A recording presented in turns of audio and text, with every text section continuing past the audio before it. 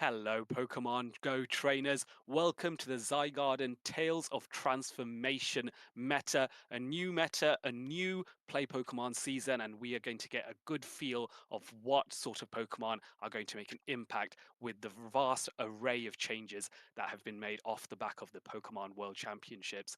For those of you that don't know me, my name's Zedelian. I am one of the lucky people invited to cast this amazing tournament, and I'm joined with my very good friend Claudia. How are you doing, Claudia?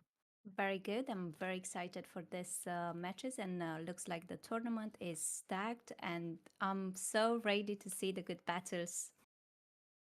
Yeah, absolutely. I mean, this tournament, you said it was stacked. We were discussing just a few minutes ago what kind of trainers are going to join, because not this is a show six pick three format. So you have teams of six Pokemon, and of those teams of six, you pick out three.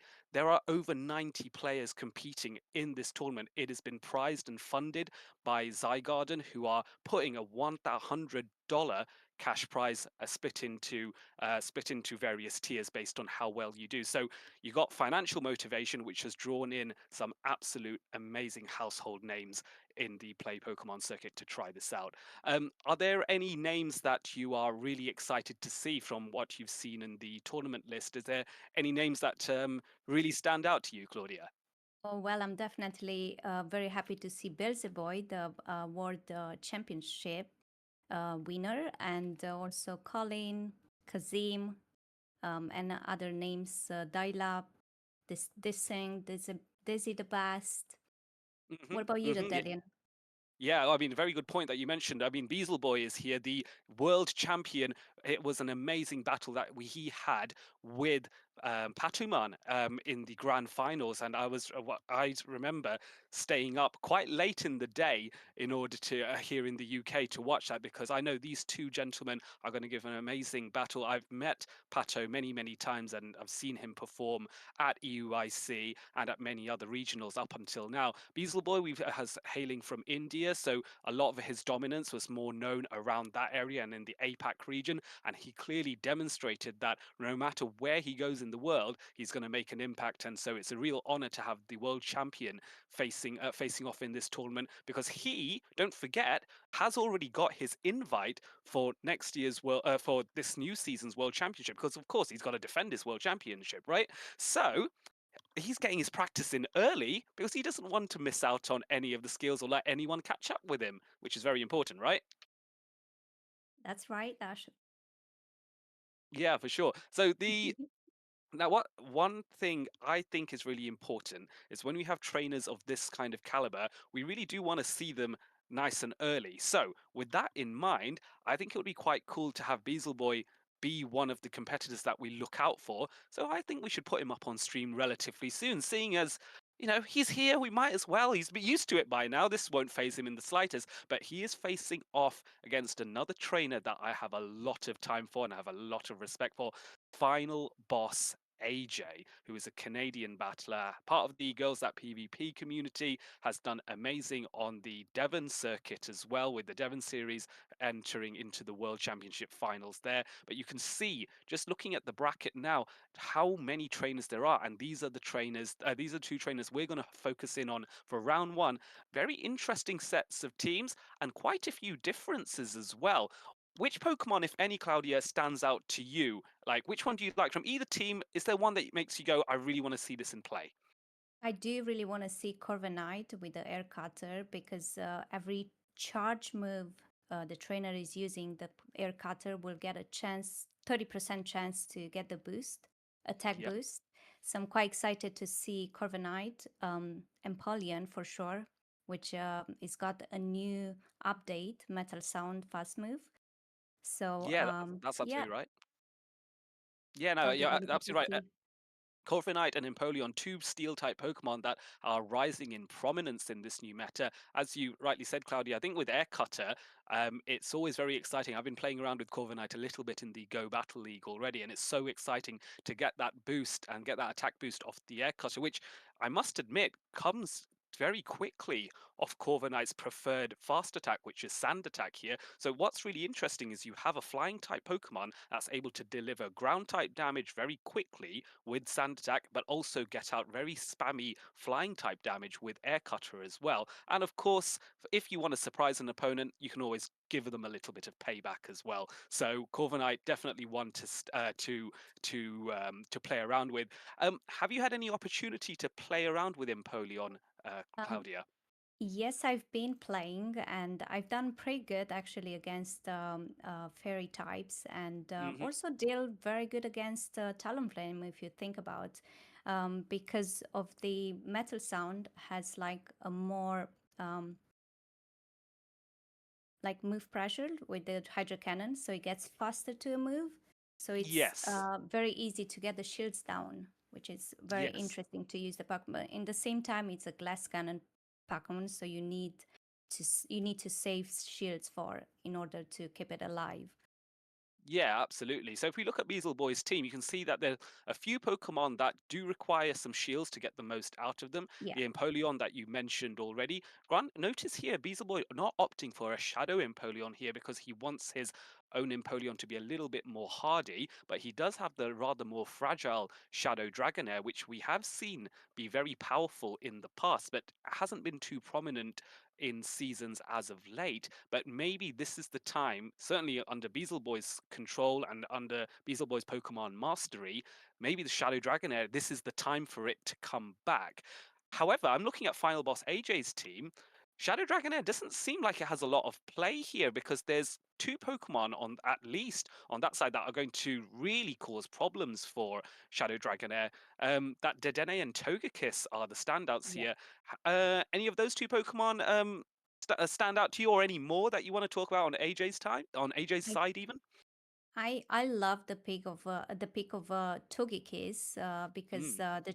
as we know with the new season, Charmers got buffed, so it's gonna generate faster energy, and they got Aura Sphere. They can learn Aura Sphere, which is super effective against steel types and deal with a lot of damage. So yeah, I think Togekiss is a nice pick by AJ. Yes, I've been playing around with Aurasphere quite a bit. I've tried it out on Togekiss, and what really stands out to me is it's a attack that has been improved itself, but also Peck has been improved as a fast attack, and Togekiss does have access to it. So sometimes it can opt to use Charm, or sometimes it can opt to use Peck instead. And with Peck, it's able to get to an Aurasphere pretty quickly. I think 5 Pecks might be all that's needed in order to get to an aura sphere, which, of course, as you rightly said, Claudia, is a strong answer to the steel types To that this would day. ordinarily cause problems for Tokyo. Sorry, go ahead. Yeah, that's what I wanted to say. It's a good Pokemon to it's a charm pressure. That's how we call it. And yeah, it's good counter against Steelix, Caesar, and yeah. Yes, it will give answers to Uh, those, even if Togekiss struggles with it. It will you in a let's say the Steelix is weakened a the, fair bit and there's no shields. Maybe Togekiss will be able to get off a nice surprise. Another Pokemon that really stands out to me, which we haven't seen for a while, I think ever since my this is giving me. Greenish vibes, shall we say, from when Cindy played with it, is the Shadow Cantonian Ninetales, which I'm very excited for because bear in mind Weather Ball has been buffed. Ninetales has access to Solar Beam. Ninetales has access to Scorching Sands, which while it has Scorching Sands has been weakened, shall we say, in its ability to debuff, it's still a decent ground type attack. So I'm excited to see how much play that has. And I wonder if Final Boss AJ has brought Ninetales simply to deal with the expectation of how many Corviknights will be around and potentially how many Empoleons will be around that are running Metal Sound now. So I'm excited to see whether Ninetales makes an appearance as well for Final Boss AJ. Now, both bear in mind for those of you watching at home or wherever you might be, these trainers are currently in the process of jumping into Zygarden's Discord in order to then set up their stream so that we can then see what's going on with their phones and then start the battle. So in the time that we are discussing the teams and what could be going through the minds of these two trainers, don't forget that in the background, these trainers are getting ready and we are going to see the battles very soon. So do stay with us to see what a world champion can do against a trainer that has won very many accolades on the grassroots and has top cutted a few times as well in Final Boss AJ. Um, Claudia, let me ask you a question then. There is one Pokemon that is a commonality. Oh, sorry, there's two Pokemon actually that are a commonality within these two teams, and that is the Cradily and the Shadow Kanto Marowak. Um, have you got any opinions on those two Pokemon? Have you played with any of them, and do you see why they are so popular in this meta? Well, they are popular because Cradily stands very good against water type. Flying types can deal with flying types because they have Cradily has the rock tomb, so it has a good chance to debuff. And also Marowak can be a good safe swap Pokemon that Yes. gives fast move pressure and damage. So yeah, it's quite popular team. The two of them, they're quite popular together. Yeah, I would say so. They do cover each other reasonably well as well because the Cradily having access to Mm, was it? It's not Power Whip now. My mind, Grass Knot. There you go. My mind Grasshopper. slipped for a second Yeah, there. Yeah, Grass Knot will allow it to protect the Marowak against water type attackers. But you rightly said that Marowak's a very decent safe swap, and I think the main driver for that is it has access to Mud Slap, which is a very high damage fast attack, and then the shadow buff allows it to do 20% more damage. For those of you not familiar with the mechanic with shadows, maybe coming from the video games or the trading card games, um, perhaps sorry, the shadows allow you to do 20% more damage with each attack that you issue out, but it does come at the cost of 20% lowered defenses as well, which does mean Shadow Marowak does get hit a little bit harder as well. And sometimes that's a good thing, sometimes that's a bad thing. But I think in Shadow Kanto Marowak's case, it's generally a good thing. I don't think ordinary Marowak, shall we say, is very yeah, popular here, but the Shadow really does stand out in comparison. that's So, very true. So, what about the new season, Adeline? Can you tell us a little bit about of the new season, Tales of Transformation? The moves that has been buffed. yeah, absolutely. So there were certain Pokemon that really benefited from the different moves or the new additions that have come through. Now with there's certain Pokemon that I like the look of more, certain Pokemon that haven't benefited as much from the advantage. I think the big standout attacks have been Aura Sphere. That's been so popular now. So many Pokemon have just come into the meta, Togekiss being an example as well. But there are some smaller ones. Weather Ball has been buffed across the board, regardless of what typing is being used. There's also I've liked seeing all the different dragon types that are taking advantage of the adjustments in Dragon Breath, in Dragon Tail. Obviously, we talked about Breaking Swipe as well, and Dragon Claw. Breaking Swipe was when it first came out, it had a 100% chance to debuff your opponent's attack, if memory serves. That was reduced to a 50% chance. And then now they have rebuffed it this season to be 100% chance, but they have increased the amount of energy needed to launch the Breaking Swipe. And so that attack is a bit of a mixed bag. It's useful in some instances, but maybe the additional energy needed might be too much for it to be useful. But this is where tournaments like this are where we're going to find out from these top trainers which attacks are worth keeping, which Pokemon are standing out, and which Pokemon are going to be the ones to maybe avoid for the next 3 months as well. So that was that. There were a few other attacks that got some advantages. I think Seed Bomb, Rock Slide, Gyro Ball, but then also some debuffs as well. Scorching Sands being one example here for Alola, sorry, for Cantonian Ninetales. Was there any other attacks that you really enjoyed using or are very excited to see now that they are more Um, effective? I would be very excited to see in this tournament some Alterias. We know Mm-hmm. Alteria has been very good in the past in the regionals. Mm-hmm. So now that it got a new move, Flamethrower, can actually deal with steel types very well. So I'll be happy to see in this tournament any Altaria to make its debut again into the meta. Would be really nice. But also about the switch timer going from 50 to 45 seconds, I think it's gonna make a huge impact and it's gonna be really good. So I'm excited to see it. I tried myself, I've done some battles and I quite see the difference and it's just wow. I'm impressed. Yeah, it does entertain me that, you would think 5 seconds doesn't make, that much of a difference as such, but it really does because it minimizes the probability of having those rock, paper, scissors matchups because you can jump out of those a little bit more quickly. And those 5 seconds might not seem like a long time, but that can be the difference between taking another charge attack or not. It does seem like both trainers, Beazle Boy and Final Boss AJ, are getting ready and locking in their teams. They're considering which three Pokemon then to go up against. So I don't think it's going to be too much longer until we find out the first matchup of the Zygarden Tales of Transformation meta. There are 90 plus trainers here. There's only going to be one champion that's going to win that top prize, but we are going to find out very soon how this tournament is going to begin. So please stay with us because these matches are going to happen oh so soon. Oh so soon. One thing I want What? to also bring out to you, Claudia, is that Galarian Corsola and Beazle Boys team, by the way. That's a Pokemon that I think has been popular for ages now, and it's still popular.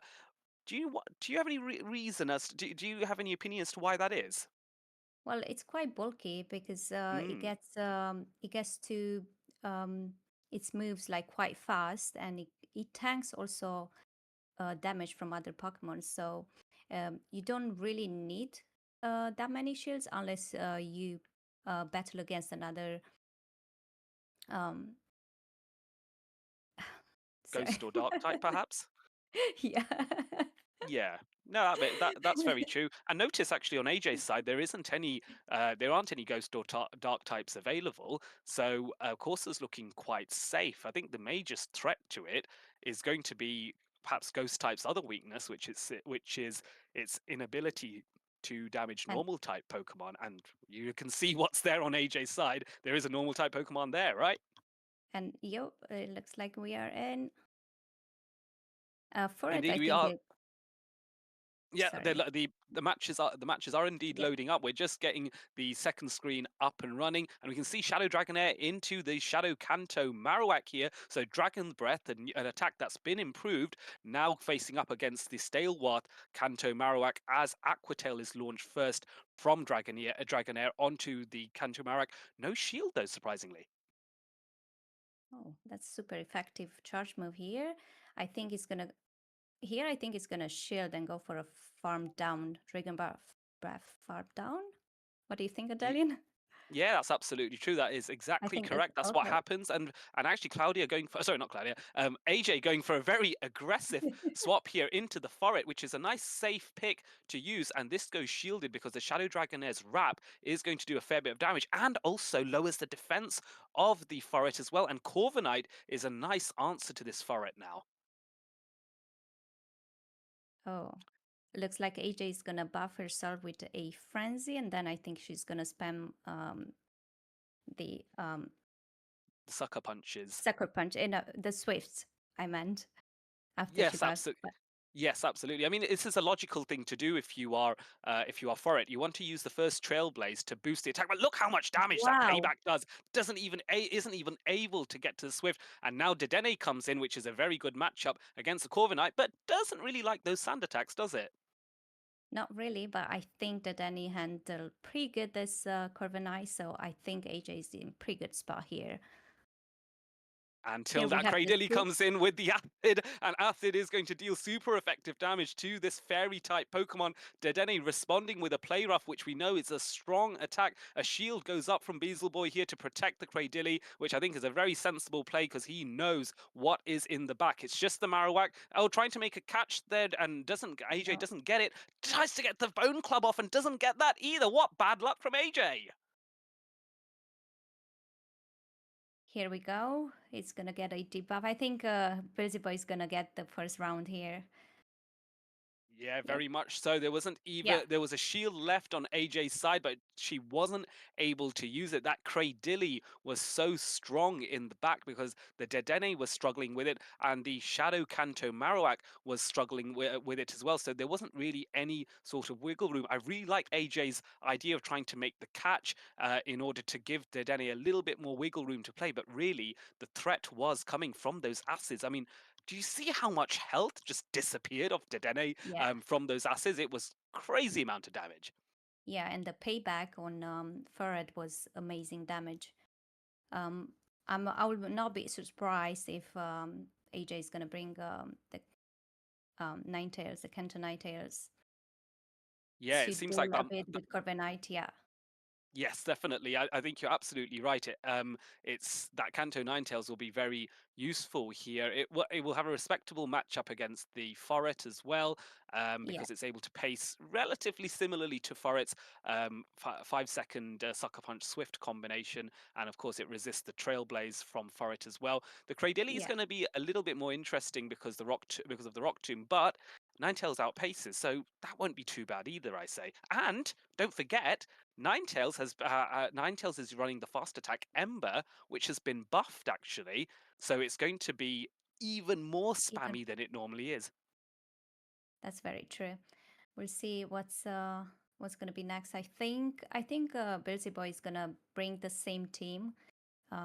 It's quite difficult for AJ against Beelzy Boy's team because she doesn't have really much play against Corviknight other than Ninetales. But as you said, Cradily with the Rock Tomb is super effective against um, Ninetales. So Yes, that's very true. I think Ninetales' space is going to be dealing with uh, dealing with the Corviknight. If it gets an energy advantage or gets even slightly ahead on energy, it can start to pressurize the Empoleon as well. But I'll be interested to see whether Empoleon makes a play, makes it into Beazle Boy's team of three here because it's not got the best matchups. I think the Dedenne pressures it. I think even the Shando Kantumarak pressures it. So Forret's coming in now against the that, Corviknight. This is not a matchup that AJ wants to see. that's very true. Corviknight with the payback does probably half damage, half health to for it. So I think she'll build here some energy and maybe probably switch. Yeah, I mean, we'll see if we'll see what AJ decides to do. The air cutter, oh, and you're right, does get us just switch straight after taking that air cutter. Now looking at the Shadow Kantumarak, now bear in mind it's a ground type attacker which is going to do resisted damage to Corviknight, but only singly so. But opting to shield here because AJ is worried about that payback coming from Corviknight again. Or maybe Beelzeboy wants a boost. But you're Yes. right. It looks like it was a bait there. So unfortunately, she has to tank this move. Oh, and it's an incredible Ooh, catch on the rock slide going on to Shadow Cantu Marowak on Beazle Boy's side, and now this Shadow Cantu Marowak can just mud slap down this Shadow Cantu Marowak on AJ's side, but not before AJ is able to launch a Bone Club as a parting shot to try and weaken Beazle Boy's Shadow Cantu Marowak a little bit. But excellent play by Beazle Boy there. and here is going with a lot of energy. So I think Beelzeboy decides to leave Cantamara go. And here we go. AJ brought the Ninetales, as I said, to deal with Corviknight. But is she gonna go through Credilly? Yeah, so the Ninetales is coming in now, and here comes the Cradilly in response to that. Now we're going to see the race here. The big advantage is that Beazle Boy does have an additional shield, so he will be able to shield twice against these weather balls. Opting to shield the first one, bear in mind Beazle Boy knows what the charge attacks are of these Pokemon. Interestingly, AJ decides not to throw on charge attack priority and instead lets the Rock Tomb go first, but that is going to weaken the damage that Weather Ball will do going forward. So now launching a second one. Now let's see, does Beazle Boy even bother to shield here? No, he doesn't. He decides to let it go. That's very And interesting play here. yeah, I It think so. looks the reason why I think he's doing that is because he knows with the weakened damage, those weather balls are not going to be enough. Is there going to be an attempt to the catch? There is, and it isn't caught by Bizzle Boy. However, that Corviknight's really, really low, and final boss AJ Swifting. Is this going to be enough to knock out? If he doesn't put a shield, I think he's gonna knock out. Oh, Oh, 1 it just HP. about Oh, survives. 1 HP. What a bulky Pokemon it is, the Corviknight. Yes, but the thing is that Beezle Boy only threw the air cutter. I think he did have access to payback, but didn't launch it. Nonetheless, Swift is now coming in to try and take out the second shield from that Cradilly. Cradilly has a lot of energy here, going for the Rock Tomb, which will certainly knock out the Furret. The question is, has that Ninetales got anything left in the tank to deal with this Cradilly now? It's really I think close. wow, that was so close. That was really good try by AJ. Yes, it was so, so close. I think one more Ember, and it would have been enough for Ninetales to potentially win that on That's charge very attack priority. That was crazy battling. I mean, what did you expect from Beezer Boy? Really? What did you expect? that was really, really nice catches on both sides. Busy Boy, we know it's already really, really good battler, but I think AJ did her best, and she's brought the Ninetales, which it was a good answer against Corviknight, but Credile was a problem. Yeah, absolutely. I think if if Ninetales had been able to get a little bit of additional energy to begin with, then there would have been perhaps a little bit more scope to utilize that teeny bit more. But nonetheless, I think AJ had the right idea. Um, we can also look at we can also consider that uh, where would AJ be able to squeeze out more energy on that Ninetales? That's going to be the tricky one. I'm just looking at this team now. I'm just like thinking, what would I have done differently, if anything? Because I think that game two was AJ's best shot. It had the Yeah, sort of team that you want. Even though, bear in mind, in both occasions she started off from a losing lead position, having her Furret go up against the Corviknight, but the Furret was still able to put in work in the end against the Corviknight because those sucker punches yeah. really did add up, didn't they? I agree. It's very spammy Pokemon, and also I believe AJ didn't have much place against Busy Boy's team, as we could see. She was just unlucky with the lead, so once she swapped out, her Ninetales was just in the back, and she couldn't get the final win there. So yeah, Yeah, it was a tricky one, and also like bringing in the Ninetales to get some energy, but also have be at a shield disadvantage was a bit frustrating for when facing off against the Cradilly. And ordinarily, we'd see maybe with Cradilly that if it was running Bullet Seed, that would allow for less chip on the Ninetales. However, in this current meta, Acid is the preferred fast attack. That is that is the attack that's going to do more damage. It's going to be neutral into the Shadow Kanto Ninetales, and I think that is that's the tricky beast. Like trying to deal with that chip damage, particularly as a shadow. That's what's going to be interesting. Looking L- at the matchups there, we're just seeing, and you see Emmy Weedle versus Colin Six just going off screen on pair 15. That's an interesting one because these are two very close friends to each other. And look at the teams that they have here. Wow. Shadow Caesar, Charger Bug. That's very interesting. I haven't seen a Charger Bug in a long time, but Galarian Moltres in both sides. Lantern. It's Hmm. very interesting picks Feels by like a bit of a them. blast from the past with Lantern there, and I'm interested to see, and I'm sure, and perhaps if we get Emmy Weedle on stream later, we will find out. I'd be curious to see what fast attack Lantern is running, because I think Water Gun here has is more useful, but there'll be some unusual matchups where maybe charge where not charge beam spark will be preferred, but I think water gun is the way to go. But I'm interested to see how that worked out. Bear in mind that Colin Six is no slouch at all. I mean, has won multiple regionals and a fantastic trainer to boot, and a lovely person. But Emmy Weedle is no slouch either. An EUIC champion, seniors world champion. Both of these trainers have so many accolades. I mean, it's just crazy how dominant Emmy Weedle has been with his team. I'm just trying to work out how he's managed to do it when there are quite a few similarities between the two. I think what, three Pokemon are the same? Marowak, Cradily, and Galarian Corsola, right? Yes.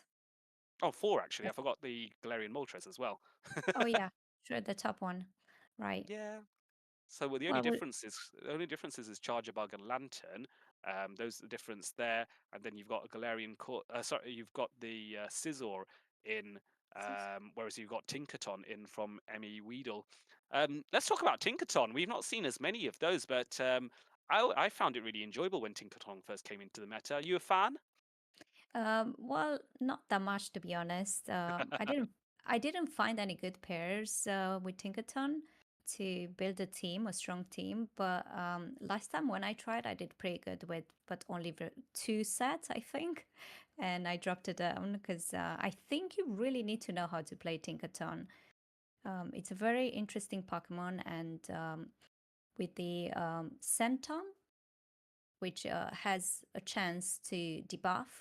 It's Oh yes, with the bulldoze charge attack. Is that what you're referring Bulldoze, to? sorry, my bad. Yeah. Yes, that's what was I referring to. Yeah, I got pretty lucky when I played, but then I just didn't feel comfortable to play with. But the reason why we haven't seen lately that many, I think, is because lots of Kanto Marowaks, um, lots of Gastrodons. It's very interesting. We are not seeing yet a Gastrodon because it's been very, very popular. And Talonflame, let's not forget about Talonflame. So it's quite hard to deal with um, ground types and fire types like Talonflame, and also lots of Shadow Typhlosions lately. Yeah, Shadow Type Lotion's got incredible pacing. I was just looking through some other matchups. I've noticed, just glancing there, out of pockets taken a round one loss as well in this SS Swiss Thorn. format tournament. Oh, and SSI, yeah, out of pocket played facing off against existing monkey. Not a name that I am as familiar with, I'll be honest, but it goes to show that either I haven't done my homework, or more, more to the point, that you don't have to be, full of accolades and having beaten this championship and won this regional or IC or whatnot to still sometimes surprise trainers like Out of Pocket, who is a fantastic trainer. Done has won many accolades. The grassroots Devon World Championship has been won by him, not to mention the various Play Pokemon successes that he's had already as well. Um, Very this consistent player. Yeah, exactly. Very much a Yeah. consistent player as well, Mm. and a lovely guy to chat to as well about all things Pokemon. That this team is interesting because it's running. It seems both these teams seem a little bit more like they have harked back from last season, because I'm seeing more Pokemon that I would have seen last season before Tales of Transformation. The Gastrodon is still there. The Azumarill, who's always seems to be present in Great League, is still there. But that Shadow Malamar, that's an interesting pick and one that I am a big fan of. So I'm interested to see how that Shallow Malamar did against the existing monkey. Not well, it seems, unless our pocket didn't bring it, maybe. Yeah, it looks very interesting, and I'm very curious if he runs on Steelix, Dragon Tail, and as we know that it has been buffs, it's very strong with Dragon Tail and Dragon Claw and Earthquake. So we'll see when the match starts. And as we can see, he's got a shiny Galarian Moltres, which is really Yeah, nice. and that's one, and I must admit that is one thing that I find rather nice about the Zygarden setup, is that you can show off your shinies as well. Bear Yeah. in mind the shinies are totally irrelevant as far as the gameplay and is concerned. There is no so-called damage boost that some people like to joke about with shinies. We always say shinies do more damage, but it's a good laugh. But what I find is the attention to detail, allowing competitors to utilize the website in order to run these tournaments and play with these tournaments. But they can also personalize it a little bit more, going, well, I've got a shiny, so I'm going to flex my shiny on the matchup screen as well as in battle. So fair play for this tiny little attention to detail. It makes all the difference in making this game that little bit more enjoyable. And would be nice to have a look at the Danny because he haven't got any nerf with the charge move, the buff itself. Adeline, can Yeah, you help me? yeah, The no worries. Danny. Yeah, Dedenne, it was one of the few Pokemon that was meta relevant last season and wasn't really amended too much in this season. I think there were some individuals or commenters on social media that saying that maybe Dedenne was a little bit overpowered because it has access to Thunder Shock, which is a very good fast attack. But I think what stands out for it is its access to Parabolic Charge, Correct. That's which is able to get to pretty quickly. So mm. you wanted to bring up Dedenne, Claudia. Yeah, that's Um, what I wanted. you want to know about parabolic charge, yeah. So Yeah, it's a great attack and it boosts the defense every time you use it. But I think what's been amazing for Dedenne is even though it as a Pokemon is so squishy to begin with, if you let it ramp up, its defenses can become so bulky after a few parabolic charges that it suddenly starts being a concern that how are you going to take this Dedenne out, especially if you are not running a ground type attacker like a yeah, Gastrodon in this case, or a Shadow Kanto Marowak. That seems to be the answer. How much have you? I take it you're a fan of Dedenne. You've played around yeah. with it in the Go Battle League, yeah? I like because it resists so many types. It resists dragon, bug, dart type, another electric can handle it, a fighting hmm type, resists flying type, and it's just weak to ground type, poison, and yeah, water. Is it water? Super effective. No, It the should be so right. I it's ground meant ground. it's ground type damage and poison type damage are the two Yeah, super biggies effective. that you have to consider. Yeah, Fairy type only has two weaknesses, which is poison and steel. But what's a nice luxury with Dedenne is that the electric typing it also has gives it a resistance to steel, so those two cancel out. So you were quite right that it's ground and poison types are the two major things to be mindful of. And if you look at Out of Pocket's team, there's no poison to be had. So the real pressure is coming from those ground types that are going to spam out damage. Another thing I yeah, suppose to bear in mind is Pokemon like Cradilly, because Cradilly, despite not being a poison or a ground type, it does also have access to poison type damage, and that's something else you got to be mindful of as yeah. well. So Cradilly is a Dedenne counter, despite not having the typing to go with it, just because the attacks don't necessarily match up with the type, and a grass type resists electric anyway. So those are the That's key true. pointers. Let's Yeah. have a look at some of the other matchups and see if anything else stands out here. There's so many amazing players to look at. We talked about SS Thorn earlier, another fantastic trainer. Haydonis is in here. Snorek, I can see Dial Up we've mentioned as well. So many fantastic We also names. we also have Zweilers who just I think won 2-0 or Yes, that's missed right. out. Well, So Zizoilis is known as a very Zweilers. spicy player. As a very spicy player, he has so much time and commitment given to Pokemon Go, to the PvP community. A real ambassador for what all the good things that PvP is about. And of course, it wouldn't be as Zizoilis game if there wasn't a little bit of spice, and you can see the spices there, in my opinion, with that Greninja. Greninja, yeah, very spammy Pokemon. I used to hate battling against Greninja because it can either get boost with the nice slashes or just spam, and it's like a shield eater, I would say. Well, So that's yeah, yeah, that is definitely a way to describe Greninja. I absolutely agree. Hydrocan coming off with three water Shurikens and the Night Slashes. You can usually they start off with three, but by the end of the battle, it seems the Greninja is sometimes firing them off after two water Shurikens. So it just becomes crazy amount of spam from this Greninja, which I suppose compensates for how fragile it is as a Pokemon defensively. But if we look at Mooley's side as well, we were talking about Spice on Zwilis' side, but Mooley has decided, you know what? I'm going to go along with the Zwilis spicy team. He's brought in the Fearow, and I think I can say with confidence we have never seen this Pokemon before in a Show 6 Pick 3 play Pokemon meta. We have not seen Fearow before. How have you seen too much any Fearow when you've been battling Claudia? I've seen a couple of pharaohs and it's so good, especially because they got access to pack and also Hmm. drill pack which has been buff, but Hmm. also has access to drill run, which can Hmm. deal with steel types so good. And yeah, it hits very hard and it's very spicy Pokemon, and it's nice to see this um, in this team and bringing in the Zygarden tournament.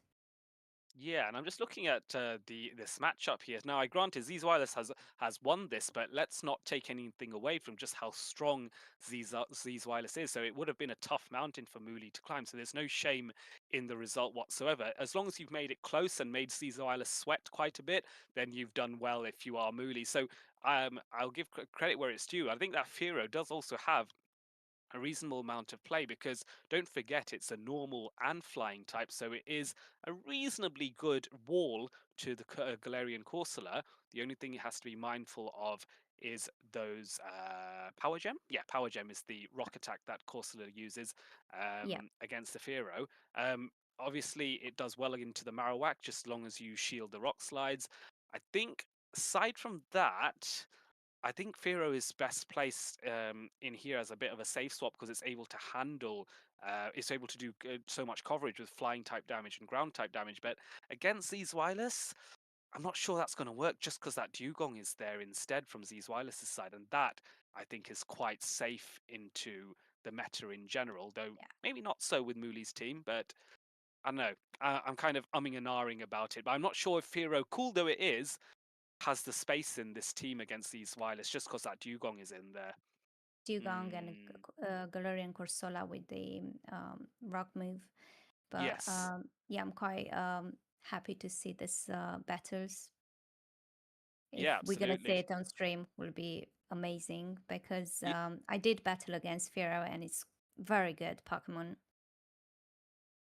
Yeah, absolutely. It is. We can see the purified Dusclops as well. I think that's a purified sign on it, but I wonder if therefore the Dusclops is running return or not. I personally think Dusclops is better off with Shadow Punch and an Elemental Punch move in either Fire or Ice And Punch. ice Now, punch usually.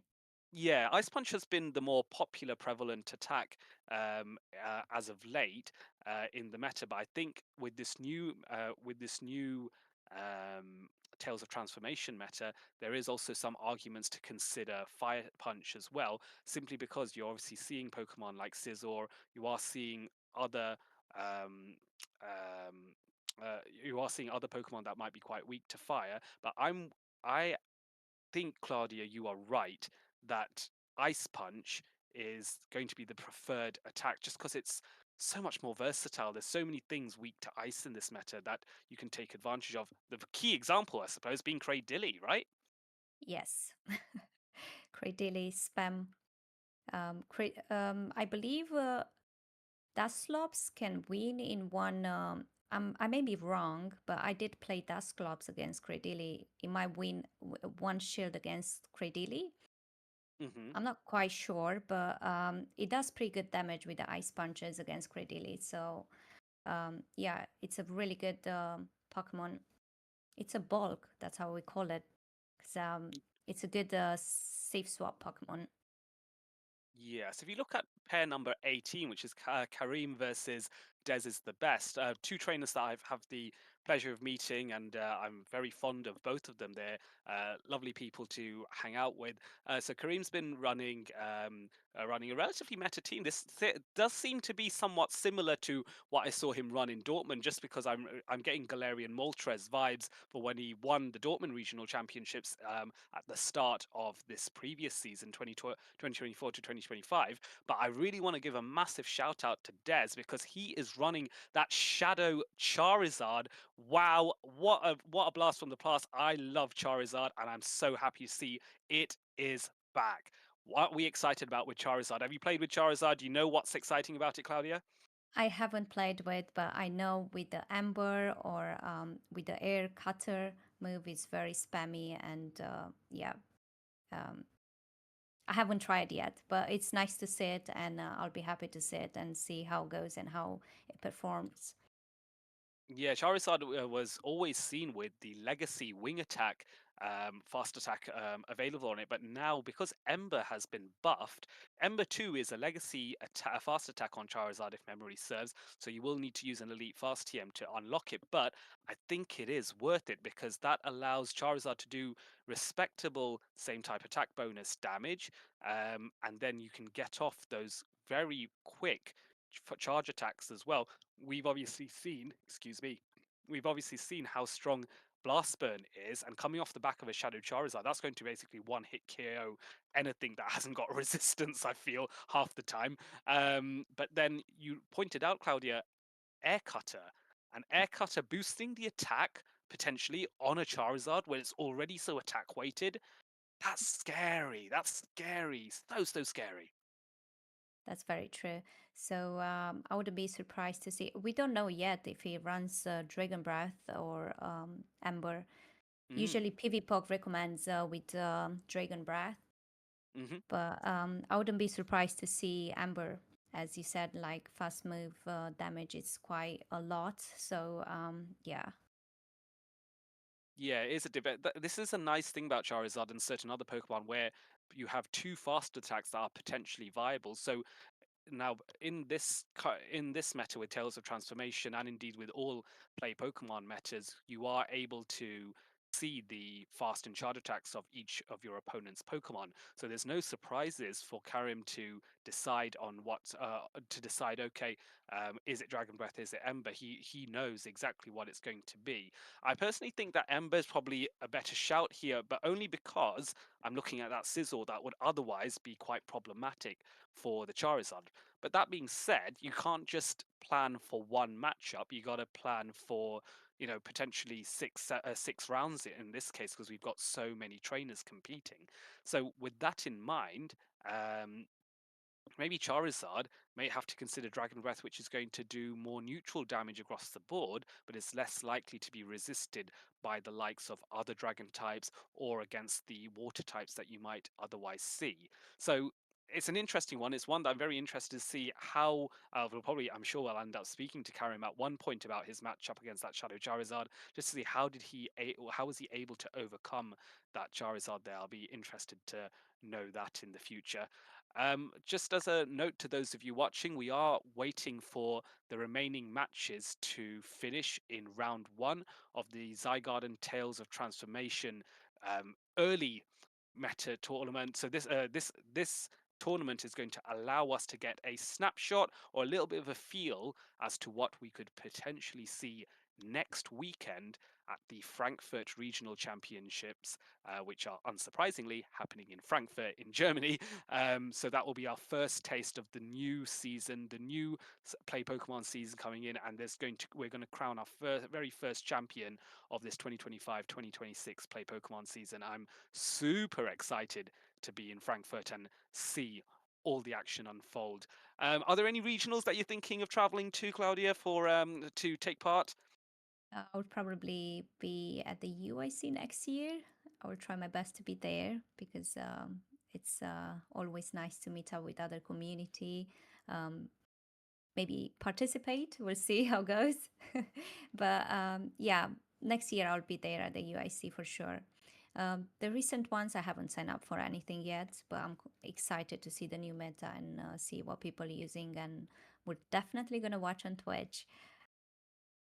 Yeah, absolutely. I mean, that's the best thing about these tournaments, the ones that are done here in Europe, where we are, but also the ones done across the rest of the world. There are many happening in the North American region. There's always an excitement whenever a new regional is announced in the Latin America, in LATAM, and of course in Australia as well. Whenever there's a few being done there, you can just see the certain communities just light up when they hear there's another regional because, as you quite rightly said, Claudia, it's an amazing opportunity for trainers to come together, to meet up with their friends again, to of course compete in order for championship glory. But bear in mind there's only going to be one champion, for those that don't quite make it, they can still have a good time competing Exactly. and hanging out with their friends. So it's a great opportunity, and this is going to be a tournament that I think many trainers in Europe are going to keep an eye on because they want to get a feel for what is likely to be popular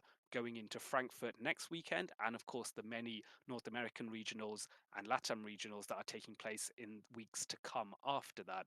So insights. It's all about insights as far as this tournament's concerned, and that's why so many trainers have signed up for this.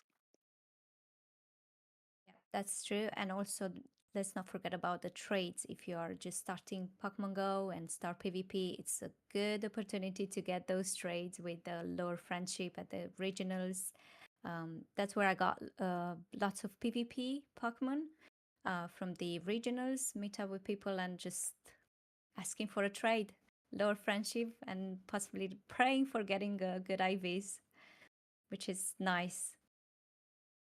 Yes, I mean the whole thing for those who are not familiar with low friendship trading as well. So in Pokemon Go, PvP in particular, I know when we are playing with our communities and trying to catch Pokemon, we're always talking about getting those perfect IVs, the so-called hundos, the 15, 15, Uh, 15. However, with Pokemon Go PvP, it's a little bit different where we want to have low attack, high defense, high stamina, typically speaking. The reason for that is because the more attack that you have, the more you overly inflate your overall combat power, the CP, and of course we want to minimize that where possible so we can level up this Pokemon as close as possible to 1,500 CP, which is the maximum limit for play Pokemon metas. So with that in mind, we want low attack, and of course, certain Pokemon like Galarian Corsola have they tend to come from eggs or from research or whatever, where they have a minimum IV floor of around 10 or whatnot on the attack, for example, and indeed the defense and stamina, but that's beside the point. So if you trade with someone and you got low friendship level with them, then there's a chance that the attack will be a lot lower, and this is a big thing amongst battlers. So they come to these big tournaments, as Claudia has mentioned, and they will trade and say they'll build up a stock of Galarian Corsola or some other unusual Pokemon you won't have heard of. Well, you will have heard of, but you know what I mean. And then they'll just trade them while they're chilling at this amazing venue, watching some of the best battlers in the world play, as we have done so right now with Beazle Boy. So basically, long story short, come to the regionals, try one out. You will yeah. definitely have a good time, I say. And talking about this new meta, oh, we've got Bilsy Boy on the screen. Um, Hmm. with You were gonna Bilsy Boy. mention something about the About the meta was yeah. if we are talking about the new meta and all that, what would you like to see rising up, like being top, making top cuts in regionals and all that? What would you like to see? What's your favorite Pokemon? That is a good question, and one that I've not actually thought of too much, purely because when I saw when I saw Des with the Charizard, that gave me a lot of excitement already. Because Charizard is a Pokemon that I'm very, very fond of, so I'm very excited to see that. So that's probably the example I would give out personally. Another Pokemon that I think is interesting and I've not seen. I don't know how good it will be in a what I class as a Kanto Marowak meta, but I'd like to see Jirachi a little bit because Jirachi has also gained a few advantages. It has been given access to Aura Sphere, which we talked about earlier in the stream, is now a really, really powerful attack and gives some excellent coverage to a bunch of Pokemon.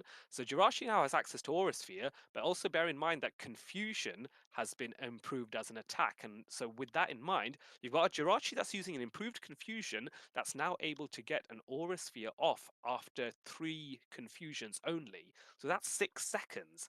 And that's the same is true for its other attack, which is Doom Desire, which is a signature attack of Jirachi. So you've got a high damage psychic attack for fast type pressure. You have Doom Desire for steel type coverage, which is okay, it's good. Steel, I mean, it doesn't have too much coverage, but it's same type attack bonus. But then you have Aura Sphere as well.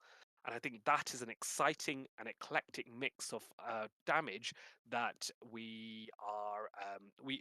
a trainer can utilize in order to take advantage in some unusual matchups. And it's a steel type, and steel types are really good resisting a lot of different attacks, except for the Kanto Marowak, which we won't mention.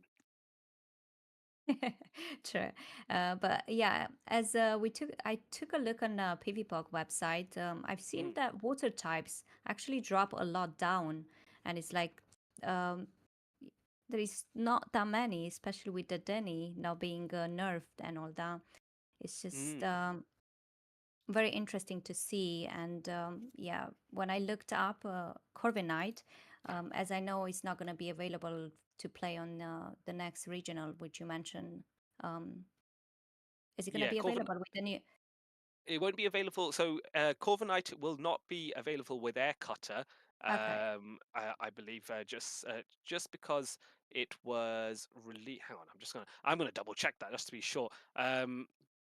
Yeah, Corviknight with Air Cutter was released on the Community Day, the 30th, yeah, recent. Yeah. yeah, it's on this recent community days, and Play Pokemon's rules dictate that it has to be 2 weeks after. It has to be a minimum of 2 weeks after the move has been released, and then it's the following Tuesday from those 2 weeks. So in this calculation, if it was released on Saturday the 30th of August, 2 weeks from that will be Saturday the 13th of September, which is the first day of Frankfurt Regionals, but it has to be the Tuesday after that. So you are quite right, Claudia. There will be no air cutter permitted for this tournament and indeed for the Frankfurt Regional Championships as well, which means So, Beasleboy is not using air cutter. okay, so that'll be Pittsburgh weekend, where will be the first major. It's like illegal to use that with the air cutter Corviknight. Yes, it will. Yeah, Yeah. it will be. And actually, a bit of a correction there. So for this Zygarden tournament, we have actually allowed Corviknight to run air cutter here simply because going forward after Frankfurt, it is going to be allowed.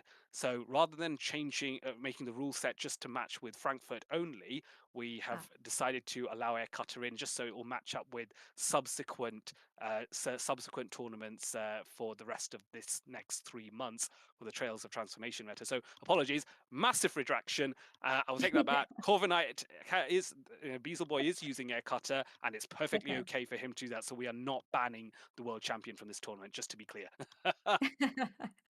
Imagine.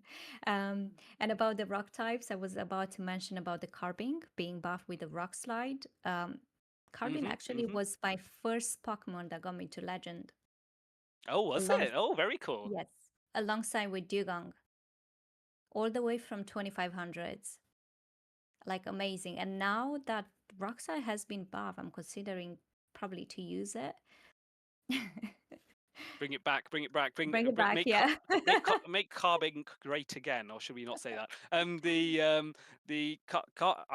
haven't actually played too much with carbing. I have a decent one, but because it was a little bit more sort of not quite literally perhaps rock paper scissors for me, I was just like, I'm not sure I want to play carbing, but I think now with the ability to switch out after 45 seconds, there's not really as much rock paper scissors. You can wiggle out and bring carbing in, do its thing, and then dip it out a lot more quickly. I don't think that's a concern anymore. So it might be something worth exploring for me as well. And maybe I can be inspired by you to hit legend again in with this Tales of Transformation meta. with Carbink, especially because it has a lot of key wins against the top metas, which is one of them Corviknight, hmm Giratina Alter Shadow, which I haven't seen yet, but hopefully we're gonna see it in the future battles. Um, Another Dragon that is really good in this meta. I believe it will be hmm really good. Um, hmm has some key wins against Corsola, Lapras. It's just few key losses. Kento Marowak, which is amazingly good. Just Shadow mud slap your way Sneasel, through yeah, everything. yeah, definitely. But yeah, it has a lot of place, and it's good hmm to have it in the back. hmm So yeah, that was the thing that I wanted to talk about because it did remind me my first legend push with Carbing. So it's nice to see it on top. hmm Yeah, absolutely. Traders, for those of you watching, we are, bear in mind, because this is a prize tournament, there is a lot at stake here. There's money to be won. And as a result, it wouldn't be a tournament if there wasn't a few match reviews squeezed in there. So at present, we are reviewing a match within amongst this large list of fantastic trainers. There is a match that's under review, so we're just considering that, and it is causing us to just wait a little bit before we can move to round two. So our sincerest apologies for that, but I hope you can understand that the judges need a bit of time to work to look at the video and get hold of the video so that we can review and see if there was anything that would be of consequence to consider the rematch. The rematch will already be played while the judges are doing their review, just to make sure that if the judgment is given to offer a rematch, then that rematch would have already been played, and that will speed things up. So, for those of you watching, we appreciate your patience. It's just the nature of the game sometimes that these things happen, but we can give a big shout out to the judges who work both on the grassroots level, but also on the Play Pokemon circuit to make sure that the tournament runs correctly and there's no unfairness as far as gameplay is concerned. So, big shout out to the judges, and thank you for the viewers' patience for watching that. But we get to talk about these amazing trainers. What we've done, we have seen Beazle Boy and Final Boss AJ play earlier, and that was a decisive win for the world champion. And there's many other trainers that have done very well as well, and also some surprise upsets earlier that that Claudia and I were talking about, going, I'm quite surprised that he didn't win that, but there you go, nature of the beast, eh? Sometimes you have to be lucky with the leads. Um, so it's good to have knowledge. It's good to be good also, but at the same time, you need a bit of luck to be in on top. Yes, yeah, luck Maybe is we very can, much. Go yeah. ahead, sorry. Maybe we can have a look at some more matches that happen and see what other trainers brought. Maybe we can see another more spice Pokemon.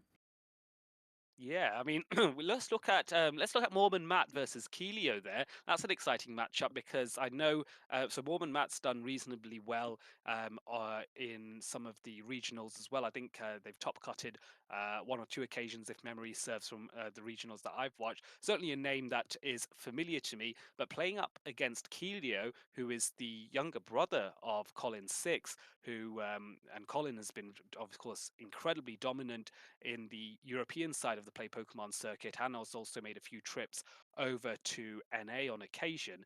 But his brother, I think, is a dark horse, an up and coming talent, and a trainer that I think a lot of people should keep an eye out for, because if he becomes anything like his brother, and it seems like he is, to be honest, he is going to be a force in due course. And I think these kinds of environments where you can practice and battle against top players like Mormon Matt, even if he loses, it's a learning experience for him. That's going to make him a lot more powerful going into Frankfurt next weekend, assuming he's attending. So this is an interesting matchup there. Spice again. You asked for spice, Claudia. You've got it. What is the spice that you can see here today? What I like to mention is Charjabug that's gonna have a lot of play against um, what's his name? Mama, what's Mormon it? Matt. Mama Matt, sorry. Is gonna have a lot of play against his team, and Hmm. this is the third Charjabug I've seen, which makes me think that lots of flying types are around and maybe less Talon Flames this meta.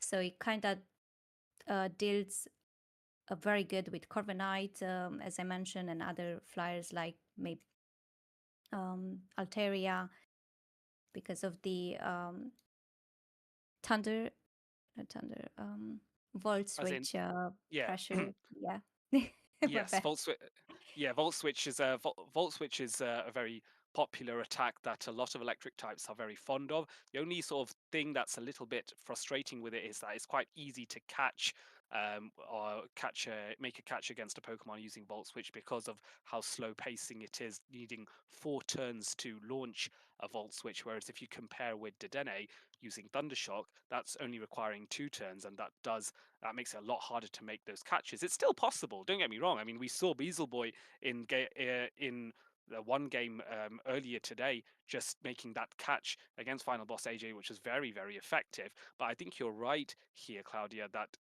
there is a rampant fear of flying types with Corviknight. There's also a fear of Pokemon like Empoleon as well, which has shot up in the PV Poke rankings. And electric types, of course, are very effective against Empoleon as well as Corviknight. And I think as a result, most teams are running an electric type. The big debate, though, is it do you go for Dedenne or do you go for Charger Bug? Why, like, what is the upshot with one over the other? That is the question. I don't know if you have any strong opinions on one over the other. I think Charjaba can deal also with dark types pretty good, and also with Hmm. water types, where the Danny, yeah, can deal with, but it takes a lot to get to the other move of charge attack. So Yes. I think Charjabug is a little bit spammier, in my opinion. Yes, I think I mean, discharge is the electric attack that Charger Bug uses for its charge attack, and that's been improved. I don't think it was buffed this season, but it was buffed in previous seasons to now be a little bit easier to get hold of. So Charger Bug able to get to discharge, I think, after 3 volt switches for the first discharge. So it does take a little bit of time. It's a little bit slower than Dedene's parabolic charge, but that being said, Dedenne requires 7 Thundershocks to get 7. to the play rough. Yes. Whereas Charger Bug, as you said, is able to be a little bit spammier, often with those X scissors, which gives it a nice bit of spammier coverage against dark types. I mean, shoe on the other foot here, Dedenne with Play Rough is going to annihilate a lot of dark types as well. But Yeah. you're not really seeing that many dark types aside from the Galarian Moltres, which Dedenne will just use Parabolic Charge on that, quite frankly. But there is one dark type that really is standing out for me on Mormon Matt's team, and that's the Pangoro. And We've not seen a lot of that, have we? no, we haven't, which is quite interesting. And as you mentioned earlier, it's spicy to say because it's it's good Pokemon, especially with the Karate Chop. Um, Mm, and yeah, it has a nice slash that can get boost, and once it get boost, it's just like fast move scary. down everything. Yeah, very scary, especially with shields up. So it has a lot of place in this meta. I would say it's good against Lapras, Credili, Marowak, Caesar, Corviknight, and others. Yeah, I mean, you have to think about Corviknight. It's using Sand Attack as its fast attack, so it's not offering any pressure with its fast attack. That's flying type damage. Obviously, Pangoro has to be mindful of the air cutter, but one niche thing that Pangoro has is the ability to get to that Night Slash after only 8 turns, which makes it one of the quickest charge attacks to get to, or quickest charge attack combinations off the back of Karate Chop. And that for me is really exciting because you can maybe, in some cases, just beat another spammy Pokemon like that Corviknight with Air Cutter. You can just beat it to that charge attack, then that might flip the matchup. And then don't forget, let's say the Pangoro has a little bit of residual energy. One more Karate Chop, getting up to 5 Karate Chops as opposed to 4 for the Night Slash, and you can have access to close combat. And I don't want to tell you the number of times that I've launched close combat with Pangoro and the opponent has just the Pokemon has just disappeared in front of me after that close combat. It is ferocious, ferocious as an attack. Very spammy and dynamic Pokemon to use. Definitely.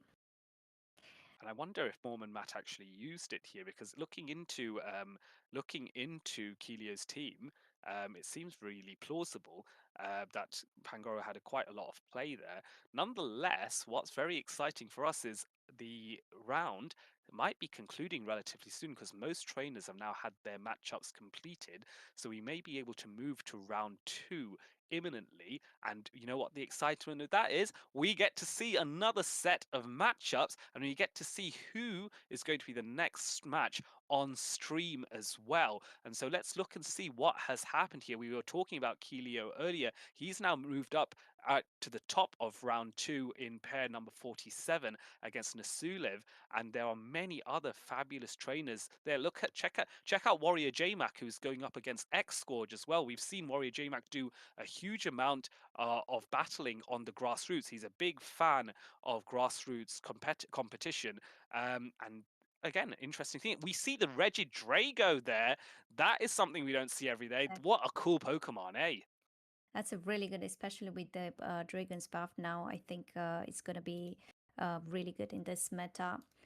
And yeah, it's pretty interesting teams that pretty, pretty much spice, I would say, like three shadows in his team. The Denny Primeape, yeah, has a good coverage against the other team. Mm.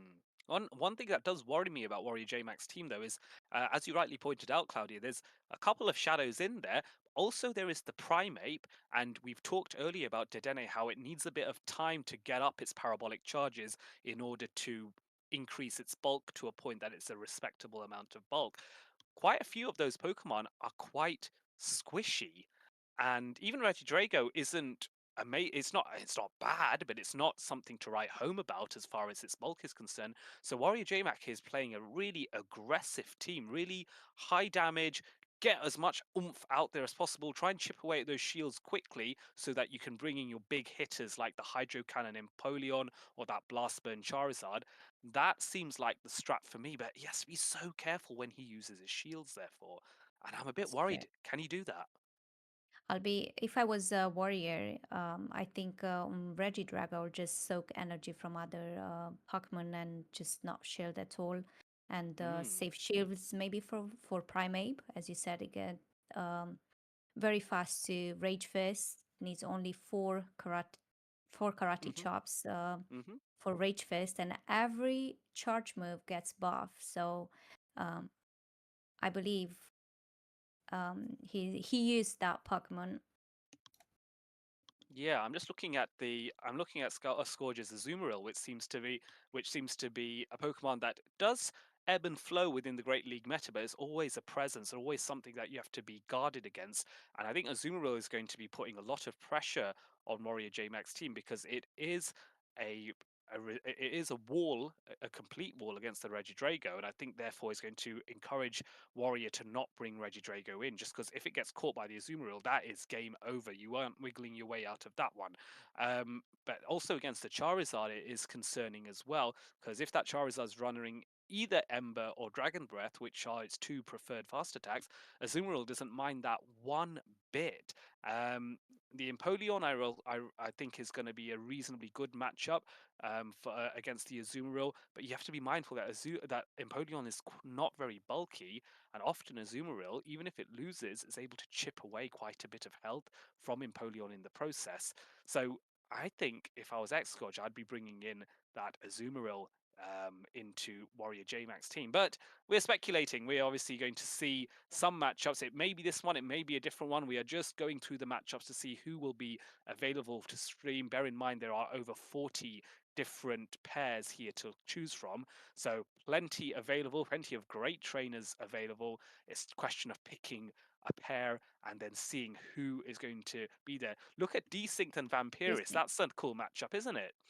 is and we've seen Shadow Drapion and Trevenant. That Trevenant hasn't been in this. It's been a long time, and I'm glad to see Latias also. That's insane. Yeah. Latias is a very interesting Pokemon to pick. We're not seeing Latias all that much in an Open Great League meta. I'm sure there are a few fans of Latias in London that I know will be very excited to see Aura Sphere coming in now as a attack that is going to improve the chances of Latias being included. But also, if you look at Vampiris, he's running Meowscarada. That is a Pokemon we've never seen before. We've seen it a lot Never, in the never seen. yeah, we've seen it a lot in the TCG Pocket, but we've not seen it very much in Pokemon Go. And this is, I think, going to be a very interesting match as well that we will be able to check out in a little while. But in terms of our streamed match, we are actually going to go to two heavyweights of the Play Pokemon circuit. We're going to go against the we're going to have the Masked Asian facing off against PvP David, and both of these trainers have so many accolades. PvP David, I know, has won a regional only in this season that has just gone in Stuttgart, I believe, if memory serves. And this trainer has nothing ever phases him. No matter what's going on in the battle, he's never phased. He's like James Bond, shaken not stirred. That's what that man is. What I like to see in a Muscular Agent is that licky tongue. You think it's back because of Body Slam being buff? That's amazing to say. Yeah, I mean, I remember the day when Lickitung was like mirrors were all the rage in a meta, and bear in mind that Lick is the preferred fast attack on Lickitung as well, and it's a ghost type fast attack, so the Lickitung mirrors took an obscenely long time to get through. However, here I think Lickitung isn't going to be as popular, but it's still going to have its presence known just because it's been improved back to previous levels, and also, sorry, back to the previous body slam power that it was before when it was popular. But also, if you look at Lickitung, if you look at PvP David's team, there's no fighting types to really scare it off. So what PvP Dave is going to hope for is to use something like his Moltres to resist the ghost type damage from Lick in order to try and deal with that Lickitung. But Lickitung is an incredibly bulky Pokemon, and it also pushes away that Galarian Corsola, which PvP David could rely on as well. So I don't know if we're going to see that Corsola all that much with Lickitung being in play. I am curious how the Master Asian will play this one out, though. I'm very curious looking at PvP David's team. Mm. Um, as you said, Leaky Tongue is going to be really strong against this team. Maybe Caesar with the boost can chuck some damage from Leaky Tongue there, but yeah, we'll see what's he gonna be choosing the first three to see it. One Pokemon also that stands out for me is that Abomasnow. Again, a Pokemon that we haven't seen too much of. That's an interesting one, and I believe that's an answer to deal with some of the flying types that we're going to see. But oddly enough, not the Corviknight. It's not the best answer to the Corviknight here, just because the Corviknight's able to not resist, to go neutral against the Ice type attacks, but also is able to threaten with super effective Air Cutter. But I reckon the Abomasnow is being used to help against the Cradilly. It's also a very nice answer to the Lantern. This is the second Lantern we've seen on stream here. So is Lantern making a resurgence, I wonder? But Abomasnow is going to be an answer to that, regardless of what fast attack Lantern is using. And even more interesting point, not a shadow. Most of the time we'd see a shadow Abomasnow in the past. Yeah. This is a non-shadow Abomasnow, which I think is interesting. Any viewpoints on why, or whether there's a preference there? Why would you run a non-shadow in this environment, Well, I wonder? shadows are a bit glassy, so I think Mm, in order to um, run a shadow, you kind of need to commit to a saving shield for that certain Pokemon. So I mm, believe the non-shadow can have more place without mm. putting too much shields into it. So yeah, it's very very interesting to see the non-shadow. Even we know the shadows hits harder. Yeah, and you got to ask yourself the question that do you need a Pokemon to hit harder? Because there'll be some occasions where you were going to knock out the Pokemon regardless of whether it was a shadow variant of Abomasnow or not. But that being said, I think you're right, Claudia, that the defensive improvements by having a non-shadow is an advantage. I'm just looking at some of the Pokemon on PvP um, David's side. If you look at Galarian Moltres, for example, its main threat is going to be from launching the fly attack onto a bomb snow. It does have access to Brave Bird as well, but fly is going to be preferred in most cases just because you don't want to debuff yourself. However, the non-shadow variant means it's more likely to withstand the fly a little bit better, which may force PvP David to have to use the Brave Bird in order to secure that knockout, and then it'll be forced to dip out after that. So maybe that's an advantage there. If you can withstand a super effective attack, that in order to launch something back with your weather ball, which has been boosted, don't forget, then maybe that's why the Abomasnow is of appeal here. Well, we're gonna see. Hopefully, we're gonna see in this first match. Looks like they trying to get ready. So Yeah. um, Battles are the yeah, battles are being sent by the trainers. They are considering which team well, of three they're going to pick from the six okay. Pokemon they have available. So Bear in mind as well that these trainers know each other's movesets as well, and that is a key bit of information that they will use to make those decisions on which three to get. You were saying something, Claudia. Sorry. um, I wouldn't be surprised to see Lickitung in the first battles, to be honest, paired up with Mm. maybe Corviknight and Kento Marowak. Okay, But yeah, uh, I like it. from Mass Asian. Um, about David, no idea what's what he's gonna use. I think, as you said, Lantern has a good play also if it avoids the Lickitung. Hmm. Kento Marowak will be really good. I would say Cradily or Galarian Moltres. What do you think? I definitely think, yeah, one of those two will come in just to, again, to help deal with that Lickitung a little bit. But yeah, we will find out what exactly is going to be the matchup here. These trainers now are coming in, actually seeing the Primeape being the lead of choice from the Masked Asian, going up against Galarian Moltres from PPJ, who swaps out immediately into the Scizor to get a good amount of chip. This is a very interesting play here because Primeape already is able a turn ahead because of the switch and able to outpace to the Rage Fist. So this goes shielded immediately. Two very fragile Pokemon coming in. Corviknight has been brought in to respond to protect that Primeape instead, and now Scizor is going for the Night Slash here, which will deal unresisted damage.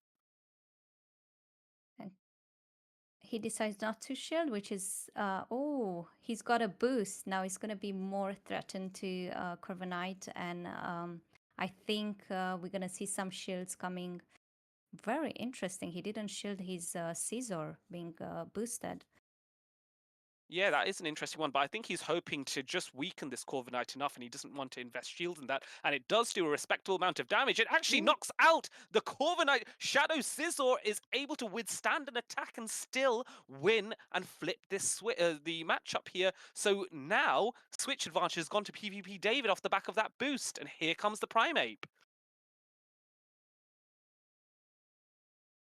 So we can see here Primeape So is now going off to launch a Rage Fist here. You noticed that Shadow Scissor was able to get two bullet punches off, which really lowered the health of Primeape. And Galarian Corsola is actually able to just withstand this, coming in and bringing that Abomasnow. But this is a problem because Galarian Corsola's Power Gem is super effective here, going for a Nightshade bait, which is very successful here in this case. that was really, really good bait. I think now with the power jam, it's gonna KO. It's gonna knocked out. Oh, we've got another shield. So oh, he's going for another bait, which is very smart. So he's get the shields down, but the timer will be up. Is he gonna catch? Yeah, we'll be So interested to see what happens. It makes sense for Master Asian to shield his Abomasnow. So it's his final Pokemon that's got any sort of health to it. There is the opportunity to make a catch. You can see he's trying to get some additional farm here, throwing on perfect timing just to launch. Just before that Galarian Corsola gets that Nightshade off, but now a shield coming in. Does Abomasnow have another attack ready? Oh, he does! He oh, does, but he swaps out. he went for a catch. That's really, really good. I think Abomasnow was loaded up to two charge moves. Yeah, three Yeah, charge moves. I think here two charge moves will KO Galarian Moltres, sadly. Yeah, we're going to find out. The first one comes in and does well over 50%. The second weather ball is being launched here, and this is really important to get this off as quickly as possible because there's not a lot of health left on Abomasnow. It needs to survive and chip down this Galarian Moltres, which it does manage to do. Wow, what a great battle. The Masked Asian, I think, rescuing that victory just with that really important catch right there on the Primeape. That was amazing gameplay. This is what you want to see from two top trainers. That was a great win condition by catching that. But as I said, non-shadow Abomasnow does so much better in this meta and before also. Mm. It's interesting how it's got like knocked out two Pokemon with Abomasnow, which is nice to see. Yeah, absolutely. Considering Galarian Corsola was one of them, and you could see just how many attacks it took from Abomasnow in order to take out that Galarian Corsola. You had to throw at least 2 or 3 weather balls plus a little bit of chip damage, whereas the Galarian Moltres, on the other hand, was relatively easy. And I think the Masked Asian did something very clever there, which is made sure he was stocked up on energy. So when that invariable swap came and the Galarian Moltres came in, Abomasnow was there, ready to launch as many attacks as possible, just so that that Galarian Moltres does not get a fly off and knock out the Abomasnow. I agree. That was a really smart play there. Now, interesting. What is so he didn't bring Lecitang, but Abomasnow was in. Now, what's PvP David answer to Abomasnow? I It believe must he's be gonna that Scizor. Caesar or Cradily. Cradily does pretty good against with the Rock Tomb. Can threaten a bit Abomasnow and tank possibly one charge move, one ice move. Yeah, that's right. It will be able to tank a weather ball, but the chip damage from the powder snows plus those weather balls are going to add up. So it's kind of a tricky one. Cradilly preferably would like to have a little bit of an energy advantage in order to launch those rock tombs off quickly. But if it is running acid as well, it will do respectable chip damage that way. But I think definitely Scizor. I think Scizor has to come in every game just because of that Abomasnow and it's how effective it is. So let's see as we go into game 2 here. Galarian Corsola, much safer play going up against the Corviknight. This is a relatively even matchup here. Both of these Pokemon dealing neutral damage to each other, but you can see the back lines there as well. Abomasnow available on our Asian side, and Shadow Scizor is Yeah, available the from PvP Caesar. David. Good call. That was a good call actually. Being very good against Abomasnow here. Interesting. He's going. Maybe he's trying to go for the air cutter boost here, and then launch the payback against Corsola. Yeah, PvP David didn't fall for that first for that first bait attempt going for the air cutter, but now this is no shields this time either. This is the harder hitting and super effective payback. This is going to do a huge amount of damage, but Calarian Course's bulk is so impressive it survives that as well. That's very bulky Pokemon. Let's see if one Nightshade is enough to KO this Corviknight. Swapping out both trainers, we know Primeape does pretty good against Caesar with the boost, but um, Let's see he what decides to happens there. share it. Yeah, you're right. Sizzle does Shield does get the boost that Primeape typically gets from the Rage Fist. A response here. Sizzle going for the Trailblaze to boost its own attack. Master Asian respecting it and shielding again. And let's see now, when does this next Rage Fist get launched? It does get launched just before Primeape's about to be knocked out. Both shields have been committed by PvP David to the Shadow Sizzle now. Now it all comes to Abomasnow.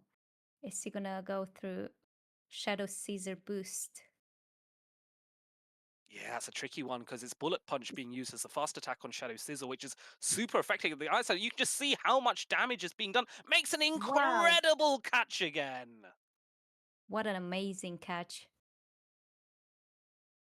And what's crazy is that you didn't even that catch was a very like I wouldn't even say it was lucky. It was simply and it's a counter catch made by PvP David. He does not want to be caught out here. Catch responded to by catch yet again, but this is a super effective attack that's been done. But now you can see Cradilly's acid is chipping away at this Abomasnow so hard. He needs in the that's really really good. Well done, PvP David. Both the trainers did amazing two catches, but as you said, Shadow Caesar for the win. He's got so much damage with the fast move. Yeah, that was crazy. Just two. I just saw 2 bullet punches worth of damage and was enough to take out about good 30-40%, or well, maybe not 40, but close to it of Abomasnow's health. I was just like, wow, the health on this Abomasnow is disappearing, and it's not even a Shadow Abomasnow as well. It's a standard one, but going up against Shadow Scizor, one of the hardest hitting Steel type damage output as far as Great League is concerned, that was always going to be a tricky one. But what I think was very interesting is notice with Cradilly, when making that catch, Abomasnow, the Master Asian realized that he needed to get two weather balls charged up and ready to go. Otherwise, he wouldn't have enough to knock out the Scizor. That's why he just went to farm as much as possible. But it didn't quite work out. We have seen this matchup before, Corviknight going up against Galarian Corsola, but now it's a reversal of fortunes as the Corviknight is on the Masked Asian side instead. Let's see if the trainers are going to play the same or put up shields and maybe save Corviknight this time. No shield for the first one, though, which makes sense. So let's see what continues now. Will they go for the immediate payback? Going for the immediate payback here. Will this go shielded? No shield straight away by David. That is a bold call. Wow, almost putting in a red Corsola. I love this play by the Master Asian. After knocking and bringing the Corsola down really low, the Master Asian has brought it into a range where a Rage Fist would knock out and has then brought the Primate Pin. Scizor now coming in, but the problem is this Scizor is madly behind on energy. Primate able to get two Rage Fists off at this point, launching the first one, which goes shielded at this point. I think here we'll put two shields against this primate, but the fast move pressure. I think he will get to another move by the time he's gonna get knocked out, or maybe no, he's not gonna get to a move. But he's Oh, got zero shields against one shield. Corviknight's close to a move. This is not gonna be enough to KO. Is it no, gonna I be don't enough to? think I don't think it's going to be enough. You are quite correct. And now going for the air cutter here, but no, not before that. Not before Scizor is able to get another Night Slash off, which seems really strange. It seems as though the Master Agent was looking to get the air cut off and wasn't able to do so. But what's nice here is has been able to at least avoid the Trailblaze being launched here from the Scizor, but has to respect that third Night Slash. And Shanto Marowak is not the bulkiest of things, and now here we see the problem as Cradilly comes in. But Credilli with the acid doesn't give a lot of fast move pressure. I mean, fast move damage to Kento Marowak. So I believe Kento Marowak can win in. Okay, I maybe I like this was play wrong going for the then. rock slide here. I do like It it does. though because it does more overall damage, so it's trying to secure that knockup. I think it's just a little bit too far away, and this is where the grass knot is going to cause a lot of problems for that Marowak.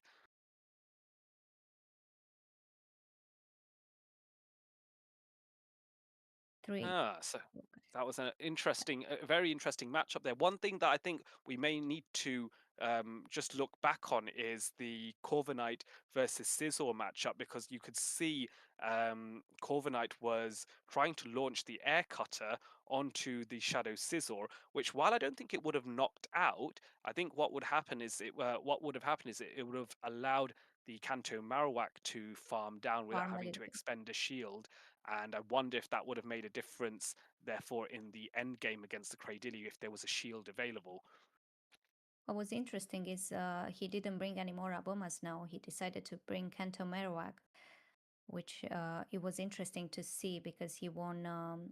He won last game with Abomas now, but then he swapped out. And as we can see, sometimes trainers play mind games. Like makes you think they will bring the same team, but then they surprise you with something else. But he, yeah, Masked Asian was really close to win. But PvP David with Shadow Caesar got like it's got really good It, Pokemon. it reminds me of Whitney's Miltank in Pokemon Gold or Silver or Crystal, where if it got a rollout and just kept being able to hit those rollouts, it was like it was a machine that just kept going and going, doing more and more damage. Same is true here for Sizzle with those bullet punches. All it takes is a Trailblaze boost, which is guaranteed, or a Night Slash double boost, which is there's a chance of, and suddenly it goes from already oppressive damage to being just disgustingly powerful, taking out anything in its way. So I think Shadow Sizzle was the Pokemon causing the most problems for the Masked Asian, but fair play to him, being able to work his way around that and utilize Pokemon like that Corviknight and that Shadow Canto Marak to try and put some pressure back on the Scizor, and most importantly, with that Primeape as well. The Primeape's outpace, I think, is a nice answer to Scizor, even if Primeape doesn't have the bulk to withstand Scizor in a protracted battle, in my opinion. Yeah, that's very true. But um, yeah, I wouldn't say it's a very good matchup, Primeape against Caesar, because of the pass move pressure of Caesar, but Hmm. also Primeape with two shields and maybe no shields on the other side can, or maybe one shield against two shields can win very easy. Yes, I think Sizzle has an advantage against Primate if shields are in play, but as soon as there are no shields or there's shield disadvantage of some sort, those Rage Fists coming so quickly are the main way to overcome Scizor in that case, because one Rage Fist pretty takes out about half of Shadow Sizzle's health, if not more. There are quite a few other trainers that have already completed their matches, and they are considering who's going to be there for round three already. We saw Keelio has won his second match. Snorek, who's a professor from Poland in pairing 55, won 2-0 against Risha. I'm going to struggle to pronounce that. Risha Bakayani? Rishabh, We'll stick with Risha yeah, for now. Rishabh, yeah, it's much easier. We've seen interesting Reggie Drago in a Snorlax team again. Serperior, I haven't seen Serperior in a while too. But Whenever I hear a Superior, I get Galaxica Bolt and PTSD. Serperior and Azu is a very often pair up to see um, in Go Battle League usually. So I wouldn't be surprised to see he's maybe played with this team. Yeah, and I'll be interested to see because Aerial Ace was augmented in this current in this Tales of Transformations meta update. So I wonder how that's going to affect Superior's play because Aerial Ace is the main way it gets any sort of coverage. It has access to Frenzy Plant and Leaf Tornado, but Frenzy Plant is preferred in all cases. Um, Look, Mormon Matt has been able to win his second battle. Beelzeboy, though, interestingly, has lost against Tiger Sun, and we saw Beelzeboy do so well in round one against final boss AJ, but now has been beaten decisively by Tiger Sun in round two. That is a very, very interesting result. It's not one that I would have expected from Beelzeboy with him being the world champion, but it goes to show anyone on the right day can win, right? That's true. And we've seen on Trigger Sony team Tinkaton, the one you mentioned earlier, It matches and up with the Lapras name, doesn't it? also. Yep, it does. And Lapras, I love Lapras. It's so bulky and it's such a great safe swap Pokemon. It has play against so many types, which is good to use in the back. I'm trying to work out what was the Pokemon in question that was so dominant for Tiger Sun's team.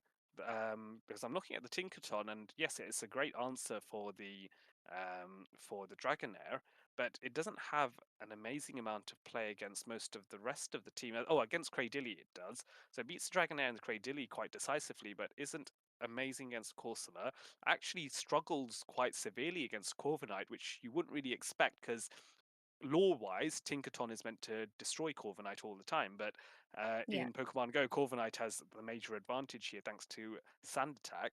Um, so yeah, I'm interested to see how that matchup played out because on the face of it, there's not one standout Pokemon that really dominated over Beazle Boy's team. So it must be that superior gameplay and picking the right team of three and making the right move, potentially the right catch, would have made the difference. So player skill has carried the day for Tiger Sun, in my opinion.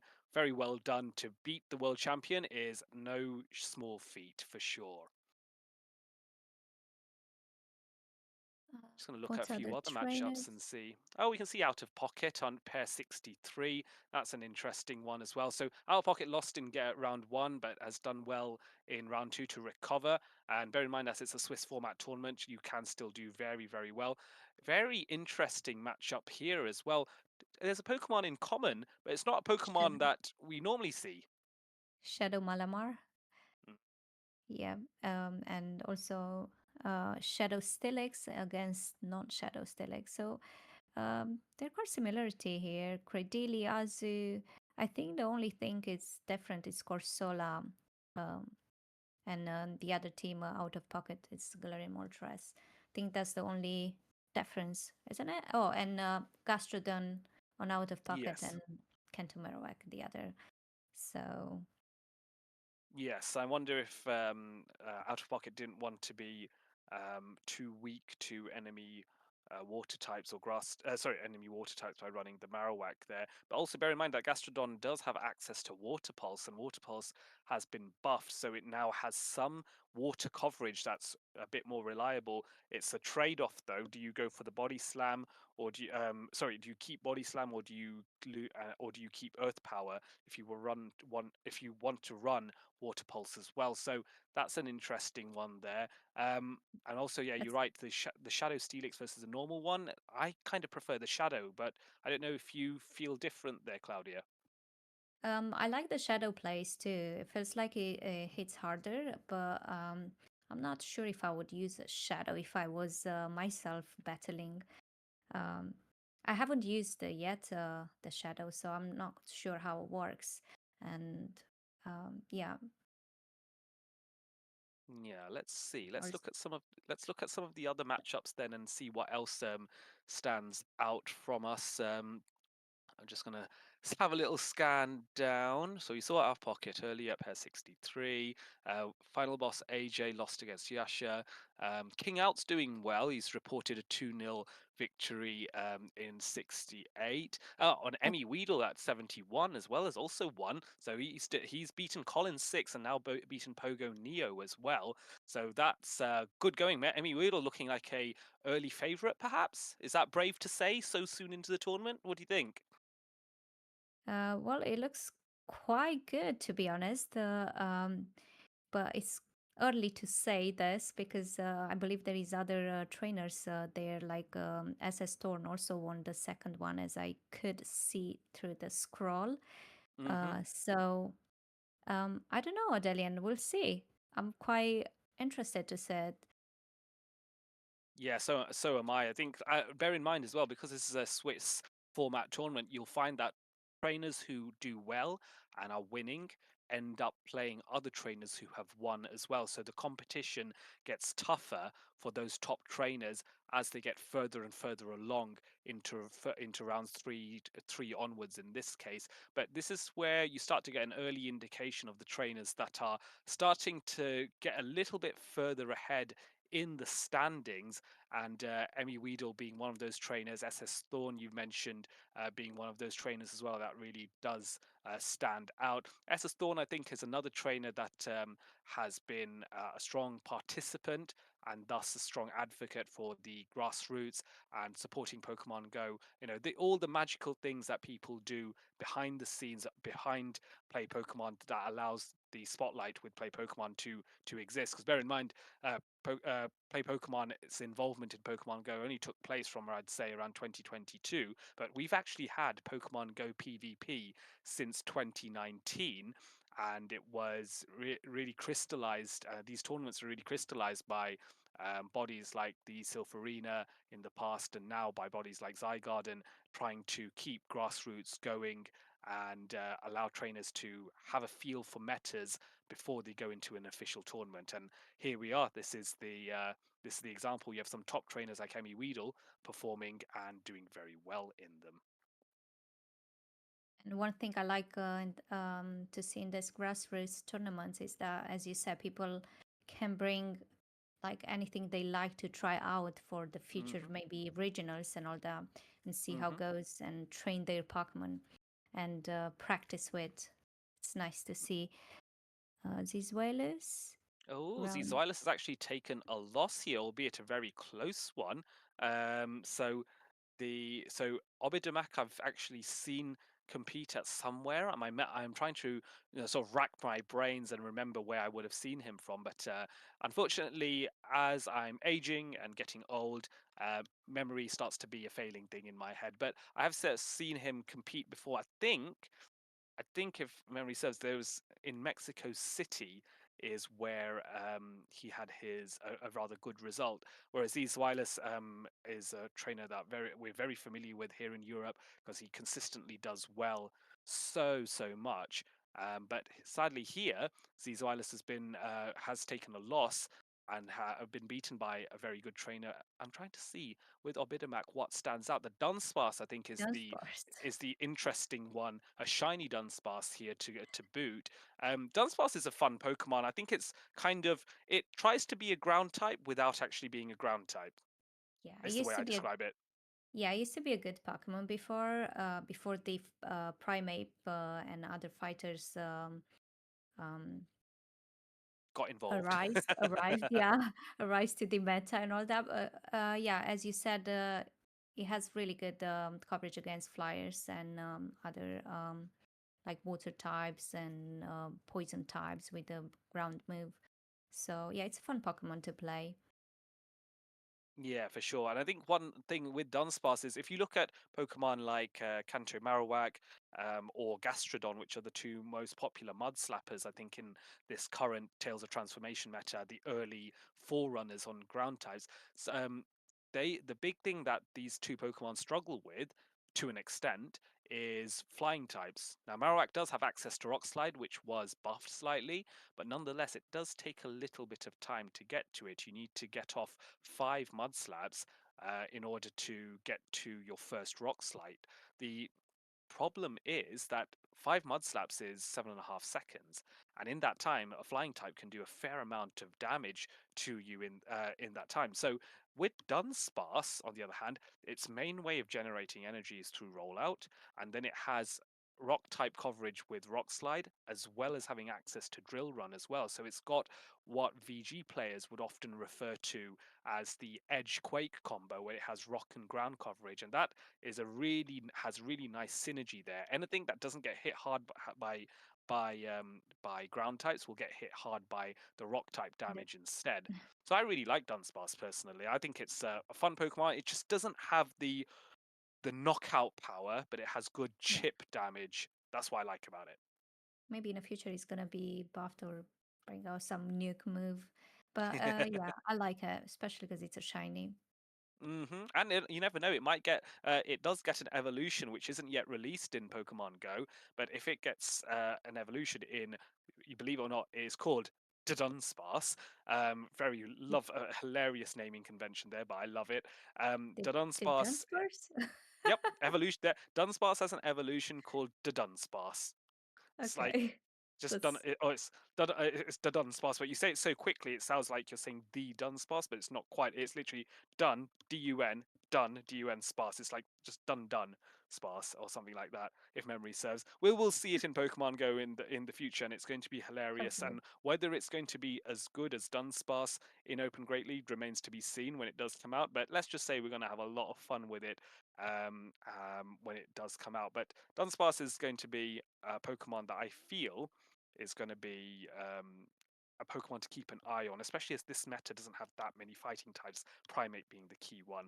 Let's have another look at some of those other matchups then and see what else really does stand out to us. We've talked about Emmy Weedle. We looked at pair 76 just a bit further up with Kashim. Um, he's actually gone Gosh. 2-0 here as well. And sorry, Kareem even, not Kashim. I Karim. always Yeah. mispronounce that. I have a problem with myself. I will always say um, Kazim. yes, Kazim. But I maybe think it's Karim, as you say, Oh, as a both is fine. Kasim is how you pronounce his username, and Karim is his actual name. And I've bumped into him at many socials in London or elsewhere in Europe when when we're having a party. He's a good friend of a lot of the London battlers and a very popular individual. In more recent times, he what he likes to do is he gets his Dortmund regional champion medal, the gold one, and some of his some of his friends just take it and wear it around at the social, and we like making jokes about who's the champion today. So as you can see, someone of that likes to make jokes like that is going to be a sound guy. So Karim here has been very dominant with a relatively meta team, I would say. Charjabug, I think, is the Pokemon that stands out to be the most, and I think Charjabug here has been very useful because look at Podo's team.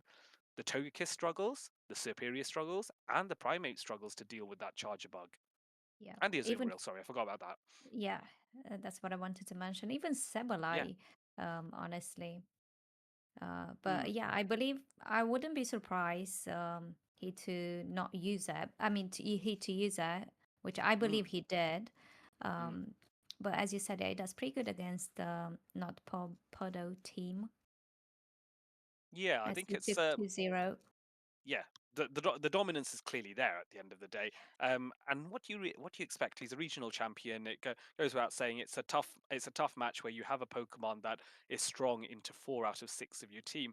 Perhaps not Podo not was expecting more Dedenne to be involved, but even Dedenne is would be problematic for 3 out of the 6. I think relying on the Superior maybe to push away that Dedenne, which wasn't present on Kareem's team here, hence why Charjabug has been able to be so strong there. I am excited though. I think Sableye is an interesting one. It hasn't received any buffs or debuffs, but it's a interesting Pokemon that has been commonly used as a safe swap as well. Though I typically find the Shadow has been more popular. Um, do you have any strong opinions on Sableye? Have you played around with it? Do you like it? Do you Um, not like it? I Perhaps. have I haven't played much with Sableye, but I agree with you. I think Shadow Sableye has a lot of play in this Go Battle League because he has Mm. um what's the charge move? Um The rock one or the fairy one? the, the rock one. Yes, it has access to Power Gem. Yes, has access to Power Gem and does a lot of damage to flyers. So Absolutely. yeah, but also Purified one or the non shadow one is very interesting to play with. Mm. With return involved in it, because return now is always the like a purified Sableye was the go-to safe swap in many Yeah. cases, and I think what really pushed Sableye out a little bit more was the Shadow Drapion. But as you can see, we're not seeing that many Shadow Drapion in the meta anymore. It used to be quite popular a season or two ago, but now with Shadow Drapion dropping off, I wonder if Sableye has a little bit more play. But we do still have to be mindful of the Galarian Moltres, which walls off the Sableye, apart from, of course, that Power Gem or that Dazzling Gleam that it has access to. I find it's a really entertaining lore-based relationship of Sableye with Carbink, because in the Go Battle League, Carbink generally causes problems for Sableye, but in the lore, Sableye feeds on Carbink, which is a very horrible bit of lore to know about, but there we are. There we are. Facts, facts. There we go. Random lore facts about Pokemon. It's really good facts. I didn't know them. It's good to find out stuff like that. Yeah, because I'm a geek and I read too much on Pokemon Wikipedias or whatever when I'm bored. Um, So my fun Saturday night. Well, yeah. let's have a look at the standings then for this tournament and see just how well some of these trainers are doing. Who are 2-0 and up? Look at some of these top names. There, Pokeswak, who came fourth in EUIC, I think in 2022. So fantastic player there. We obviously talked about Mormon Matt, but there's some other nice names as well in there. Are there any that stand out? Any friends of yours that scream out to you that you want to give a shout Uh, out I'm to, Claudia? I'm trying to see if I see any, but as I Kazim will give a shout out to Kazim, Emmy Weedle also because they are locals. Yes. Yeah, Oh, we can see PvP we can David. Yep, you can see below PvP David as well, his nickname, who is a two-time regional champion here in Europe, and he's also 2-0 and doing really well. Bear in mind, quite a few trainers are still at 2-0, and these are the trainers that have a slightly higher chance of taking that prize because they have no losses to their name. Bear in mind that when the Play Pokemon circuit, it's going to be a double elimination format. So at this point, the trainers that have taken 2 losses would have been knocked out if this was a Play Pokemon tournament. However, because we are doing Swiss, format here where we want to give trainers as much exposure to battling under this meta. We are trying to give more battles, more opportunities. As a result, this is a Swiss format tournament, and it's a bit different to what you would normally see. Although we Mm. have heard some discussions about Swiss coming into the official circuit in the future, so it's very much a watch this space in scenario for Play Pokemon and Pokemon Go. So we'll be interested to see what That happens that would in be the very future. interesting, and will give more place to new players that are participating to these regionals. Because I remember my no, my second regional that was in Lille. Mm. Um, I got to play only one round, and I got knocked out by the champion. What's his name? The Which Lille was it? Belgian, the last year. Oh, oh, last year was that Boom? Yes, boom. So Mm. I got to play only one battle. That was my experience. And then, well, I do always say, I mean, I do enjoy watching others and friends and all that, but Hmm. um, Swiss will be a really good idea to put it in this regionals, and will give a more chance to like people that are like trying to actually start from somewhere. So yeah. Yes, and you can get. Let's say you lose your first two battles, but then you win the next six. Let's say in an eight-round Swiss tournament, you will get a good amount of championship points that way. And as I'm sure many of you watching know, but for those that are relatively new to the structure, the main way to get an invite to the World Championships for this season, which will be in San Francisco in August 2026, is to collect championship points. If you get a certain number of championship points and to go on to the leaderboards for your various regions. So for the I think NA North American region has a certain number on their leaderboard as a cutoff, and then the European e- not European Union EMEA region has another, LATAM has another leaderboard, and then there's one also for Oceania as well. Um, what if you manage to reach that leaderboard, then you will get an invite to the World Championships. Of course, the other way to get a World Championship invite is to simply win one of these regional events, like the one that's happening in Frankfurt next weekend, or the many others that are going to happen in North America over this month and the start of next month as well. Win any of those, and you will be able to get an immediate invite. I suppose as well, stocking up on more championship points is quite nice, because then you might be able to get a travel award, and so you'll get some money towards traveling to San Francisco, which I'm sure, as Right. anyone who has children knows, is quite expensive to travel in August. So Yeah. As we take a look at number two, Birdie versus I can't say very well, and let's have a look. number Oh, two, be it. Yes, so that was Birdie. a matchup in, yeah, Birdie. That was a Mm, matchup in round one against 999 Incarnate. two and one. Um, Yep. so he was able to win that. Where did he come in? Where did he come in round two? Where did we find Birdie? Let's have a little nosy. He did unfortunately lose against Spooky Mafia. Um, Okay, I see.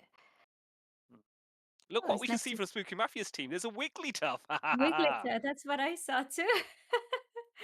Wiggly Tell me meant to about be really Wigglytuff. good. Well, uh, it's meant to be really good now since well, the Charmer has been nerfed, but Hmm. it generates faster energy now, so it doesn't hurt as much as before. But the energy generation is faster than before, so it's even more scarier. And what's interesting, we see also Registeel, which Registeel hasn't been for a long time in Go Battle League and in tournaments scene. Mm. So yeah, uh, it's nice to see this pair up here. Um, Credili the I mean, Danny.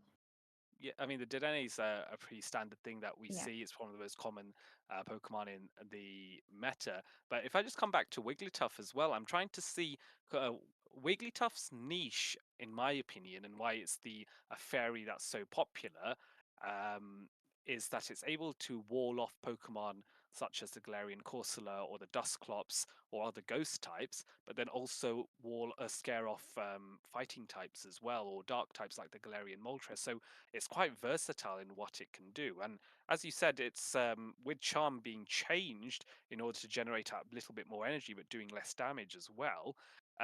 Wigglytuff's charge attacks are pretty good. It's got Swift and it's got Icy Wind, and I really like Icy Wind being there um, um, on Wigglytuff's roster of charge attacks because Icy Wind offers a debuff and weakens an opponent's Pokemon. So even if Wigglytuff goes down, another Pokemon come in and finish the job off.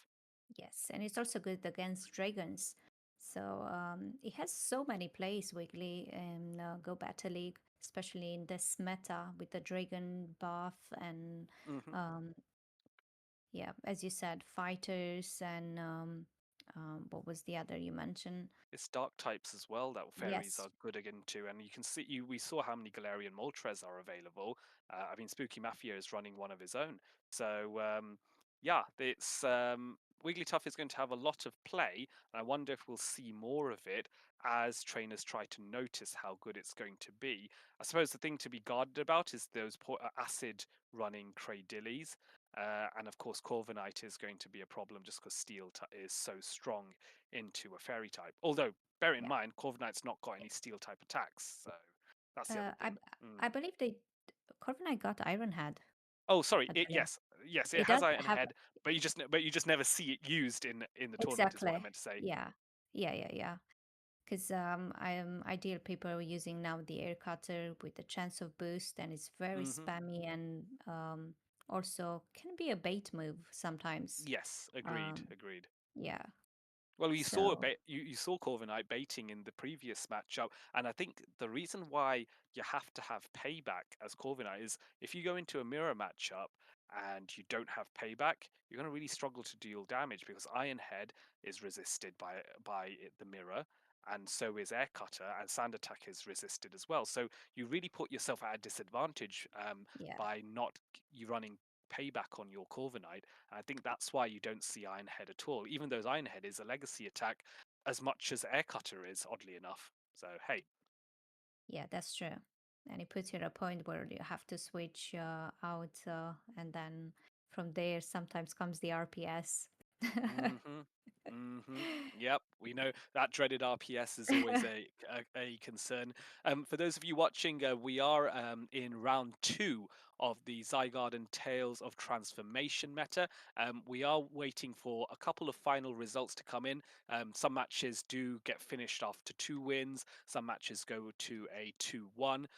Also, there are sometimes cases where matches will be under review as well, so the judges need a little bit of time to work on those and make sure that everything has worked smoothly with some of the competitors' battles. So please bear with us as these disputes get handled, and we will be back with more battles very soon. We're going to be moving into round three at some point, and there's going to be a lot of excitement as we get more and more battlers who have already won 2-0 going further and further into this tournament looking to secure that prize money for winning. And a little bit of prize money goes a long way because traveling to these regionals can um can hurt the wallet a little bit, to put it mildly.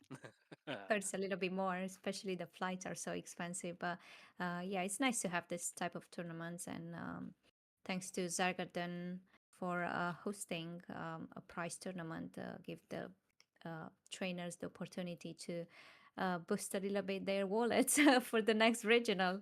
So, Yes, eh, absolutely correct. yeah, Absolutely right. I would say that with these kinds of opportunities, the grassroots is there to help trainers get put their toe in the water as to whether they can do Pokemon Go PvP and enjoy it first and foremost.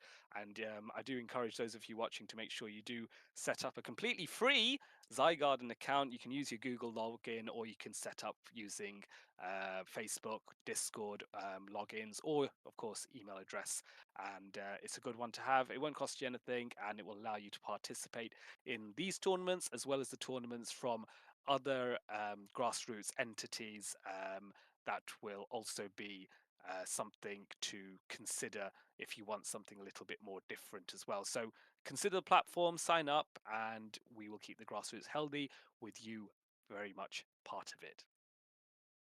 And with that said, I'd like to take a look at Stud Muffins against Blaze? Is that? Yeah, Yeah, well, 85. Yeah, I'd like to he's so take a look. blaze, he's blazingly blaze. We love it. Yeah, Blazingly Blaze. All right, let's see. Oh, we see a Shadow Drapion. I thought Yeah. it's gone, but I guess it's still here. Surprised I don't see any Azu because it's really common pair up to see Dragon and Azu. Drapion and Uh, Azu have been a very popular core in the past, but Azumarill I think has been not as popular at the moment. I think it's competition from Tinkaton and primarily Dedenne as well, which has made Azu's mm, position a little bit more temperamental. But what is cool is a Pokemon that you highlighted very early on, Claudia, with Altaria. Altaria. I see Altaria, yeah. Yeah, Altaria has been really good. I mean, I haven't tried yet, but I've been watching some matches and some other content creators using Altaria, and Hmm. it's pretty good with Flamethrower. It has a lot of play. Even it struggles sometimes against if you match up against Bastiodon, which is really often to see it now since the SmackDown has been buffed. Hmm. Uh, Hmm. but yeah, I'm happy to see Altaria, and hopefully it's with Flamethrower. Yeah, flamethrower I think is a must-have now. I think Mm, there is a little bit of debate in my head as to whether you stick with Dragon Breath, which has been the popular attack of choice, or whether you go with Peck, which has been improved. But I think most Altari are sticking with Dragon Breath because of the damage it does, and if they want to get some flying coverage, they decide to use Sky Attack still, Sky Attack, yeah. for in order to generate that flying type damage. And I think they're opting away from moves like attacks like Moonblast or Dazzling Gleam, which, while it was useful to give a small amount of coverage, it really doesn't give the sort of coverage that Flamethrower does. So I think Dragon Breath, Sky Attack, Flamethrower will be the move set of The choice moveset, for yeah. Altaria. I believe so too. So yeah, I think I'd like to see a match, but I don't know. We're gonna say it now. If he lost 0-2 against that Muffin, Yes. his team looks pretty good too. Togeki is probably running the pack and the Aura Sphere, having Hmm. Hmm. a lot of play also with that.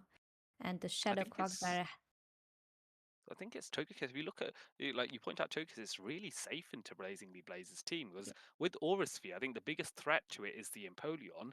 But you were talking about how in shieldless scenarios that might not, with a little bit of an energy advantage, that Aura Sphere would probably knock out the Empoleon or at least bring it into the red. Notice though it's not a Shadow Empoleon, so it might just about survive. But that's my gut saying that I will have to test this out and do a few more battles. So yeah, Togekiss, very dominant here. You were going to bring up Shadow Quagsire, yeah, Claudia. it's been one of my favorite Pokemon, honestly, to play in Go Battle League. It's very spammy and with the Aqua Tail and Stone Edge, Hmm. it's just so good. And sometimes if you deal a lot against steel types, you just have to switch your Aqua Tail to Matcha, and it's really good Pokemon and spammy to play. Yeah, I mean Aquatail was, I mean Quagsire uses Mud Shot as its fast attack, and I think Matcha, Aquatail is, yeah, it's requires I think 5 Mud Shots to get to the first Aquatail, but only 4 for the next one, which is really really nice. It means you can get them off pretty quickly. And I don't think I prefer using the Shadow Quagsire personally as well. I think just that added bit of oomph to secure some key two-hit KOs with perhaps double Aquatail as an example. I think that is quite a useful thing to have. And of course, don't forget, you can always surprise some opponents with that Stone Edge, which is such an oppressively powerful attack. And coming off the back of a Shadow Quagsire, it's going to be really, really scary indeed. Shall we have a so look at some other matchups? We should, yeah. Let's let's see. Yeah, let's have a look. I think the judges are considering one final dispute with one matchup, and soon we will be moving to round three. But for now, let's have a look and see what other results are there, because there were so many trainers competing that there is a lot to have a look at. Unfortunately, final boss AJ has taken a second loss. We saw King out. Has succeeded 2-0. We talked about Mormon Matt earlier. Emmy Weedle, we've already looked at, and very excited to see his continued success. That matchup with PvP David against the Masked Asian was on stream only a little while ago, and we got to see some amazing catches. If any, all of these other trainers, if they played as well as those two did, then we're already onto a very interesting round three imminently coming, as you can see all these matchups are being marked as happen now. If they've got the green circle around them, that means the matchup has been confirmed and the results have been confirmed Oh, there. I see, I So see. exciting stuff. What I find really funny is Mhm. El Calvissimo has decisively won against uh, BTW Rogue. But this was actually El Calvissimo's first match in this tournament because he got the bye in round one. So he's been chilling, and now he's demonstrated that it wasn't all for show, and he actually can do well. And he played against BTW Rouge, who's running a Shadow Dragonite. That is pretty cool. We haven't seen that in a while. Yeah, Dragonite has been really good lately with Thunder Punch added to its move. So it has a lot of play against flyer types now and also against Feraligatr, which used to be really hard to play against. I tried myself Shadow Dragonite and he actually does pretty good in Go Battle League. And he gets faster to the move at the Thunder Punch than Dragon Claw. Yeah, that's true actually, because now I think you can get to Thunder Punch in after about, I don't know, like Dragon Breath is still a one turn fast attacks. I think you just need 10 and you can get to a Thunder Yeah. Punch, which is really a nice sweet sort. See, holy, look at some of these matchups for round three for as we're getting further and further into this tournament. Mormon Matt against Poker Squawk in the first round. PvP David facing off against King Out. That's going to be a tough match for both of them. Emmy Weedle And against Karim. Sorry, Claudia. Anything that's spot out what I for was. you? Kazim against Tammy Weedle would be a very interesting matchup, and also Dyla against Firion is gonna be a very interesting matchup. So we're gonna have had some good battles. Looks like. It seems Obed having won against Z's Wireless, I believe, has been propelled further up into the pairings. We can see Dial Up versus Fajanjita Firan. Sorry if I mispronounced that. You can see the teams here.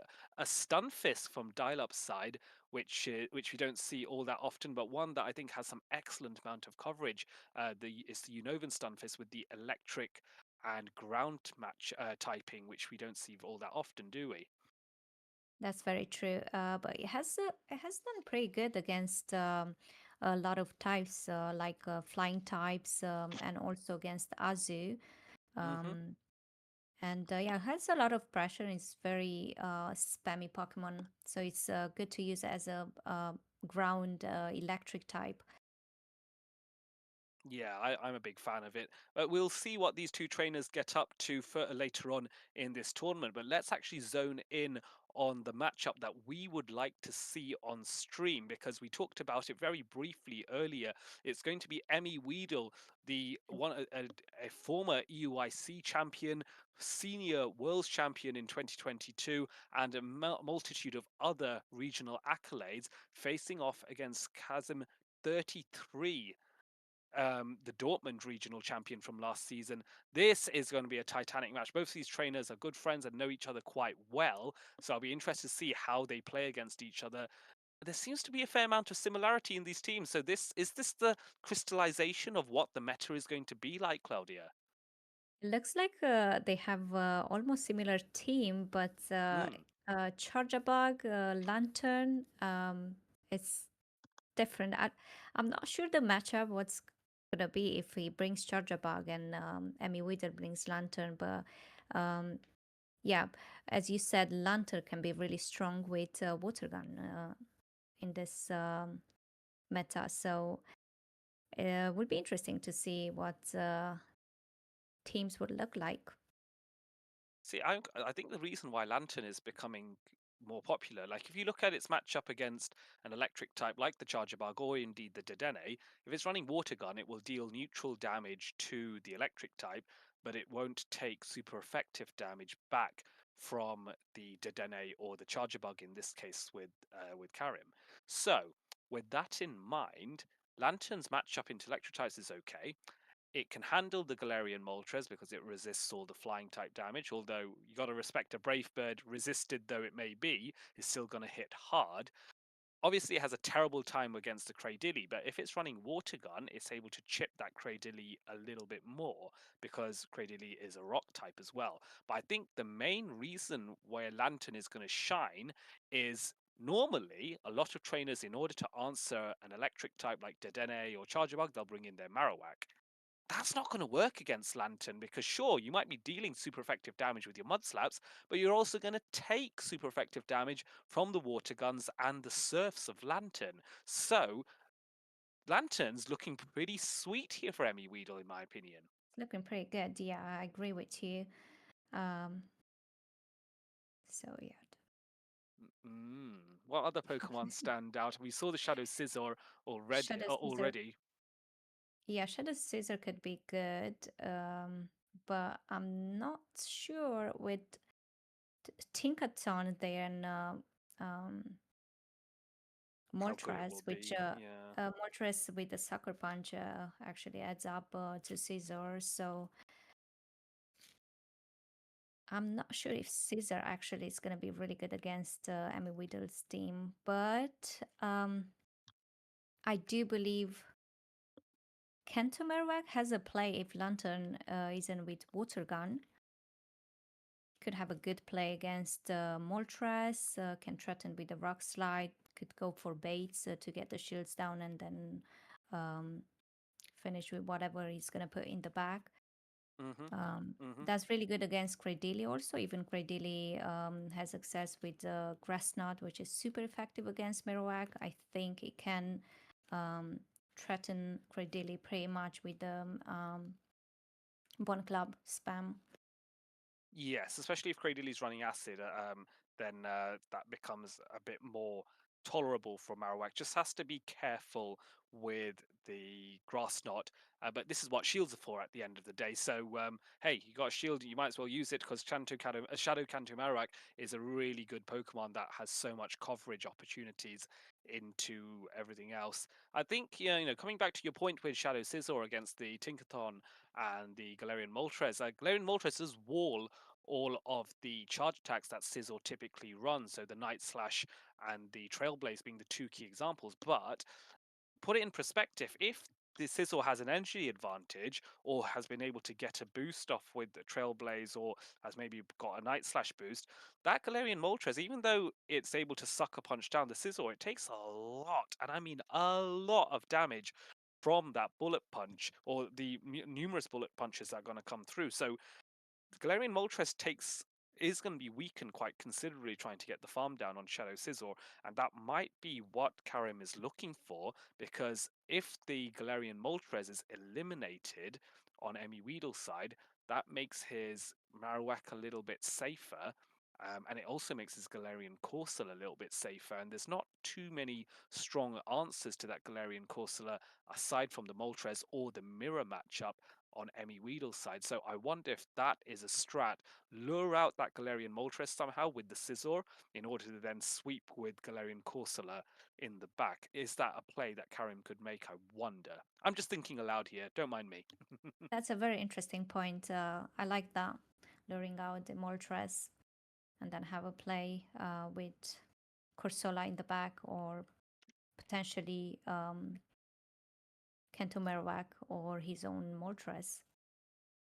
Mm, yeah, it'll be interesting to see. I think that with the Galarian Moltres mirror matchup as well, it really does come down to who is able to get a little bit of energy or get an energy advantage from farming something down, because the first to launch the fly or the brave bird tends to have a bit of an advantage here, assuming shields are not in play.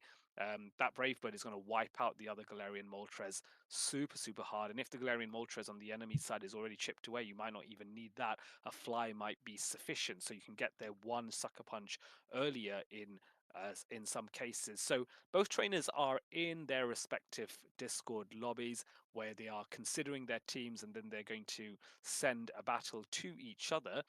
So once that happens, we're going to be getting into the first match of this titanic face-off between Emmy Weedle and Kazim 33 in round 3 of Zygarden's Tales of Transformation tournament, and I can't wait to show off what's going to happen. Claudia and I will be taking you through that. So for those of you watching, please do stick around because the matches are going to come very soon, and these two trainers are not ones to miss, in my opinion. I'm totally very excited to see what's each trainer gonna bring, and if our predictions were right or not. So yeah, we will see. Yes, the rationale here is I'm now trying. I talked about Karim and what his play might be to lure out the Galarian Moltres and then use Corsola to sweep. But looking at Emmy Weedle's side, if that Lantern can be freed up, um, no, actually, let me take that back. We need to find a way for Lantern to lure out the Kanto Marowak rather than the Cradilly. And if we did that, then we could maybe use Tinkaton to sweep everything else in the back, because Tinkaton's matchup into Cradilly is really strong. Yeah, that's really It's good. its matchup into Galarian Moltres is really strong, um, and its matchup into Corsola is okay, I guess. I think it just has to be mindful of that Kanto Marak, which we want to lure out and eliminate. And also the Shadow Sizzle can be annoying with the bullet punches because they do neutral damage. Um, so that might be a play. I'm just trying to think what else would benefit from a Pokemon being lured out like the Kanto Marowak on Karim's side by that lantern, and just trying to explore ideas here really. Um, Oh, I you don't know. It'll mentioned be Caesar. mm, You mentioned Caesar. That would be really good to. I mean, Tinkerton does okay-ish against Caesar, but if he has a chance to debuff with the bulldoze, yeah. then I think the fairy winds adds up to Caesar. So yeah, I'm gonna think. Got to find out, like, yeah, how th- many fairy winds does it take, and is it worth a play rough? Not a play. Is it worth launching a play rough if you do get the bulldoze debuff on the sizzle? Because resisted though it might be, it's still going to do a lot of damage, right? Yeah, I guess it depends on the shields because usually Mm, trainers double shields their Caesar. Most of the time, you'll see putting mm. shields down on Caesar, but yeah, everybody plays differently. As you said, we'll see what they gonna lead with and what they trying to lure out, and from there we're gonna actually make a play and a prediction. Looks like battles are gonna be I mean, the battlers are locked in. I mean, Weedle and Yep. Kazim. Yeah, they are getting locked in. They are getting ready. It seems like Emmy Wheel has made his decision on which three Pokemon he is going to pick out of his six. These are the three Pokemon that he feels most confident with going up against Karim, a regional champion in his own right, facing off against a former EUIC champion. Well, this is going to be a battle to watch. Once these trainers are both locked in, the excitement is going to be there. We're going to see some fantastic plays. I expect at least one catch from each of these trainers at one point in this battle, because that's what I expect. And here we go. It is coming. You can see Emmy Weedle's World Championship pose showing off their Karim with the Legends pose from last season. Cradilly faces off against the Lantern. We're going to find out Lantern. very soon what the fast attack is. Take it away, Claudia. So we know already that Cradilly, oh, Cradilly actually is with acid. And Lantern has water gun, so Grass Knot is super effective against Lantern. Looks like his Kazim is over farming here and tanking one Surf. Yes, that's right. Here comes the surf onto the Cradilly, but does a small amount of damage. Now responding with the Grass Knot, which Emmy Weedle may be hoping it's the Rock Tomb here, decides to no shield and does get surprised. It is a Grass Knot. It is super effective, but it doesn't knock out the Lantern. Lantern's bulk, very impressive here. And here it's going for a Rock Tomb instead, which I think is going to be enough to KO. If not, I think he could actually potentially farm down. Well, it's enough. And oh, Tikaton. So Yeah, your Tinker honestly, prediction.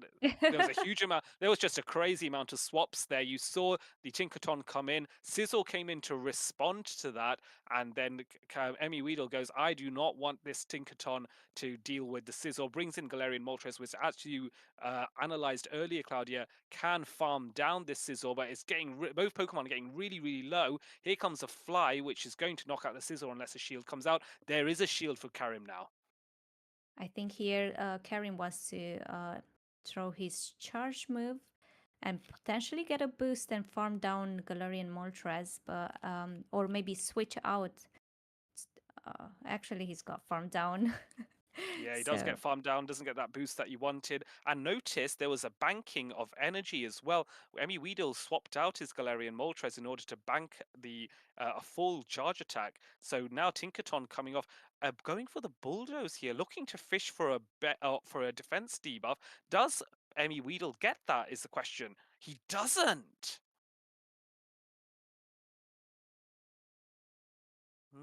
Let's see. Nightshade now coming in on from Tinkerton here. What do you think will be the next play then? Is there going to be another build? Oh no, going straight for the play rough, I I think it's see. going. Yeah, we'll go straight for the play rough and put him in a potentially red and maybe just maybe spam from here the bulldoze. But no shields in Emmy Weedle size, so um, Galarian Corsola is taking the win. It looks like. Yeah, But you it does mentioned look like about it. building. Oh, okay. So he gave up. He had banked almost two moves on his Yeah. Galarian Moltres, but he had to deal with two Pokemon in the back. So I guess it Yes, so wasn't any he had to win farm con. up to two flies. That was the thing. He was trying to get the farm up to two flies to then go hit one, take out the because he had to beat the shield, and then use the second fly to get the knockout on the Cradilly. And Karim recognizing that all he had to do was use acid in order to farm down, and he would win. So that's the first match in favor of Kazim 33 here, and we saw the lantern. We saw lantern with water gun. We saw it do respectable damage, but it was a bit of a disadvantage. Emmy Weedle led with it, but faced off against the Cradilly straight from the get-go. I think Karim was very clever to not allow Emmy Weedle to gain an advantage or win swap, responding very quickly. Especially when that Shadow Sizzle came in, Galarian Moltres was able to farm it down, but eventually, but not before having to take a shield because Sizzle was able to launch that Night Slash. So that was perhaps a clear demonstration of the power that Shadow Scissor has to force those shields, even against matchups where you're resisting all the charge attacks anyway. Now I'm very curious if Emmy Weedle is gonna bring Marowak actually to deal a bit with the Shadow Caesar and also potentially have a good play against Corsola, like spamming the Bond Club. What do you think Are we about talking the Emmy about Weedle? Emmy Emmy Weedle Weedle, bringing, bringing instead Shadow of, Canto Marowak? yeah, instead of Tinkaton. Yeah, I'll be interested to see if that is a play. You have to be mindful of Scizor being able to get to that Trailblaze, especially if it has some residual energy, because that Trailblaze will do a good chunk of damage to the Shadow Canto Marowak. But assuming you can avoid that or you can farm it down, it's a very effective Pokemon for farming down with Shadow Canto Marowak. So I do think that might be a shout here. We know that Karim is running acid on his Cradilly, or he knew that already because the rules of this tournament state that move sets are known. So Shadow Canto Marowak, I agree, might be a play here. Has a lot of space to wiggle against Karim's team. This is probably going to encourage Karim to bring the Moltres more often than not.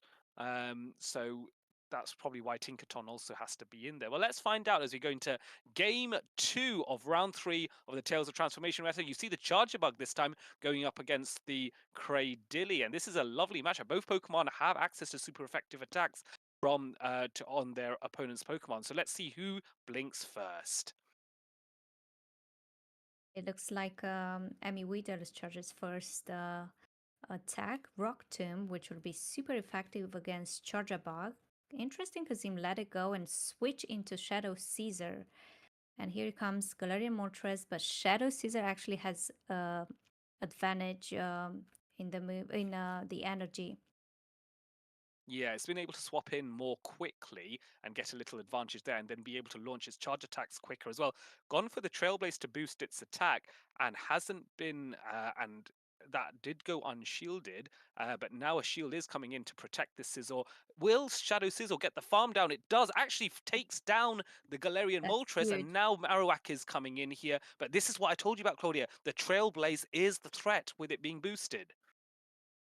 That's very true. But as we can see, no health on Shadow Caesar. So Kentomara gets a little bit of energy, which is good. And here we go. He's going to spam the Bone Clubs against Cradilly, which Hmm. it does a little bit of damage, but it's not super effective. So Cradilly can probably tank two or three. Yeah, it really can. And you can see Cradilly going for the Rock Tomb here. This time it has to be shielded. There's a lot of energy on Charger Bug, and Charger Bug is wanting to launch many X Scissors in the direction of that Cradilly here, going for one more Volt Switch. Also notice that Emmy Weedle's Cradilly is running Bullet Seed, not Acid, so that's a key difference as well. First X Scissor coming in super effective. Is the next one going to do a good amount of damage? Yeah, it is launched, and here is the next X Scissor. No shields. Cradilly is being knocked out by on Emmy Weedle's side, and so he's putting it all down on his final Pokemon, which is that Marowak.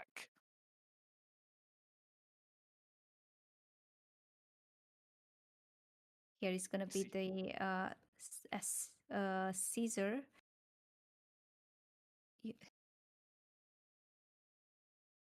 let's see. The let's Marowak not has come in. and he has Go. one shield extra. So I think Emmy Weedle has a win condition here with that shield. He needs probably one or two fast moves, and then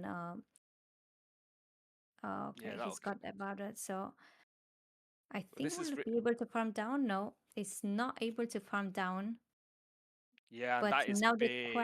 the question is, does Charjabug has a move? We're going to find out. There's no move on the Charger Bug here, and the Mud Slaps are going to be enough to knock out there. I really like the play that Karim made to throw that Rock Tomb to tease that final shield off the Marowak, because it lowered the amount of damage each Mud Slap would do, but ultimately it was not enough, because that Charger Bug on Karim's side was so low on HP that even with the debuff, two Mud Slaps was enough to knock out, and that was a big and decisive game as Emmy Weedle now makes this one apiece here. That is super, super impressive. That was very interesting matchup. Now it's 1-1. I think it's the final. We will have best of three. So I'm curious if Kazim is gonna still bring a Charger Bug or go to the other team, the one he won previous battle with. Um, so Yeah, it'll be interesting to see what this is the final. I mean, the pressure is really on for both of these trainers. They both want to advance with a 3-0 sweep. Sorry, in terms of their previous tour, they're both on 2-0 already.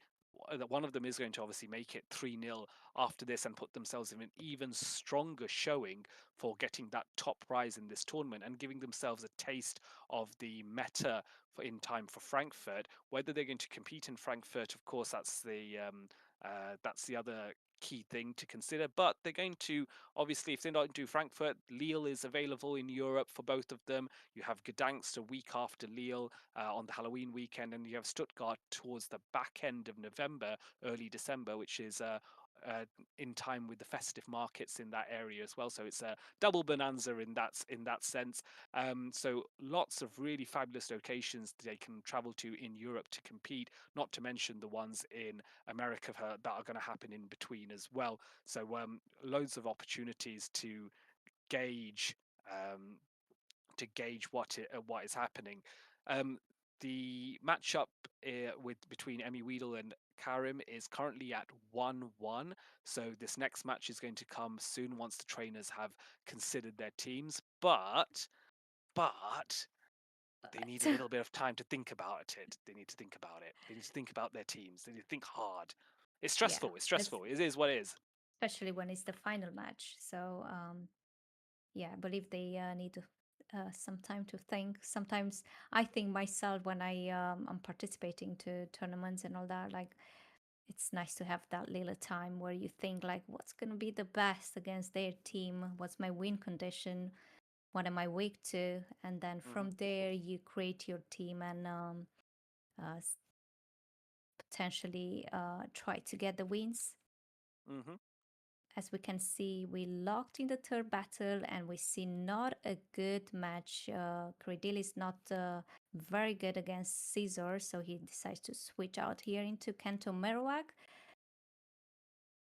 Yeah, swaps into Kantumarak, and I think Karim was a little bit slow, in my opinion, swapping into his Galarian Moltres, but he's fine. He's now Emmy Weedle going for a bait here, and the bait is not called. This is really good for Karim. Now, this is such a strong position for him. He's going to be very happy to see that going for the fly, which is going unshielded by Emmy Weedle, and the and oh, So, oops, I guess did got it. that that I guess that did not go to plan for Emmy Weedle, where he got the where the no shield happened. So we're going to investigate. Maybe there was an issue there with the with the match that Emmy Weedle may have noticed. There is some lag or something like that that they're going to Mm, review.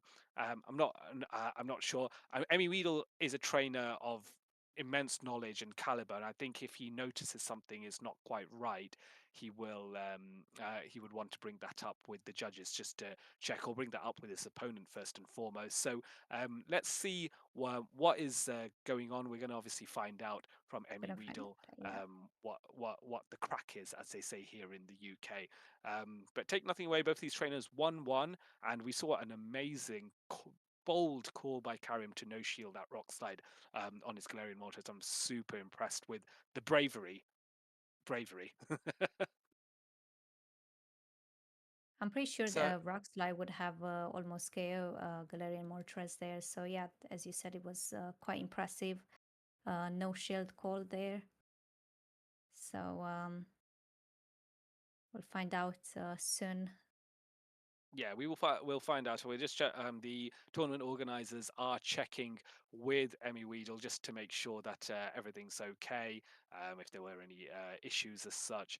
Um, so yes, it's one of those things where the trainers have to consider whether there was any issues there, as I was saying, or perhaps in this environment, I think Emmy Weedle recognizing that if he doesn't get his bait call right, he doesn't feel he had a win condition against Karim, and so chose to opt out of the battle, perhaps. And therefore concede. So it might be we're just getting reports in that might have been the case where Emmy Weedle just went, nope, I can't win this if I don't get that shield, and just went, nope, not winning this one.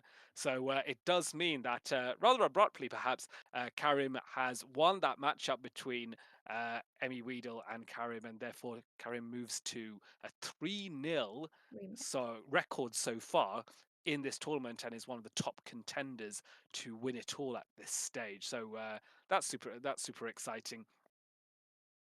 Super exciting to see it. And yeah, we'll see the next battles probably in next. Yeah, in Do we know a who it's little gonna wee be? bit.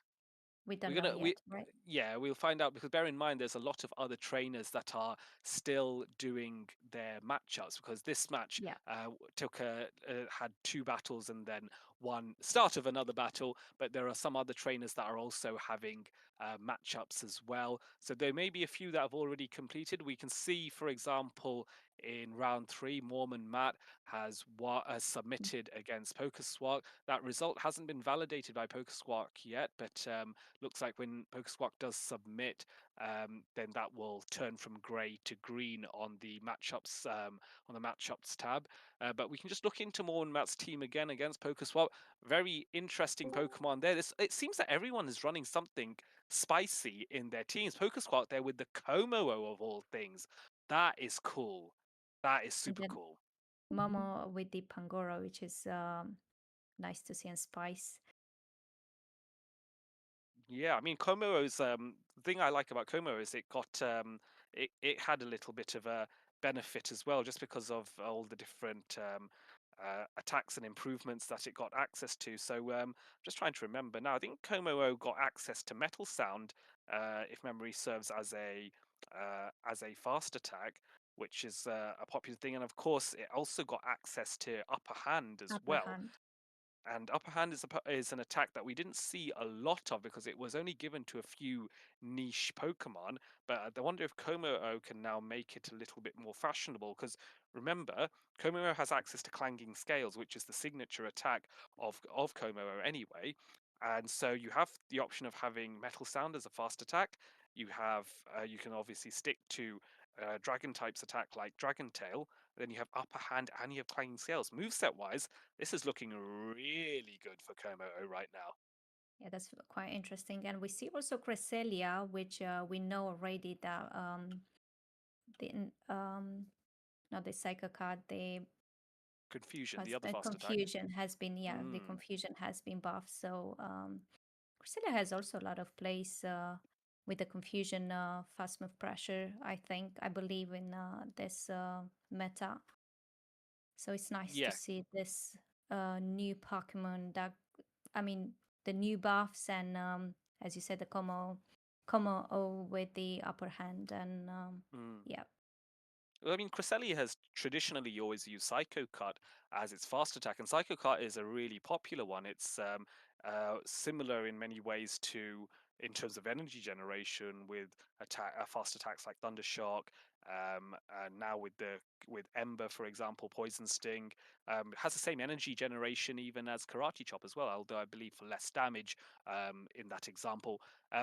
But I wonder now, with Confusion being buffed, even though Confusion is quite slow, being a four-turn fast attack, whether that's going to be preferred over Psycho Cut. So I'll be interested to see what fast attack Cresselia is running um, in PokerSwat's team. It wasn't enough to overcome Mormon Matt on this occasion, but nonetheless, it was a close battle because it was 2-1. PokerSwat was able to get a win against Mormon Matt in one of those three matches. So fair play to both these trainers. A closely fought battle here, which Mormon Matt takes to a 3-0. I think he's 3-0 now as well on the standings, if memory serves. Is that right? I think. yeah. Let's look at some other matchups Just, then. Oh no, well, let's look at the standings actually. There we go. So 3-0s. Dial Up is there. Stud Muffin's there. It's not many now. There's only a few. It's shrinking. This list is getting smaller and smaller. yeah, there's only few trainers. Oh, it's nice to say PvP David also is three over there. Yeah, I'm not surprised. BP David, really strong battler. There are quite a few names I recognise, and there's quite a few that I don't recognise. So which is perhaps a good thing, because I like to think I know a fair few trainers, but it's always makes me happy to see some new faces in my eyes that I can use to sort of learn about new people and discover the amazing talents that they have. So we just saw Kazim beat Emmy Weedle. Obidamak, who took out Z's Wireless in round two, has lost to Shadow Trainer X. So that was the user that was using Dunsparce and Charizard facing off against another Dunsparce trainer. Sorry, not Dunsparce, another Shadow Charizard trainer Uh, there. So two Charizards faced off against each other. That's pretty cool, and Shadows to boot. and the Shadow Annihilate, which trainers are not using very often nowadays. Yeah, They go why for, is that, Claudia? I think Primate is more spammier than Hmm. Annihilate because it takes six, I think, I believe, to.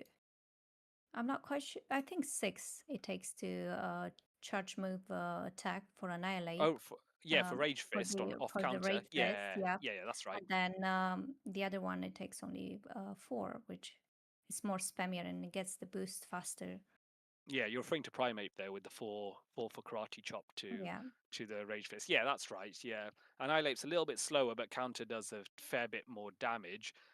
So I think Annihilate users like to be like a snowball effect where they start off countering down and it takes a while, but if they get a boost, those counters really do add up, especially with it being a shadow annihilate as well. So it hits like a truck, as I like to say.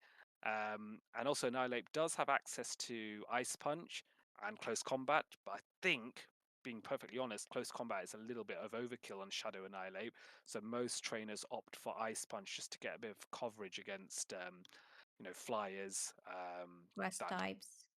Yes, exactly. Grass types, but fly is the main one just because flyers are so common. I mean, have you watched an Annihilate take out a Jumpluff with an Ice Punch? Because that is a very entertaining thing to Many watch. times, yes. Yeah, indeed. And it can also have a really good match against the Kanto Merak, which is very often seen in this top cards. So Mm, with the Ice mm. Punch, can threaten Merak pretty good. Yeah, absolutely. I mean, the counters chip away at a neutral pace with Marowak as well. So yeah, I definitely agree. And Pokemon that we haven't actually seen all that much. I was just joking about Hello, Jumpluff. We've not passionate seen trainers. any of that whatsoever. Sorry, any we've not seen any Jumpluff so far in the meta. So I might maybe we'll have a look at the usage stats at one point in the future when I can have a little nosy and see. Did anyone risk Jumpluff in a meta that's admittedly surrounded by Kantomarak, but you've seen two Charizards here. We've got Dunsparce here. I mean, the Azumarill are all running Ice Beam, so and there's also Empoleon as well with Drill Peck. So maybe this isn't Jumpluff's meta anymore. Uh, I don't know. yeah, I agree with that. I think the only grass we have now seen very often is the Venusaur I've seen often in Go Battle League with Mm. the Sludge because it has now Sludge. Uh, but yeah, there is no many grass Pokemon types in later. I mean, is in this new meta I'm Yeah. talking. Which which is surprising because Marowak has been so popular. But I think the other reason why you don't see much grass is because Corviknight is currently rank one on the PB Poke rankings. And Well, grass, just there's no way of dealing with that other than Cradilly, maybe. about apart from Great Daily, that's what Mm. I was about to add. I think yeah, it's the only grass that dominates actually the meta right now. Yeah, I think grass is struggling a little bit to make itself relevant. I think Cradilly, because of its access to Rock Tomb, is what gives it a little bit of play because it can answer those fire types and the flying types and the ice types as well. Rock is good into a lot of those. But I would love to see more Venusaur personally because it's a fan favorite from Generation One from the Kanto region, and it will be really fun to see with the buff how much more effective it can be. So maybe we'll see it. Um, um, let's have a look. We I personally think that the Kanto starters, there's always one good Kanto starter or one good starter at any point in a meta. Right now, I think Empoleon is the way. Charizard's also picking up a little bit of impact here, but I think Empoleon has been the standout. Whereas in the past we've seen Swampert metas, we've seen all sorts. Blastoise was popular at one point as well, thanks to its Saxon winning a regional a few months back. So I think it just everything comes full circle. A new starter comes in and it makes things more exciting to have a play around with it. And I think Empoleon Empoleon's going to be the face of this meta as far as starters are concerned, in my biased opinion. Yeah, I agree with you. Empoleon is going to be really good. Um, but we'll see what. Yeah, we'll see what happens. Trainers, for those of you wondering what is happening, we are in round 3 of this tournament. This is the Zygarden Tales of Transformation meta. This is round 3 that we're just about completing. We just saw Kazim 33 take on ME Weedle and have a victory there. And there are quite a few matchups that have been completed now. There is one that is under review, so we're getting our judges to check that. And then once that happens, we will be able to submit the final scores and move off into round 4. For Claudia and myself, we are going to be disappearing very soon because we have two fabulous faces that are taking over on the commentary, and that's going to be Speediest Chief and Hurricane Kaz, two friends of mine that I am. How do I put this mildly? I absolutely adore for their casting abilities. Is that mild enough, Claudia? Did I overdo it? Did That's I oversell it? that's that's the best.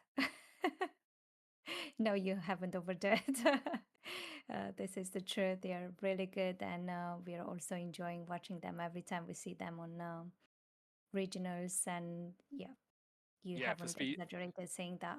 You were Yeah, right.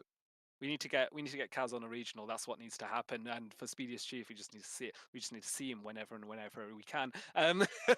But while this dispute is being considered and this match review is being worked on by our very kind judges working behind the scenes of this tournament, what we'll do is we've got a little bit of footage on a video of sorts on a few topics that I think will be of interest. We're going to run that, and so you can pay attention to that if, for those of you watching. And then hopefully by the time the video's done and the dispute sorted, we can have a change of faces, and you'll see Speediest Chief and Hurricane Kaz on stream. So, Claudia, is there anyone that you want to quickly say goodbye to, or to Just say all goodbye the to masses watching? everyone, to everybody who was watching me for the first time casting. Probably I haven't done the best, but Oh, everybody don't say starts from that! Don't say somewhere. that! Don't say. Shh! We don't say that. You were fine. You were lovely. It was But great. thank you so much, and yeah, enjoy the rest of the battles. I'm sure you're gonna see some good battles ahead. Yes, absolutely.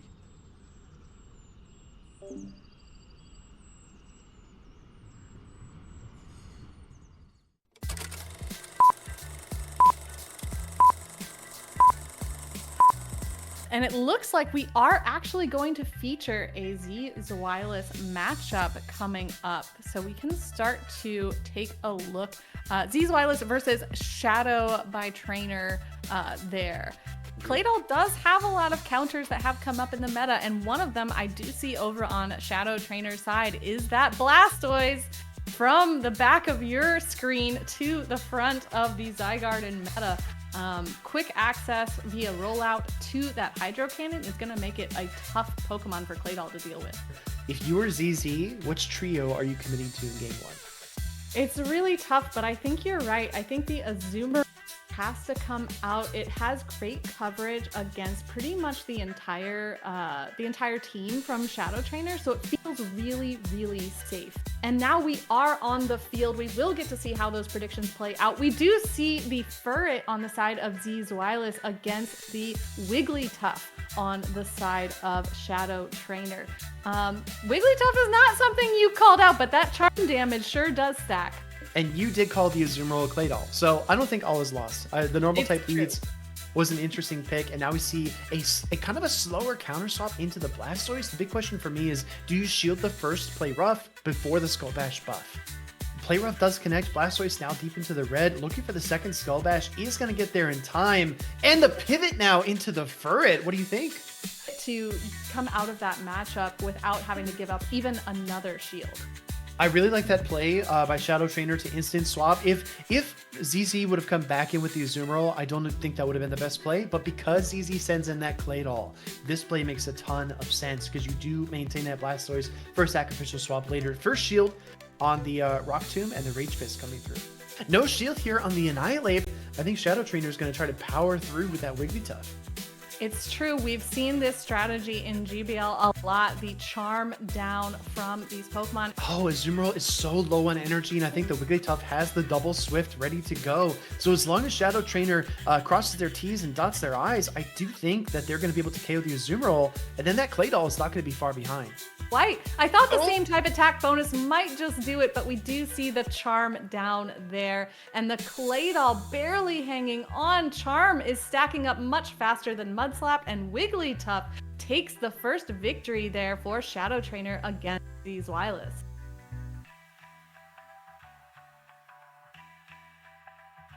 Claydol coming onto the scene from Zygarden matched up against that Shadow Annihilate from Trainer. This is a surprisingly neutral matchup in the lead. Yeah, this is interesting. And as we saw in that game number 1, the Annihilate, even though it resists rock type damage, it is forced to shield up Rock Tubes because it just can't take that plus the Mud Slap pressure. No shield on the first Rage Fist as expected. And what do you think is going to happen next year? Claydol is low enough. Do you want to protect it? Yes, Zygarden is throwing up their own shield. Yeah, and I think the main reason for that is because it's just too bulky to farm down. And if you come in with the Azumarill as these Zygarden, you're still going to take another Rage Fist for your trouble. So now we see the pivot now into the Dusclops. This is an interesting move as well because the Hex did come through, bringing that Claydol extremely weak. And the final response here from ZZ is going to be to bring in his Azumarill. Exactly right. I think either way you cut it, you're going to have to throw 2 charge attacks into the Dusclops to pick up the KO regardless. So as the Azumarill player here, Zygarden is just being very patient. Coming out with the Blastoise, revealing the third Pokemon. This is actually very important because Shadow Trainer swapped in, freezing that switch timer, which means that ZZ can send out his Primate and avoid that Annihilate matchup, which is honestly massive for him here. Exactly. But we do see the last shield going up to protect the energy from this Blastoise, and the Skull Bash is reached, being thrown and properly shielded by Zygarden. A big call there. Yeah, huge call. Maybe trying to endure the next Rage Fist and get to the Hydro Cannon too. A rare, maybe miscount moment from ZZ. He might be trying to bank up the double Rage Fist, recognizing the Annihilate is on its way. It's true. You do need some extra energy, but the cherry on top is that Shadow Trainer now catches on the, throws on the Dusclops where they had some energy preloaded. Yeah, I'm sorry, Kaz. The combo play was insane there. Do we get the full bubble down with the Azumarill? I think we do. Yes. Is going to be a very close endgame here. Azumarill does have the energy, and seeing that Blastoise comes in actually saves a little bit before throwing the Ice Beam, which is resisted, but enough to knock out the Blastoise at this point. But Azumarill is a little slower. Can it get to its next move before this Annihilate? Yes, the Ice Beam coming through from Zygarden. The Azumarill proving once again how it happens in any meta where it's allowed. We're getting into this battle right here, right now. Shadow Trainer versus Zygarden in their best of 3. And we have the Azumarill now against the Shadow Annihilate. This is a surprisingly neutral matchup because if this Annihilate wants to, it could 2-shield Rage Fist its way through this Azumarill. Exactly, right? It depends on how much Shadow Trainer wants to invest in their lead pick. And it looks like not very much. They actually pivot immediately into the Blastoise, and here comes the Primate. I think this is going to knock out the Blastoise.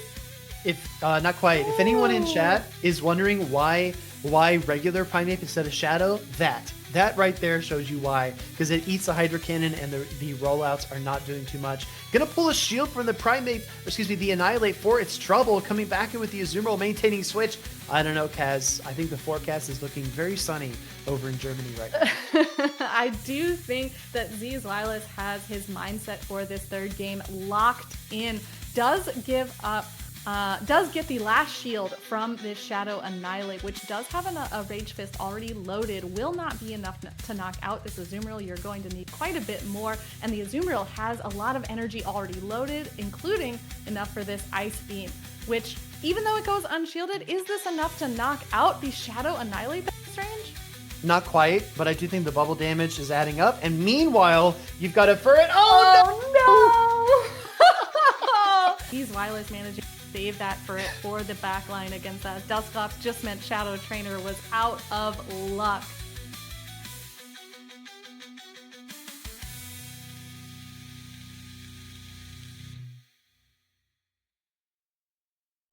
Hello, passionate trainers. My name is Telegraph Train, and together with Zygarden, I'm absolutely thrilled to dive into the exhilarating format of today's tournament.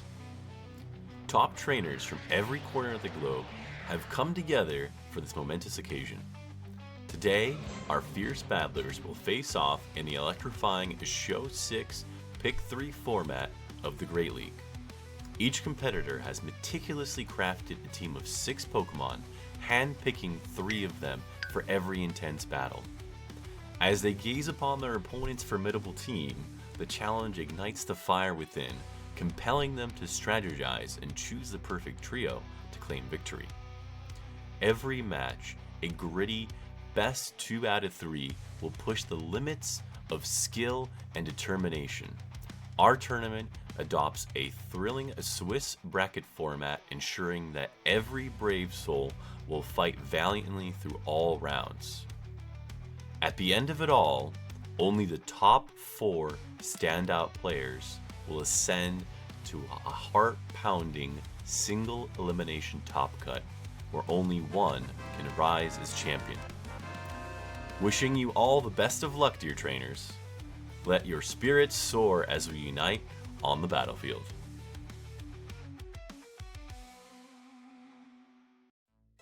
Hello, amazing trainers. I am Telegraph Train, and today I'm thrilled to guide you through the Zygarden website, where your competitive Pokemon journey comes to life. To embark on this fantastic adventure, simply click on the link on your screen now. This will open the doors to the Zygarden landing page, where the magic begins. Here, you can effortlessly sign in using Google, Facebook, or Discord, empowering you to connect with fellow trainers from across the globe. As you set up your account, take a moment to infuse it with your unique spirit. Enter your in-game trainer name, friend code, country, and time zone. This is your introduction to the community, where your presence will shine brightly.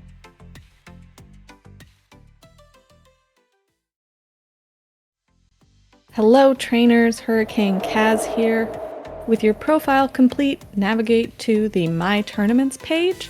Here you'll discover all the thrilling tournaments that you've signed up for, each one an opportunity to challenge yourself and showcase your skills. To join these exhilarating tournaments, you'll need a special link accompanied by an invite code. This code will whisk you away to the main tournament page. There, a simple click on the register button at the top right will set your journey in motion. You'll then assemble a fierce team of 6 Pokemon.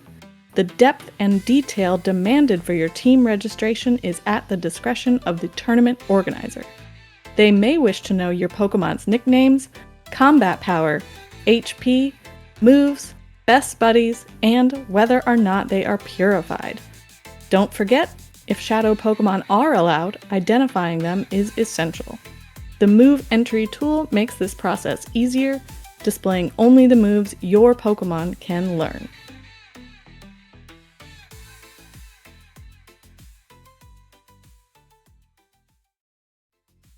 Hello trainers, Hurricane Kaz here. As the excitement builds and a tournament officially begins, a bracket will be unveiled, revealing the path to glory. Each round, you'll face off against formidable opponents, and thanks to the side-by-side viewing option, you'll easily compare your team with theirs. After an epic battle, you and your opponent will input your scores for the match. When all battles have concluded and scores are submitted, tournament organizers will advance the tournament to the next exhilarating round. They also have the power to automatically progress rounds once all scores are in, keeping the momentum alive.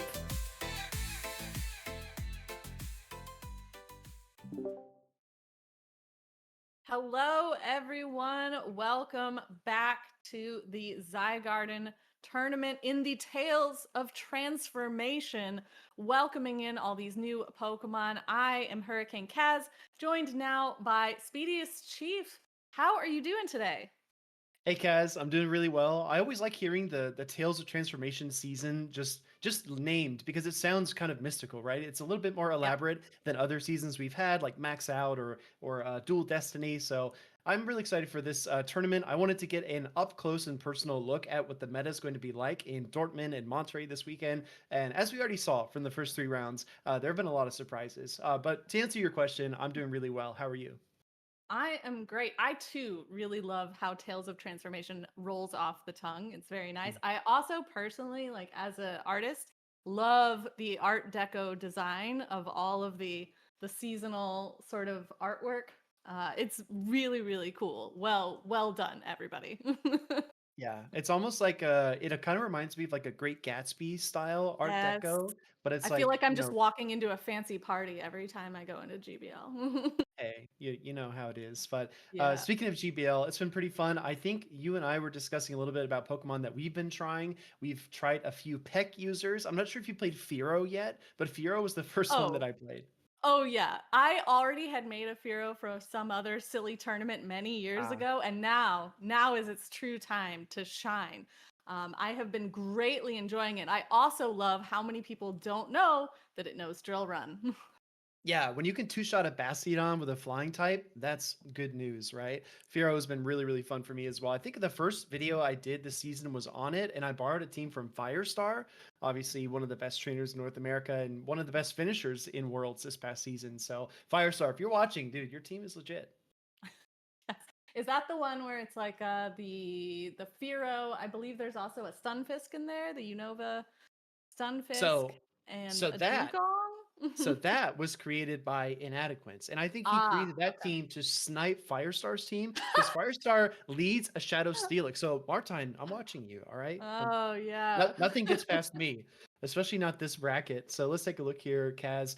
We've got a few Yes. 3-0s still in the tournament. I think the last series we just ended on, if I'm not mistaken, it was a 2-1, and I believe Emmy Weedle lost that one. It was really close, though. Yes, Emmy Weedle did lose to Kazim 33. And listen, if I'm gonna root for someone, it's gonna be another Kaz. So Ah, we gotta we gotta keep that energy going. He will be paired up against PvP David this round 4, though. So that is going to be a very tough matchup between two top tier trainers. Looking at some of these other matchups here, we do see Dud Muffin's going up against Regulus.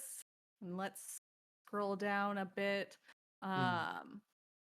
King OWT paired up against that's a lot of I's or a lot of I'm L's. I'm gonna I'm gonna be honest, Kaz. I'm gonna be frank with you. All right, I'm seeing a lot of names I don't recognize, and that's There honestly are.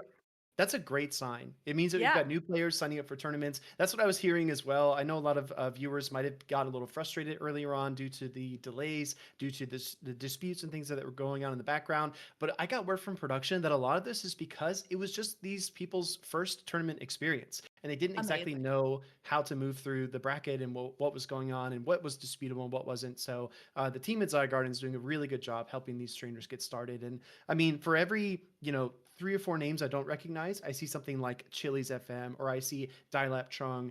I see trainers that I do recognize.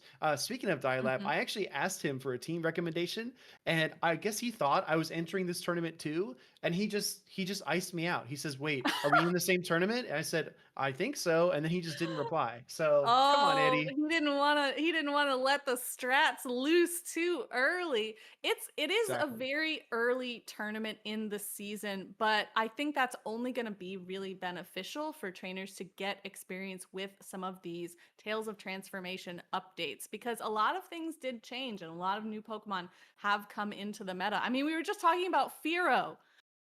When would Yeah. anybody have ever thought that that was going to be a Pokemon? I mean, always in my heart of hearts, I hoped, but but now Hey. here we are, and we also have a lot of other Pokemon that have gotten really great updates. Like Bastiodon actually has returned to a little bit of strength with that Smackdown buff. We have Charm getting slightly nerfed in its attack, but able to generate energy faster. So those Charmers still have quite a nice place in the meta. And we see a lot of things that break up that meta, like the Stunfisk, like the Steelix. Honestly, Kaz, you confuse me sometimes because you say, "Oh, there's so many good updates like Firo." I'm like, "Okay, I'm listening," and then you say, "And also Bastiodon." I'm like, "What?" You totally lost me there. It But no, does. Hey, it did get a change, right? We it do did. have It the did. return of the old SmackDown, which I think a lot of people wondered why it ever changed in the first place. So Yeah. if you weren't playing during that season, now you just never have experienced that part of our history. That's true. That's totally fair. Well, it looks like we have a couple of trainers that we are spotlighting. I think this is who we're going to get on stream next. Looks like Mhm. Existing Monkey taking on Jello Too Good. I was listening to Claudia and Adelion earlier talking Mhm. about Existing Monkey and not being familiar with their game, but apparently Existing Monkey knows what they're doing. So the teams we have: Galarian Moltres, Shadow Annihilate, Dedenne, Shadow Kanto Marowak, Dusclops, and Cradilly for Monkey. And then Jello is going to be rocking Azumarill, the tried and trusted Corviknight, Shadow for Alligator, Glycepod, Shadow Cantamarowak, and Steelix. So honestly, Kaz, when I look at these teams, I see so many Pokemon that are kind of like hangovers from the Mhm. last season. Do you agree with that? Definitely do. We've seen a lot of these Pokemon before. I would say, arguably, Corviknight has been seen in the meta, but now we're kind of seeing it in a different way now that it had the community day and got access to Air Cutter. So the move set that it's running now has actually changed very drastically from what we saw last season, where it was commonly running with the charged attacks of Sky Attack and perhaps Ironhead, maybe Payback, but Ironhead was Yeah. usually more common since it was a bit faster. But now that we have an actual bait move in that Air Cutter, Payback is back in full force. Mhm. And that is typically what we are seeing that Corviknight run. So I think that's like kind of the biggest change I see between these two teams. Golisopod, I don't think got a ton of spotlight in the last season, but it is still quite a strong Pokemon. There are a lot of reasons to avoid the bug typing right now. I think that a lot of the buffs for this season, not just Peck, but also like Flamethrower, Altaria, Mhm. Air Cutter, Corviknight, they were kind of like covert buffs to flying types, and I feel like Pokemon like Glycepod, like Araquanid, are really kind of cornered by those Pokemon rising in the meta. And then you have the electric types to meet it, so then you have two obstacles to a bug and water type. So seeing the Glycepod here is really tricky. But to me, Corviknight is kind of like the awkward kid at the high school dance who didn't really get along, didn't really get a date. Then they went off to college and they got faster, they got Air Cutter, they got stronger, and everyone's like, "Oh, Corviknight, I see what They you got came going back on with." wearing a beret, and Yep. it's just Hey, like they've if got that's a what you're whole into. other attitude on life now. Um, that is three water types actually on Jello Too Good's side. Yeah. So I think that that's actually going to have a tough time up against a team that has both that Cradilly and the Dedenne. Well, we have Yeah. to see if that Cradilly is running the Bullet Seed or the Acid. Acid seems to be a little more popular now, but even if that's the case, that doesn't put it in a terrible spot against those water types. The only one that it's going to, I think, struggle a little extra with is that Shadow Marowak. Yeah, agreed. I think you nailed it. Seeing the water types and also the Corviknight as well. I mean, you've got 4 out of 6 weak to electric if you are a Jello Too Good. So we can kind of take that and then take the next logical step and say, well, we might see like a water lead with the double grounds in the back from Jello for game Mhm. number 1. Maybe we do see the Glycepod lead, and then there's a Steelix safe swap, which production. That's correct. Production actually just pointed out to me is non-shadow, which is kind of an interesting flex. We assume it's going to be on Dragon Tail as well, so it's going to have some interesting kind of dynamic play with that newly upgraded fast attack. It's not going to be Mhm. as good against something like Galarian Moltres, but it'll generate energy a lot faster. Exactly. And it'll be interesting. Most of the Steelix I've seen are running that Dragon Tail along with Breaking Swipe and Earthquake. So again, Yeah. Steelix is another Pokemon that has slightly shifted its moveset to adapt to this Tales of Transformation season. We are getting word that one of our trainers is locked in, so we are almost ready to get down to the battlefield. I do think you're right in that there's got to be at least one ground type coming from Jello to Good. We'll For have to sure. see if it's one or both. But that Marowak, I do think, is a really strong, flexible contender because it has pretty good coverage for the rest of the team as well. Steelix is kind of Yeah. in a tough position with the move, like with the move set that it might choose to run. So Marowak feels a little more flexible. I think so as well. Then the big counter pick to that would be like the Galarian Moltres, right? If you lead Shadow Kanto Marowak, you come into a Galarian Moltres, it's a little bit tricky. We could even see the arrow battle approach with an ABA ground type strategy here. Maybe Marowak in the lead, a water type wedge in the middle, and then your Steelix as the third Pokemon. But let's see what we got here. Getting locked in. I think our trainers are ready to go. We've got teams on screen as well. If there's more than one water type here, Kaz, I might short circuit. It's true. We don't know exactly what is coming onto the field just yet, but I think we have our personal caster bets already set. We Yeah. know there's going to be at least one ground type. We know there will probably be one water type. Odds are good, but Yeah. we will have to see which one it is. And it looks like we have a little bit of an error with our sending mechanics. So we're going to have to get those trainers to resend, which means we have more time to speculate what we are going to see on the field. And one thing I do want to also point out, the great thing about the Zygarden website is that you can actually show off those shinies. The sprites do come across as shiny, but here we are on the battlefield. We have Galarian Moltres against that Golisopod, a really tough matchup for Jello to good here. For everyone who watched the World Championship Finals, having a Fury Cutter Golisopod would have been massive for Potoman in that situation, but unfortunately he did have the Shadow Claw. This is good for Jello because he does have the Fury Cutter, and even shields, this Golisopod should come out on top. That is a really good point, but we do see the first shield coming up from Jello to protect against this fly from the Galarian Moltres, already in the yellow and ahead on energy, but a quick swap to the Dusclops, much more neutral in this situation against Golisopod, and doesn't even sweat this Aqua Jet coming across. This is really kind of like a Baker's decision of who you're going to pick to send out. And we do see the Steelix come out. It's actually a Thunderfang Steelix as well, which I really expected it to be Dragon Tail. Two, that's the move that seems to have gotten the update, and it puts on a lot more pressure, but this Thunderfang is doing a lot of great neutral damage against the Dusclops, who is already at another Shadow Punch, but Steelix is another fairly bulky Pokemon that doesn't really need to worry about that punch too much. Exactly. Ice Punch would have been super effective damage, of course, due to the ground typing. But in comes the 45-second switch timer, changing things up here, allowing the Cradilly to swap in and soak this crunch.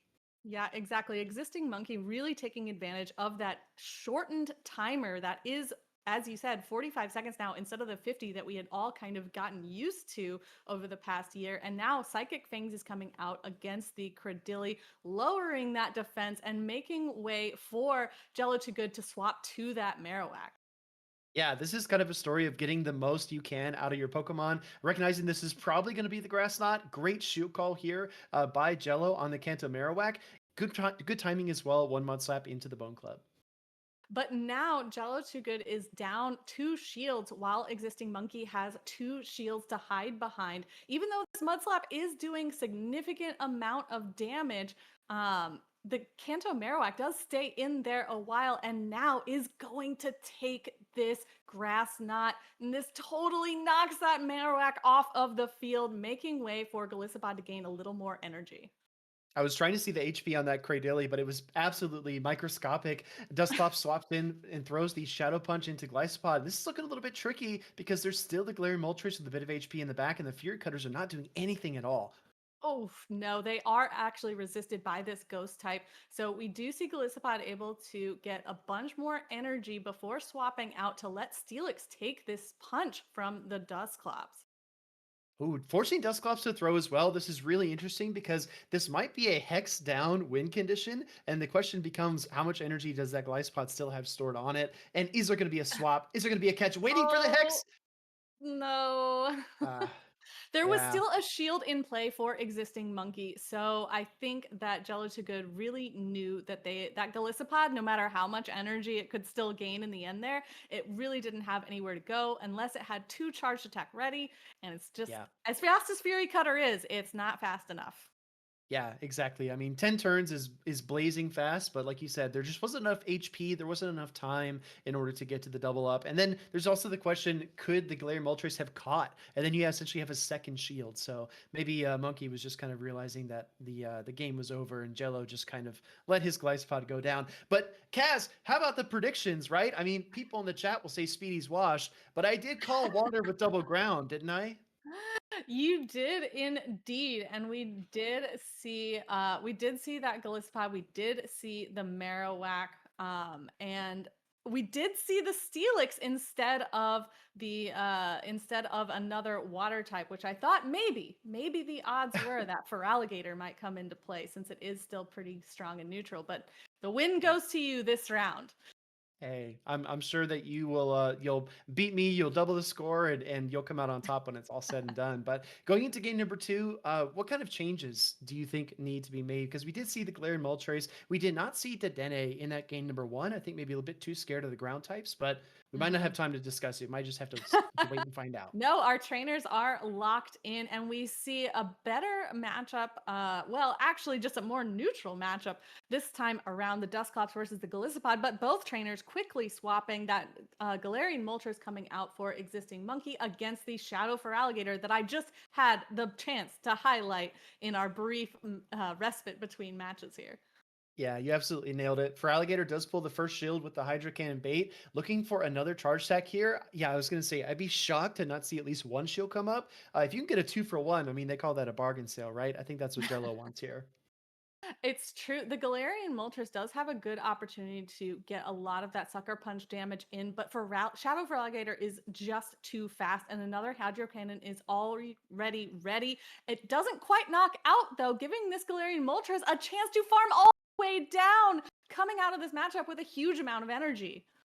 This is, I mean, it looked a little bit surprising at first, but actually getting some extra energy on the Steelix might be a smart idea. Even though you soak the Brave Bird here, you get at least one Thunder Fang. Now, counter swaps going back and forth, and we were right back to where we started with Dusclops versus Glycepod. Exactly. This is a weird matchup, if I must say so myself, because Dusclops is resisting those Fury Cutters, but those Aqua Jets are reached fairly quickly, and they do a pretty significant amount of damage, even to that tanky Dusclops. And Golisopod can handle the moves back from Dusclops quite well. Yeah, Fury Cutter's looking more like paper cuts here against that bulky Ghost type. Great timing as well on the Fury Cutter in the Aqua Jet throw by Jello. Shadow Punch is going to take, I think, the final shit of the game, and this makes things a bit interesting. Actually, there is one shield left on the side of Existing Monkey. Doesn't choose to use it here to protect this Dusclops. Once again, it is a bulky Pokemon. Can tank this Aqua Jet coming out with just a little bit of health, but Steelix come in trying to snipe down, and unfortunately, Existing Monkey just played a little too fast and close to the vest and comes out Yeah. of that matchup the winner.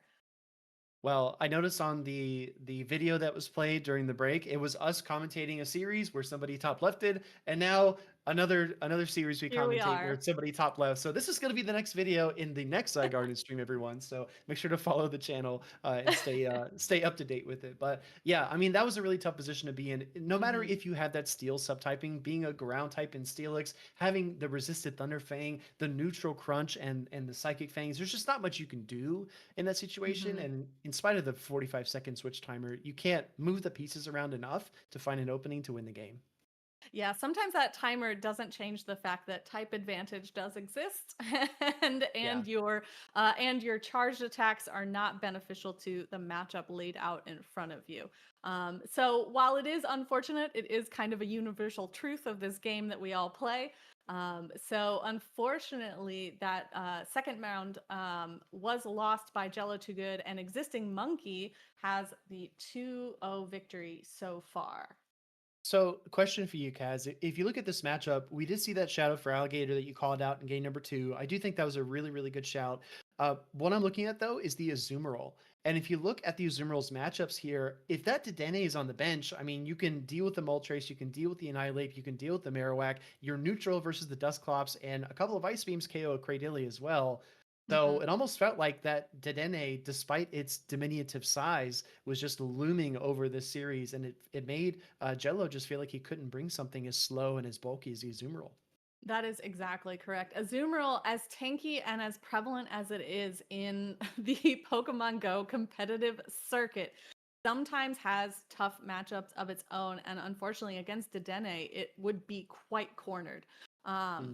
So it's interesting that Dedenne never actually came out, but the threat of it is what kept Jello to Good feeling forced to bring those ground types, Hmm. which I think Existing Monkey took really good advantage of in their lineups. They didn't even need Dedenne. They knew what they were forcing their True. opponent to do, and played it out really well.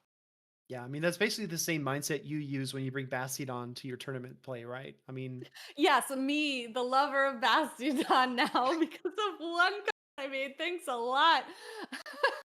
hey, chat doesn't forget. I'm sure somebody clipped it, so that It's true. now It's true. it's immortalized at this point. Yeah. Everyone's gonna say, I thought Kaz loves birds, but apparently she also loves Bastiodon, so it cancels the other one out. But yes, some of these updates, it's really interesting to me to see how Pokemon that weren't necessarily changed actually Hmm. come into the meta in different ways. For Azumarill sure. is still present as ever, and I think it has a lot of really great threats, particularly against the Flyers, since it has access to that Ice Beam. Yeah, exactly. There's a phrase I forget exactly who said it. If you're watching, please forgive me, but the phrase "roll compression" it just defines Azumarill so well. Being a water and fairy type, two of the most prominent types in all of competitive Pokemon Go throughout the seasons, right? Even as far back as 2018 and 2019, with early days of PvP, the water and fairy types have both been significant in no matter what the meta is, no matter what the moveset updates are. And when you have a Pokemon that's that bulky and can do so many different things, Azumarill is just that good, and a lot of people were hating on it. Didn't think it was going to do very well. I remember our casters at Worlds were picking, I don't know, Tinkaton or Dedenne or whatever, Mm-hmm. and I just kept telling him, don't forget about the OG fairy in Azumarill. And if I'm not mistaken, I think Jeff had it in fourth or Yes. fifth place overall, or third place Yes. overall. That Yeah, is so. correct. So yeah, that's one thing to always look out for when the season changes is not just using all the fancy new Pokemon, although I do Mhm. love doing that. But to also look at things that didn't change that might be Yeah. even better. I have seen quite a bit of Azumarill in the Go Battle League, so it is here to stay for sure. Exactly. There's one Pokemon, and you know what? I'm not even afraid to mention it at this point. There's one Pokemon that I think is going to be returning to prominence. I don't know if you agree. I want to get your hot take here, Kaz. All right, you got to Oh, be let's do honest. it. Let's get into it. Knee jerk reaction. I think that Lantern has much more play than people are currently giving it credit for. I listen, I haven't seen one yet, so I definitely think that you're correct in that people are not giving it enough credit. Yeah. I I'm an OG Lantern lover. Like Water Gun Lantern in the early seasons of GBL that was available to us, I think was really strong. And I appreciate the fact that it is a electric type that can actually do a significant amount of damage to the ground types. So yeah, you're all sleeping on Lantern, and I think that we're all gonna come to regret it soon. Especially me, since again, I love the Flyers, and those are And the the ones that I've Bastiodon. been season so far. So if you run into me, I think you might have a little bit of an idea what to expect. I'm trying to keep a straight face while Anna in production is just spamming the funniest messages. And I'm like kind of reading it out of the corner of my eye and then trying to be focused on the stream. But yeah, I agree. I think that Lantern, I mean, it beats Jello's entire team. There's not a single Hmm. Pokemon on Jello's team that just straight up handles Lantern, right? I know we're lingering on this Yeah. matchup a little bit, but I just got to bring it up. It's true, but it does depend a lot on the move set that you choose to go with. Water Gun is Yeah. going to put you in a better position against the ground types, but it might actually weaken some of Lantern's strongest matchups against the Flyers because it's not doing that super effective electric type damage with the fast attack of Spark. So that's Mhm. something I really enjoy about the Show 6 format in particular that we see here in the grassroots format and that we see in the competitive circuit is that we do have a variety of these attacks, and there is a lot of strategy into building your team around supporting each Pokemon supporting the other. So if you use a water gun lantern, it might change the other team members that you need to bring in order to support those weaknesses and strengths of that one Pokemon that you want to be your star. Honestly, chat, clip it, ship it. That was perfect advice when it comes to team building. I guess we'll do a bracket check in as we kind of wait Yes. for the next few players to finish up. PvP David versus Kazim. I think that was going to be a really, really hype pair as well. Two of, Mhm. I would say, like Europe's best up and comers. And we see another Lantern on David's team as well. It's true, we do. Alongside that lantern, we do have some other standards that we've seen from the previous season: that Galarian Moltres, that Shadow Kanto Marowak, the Shadow Scizor, Galarian Corsola, and the Credilli. All had really strong play in the previous season of the championship series.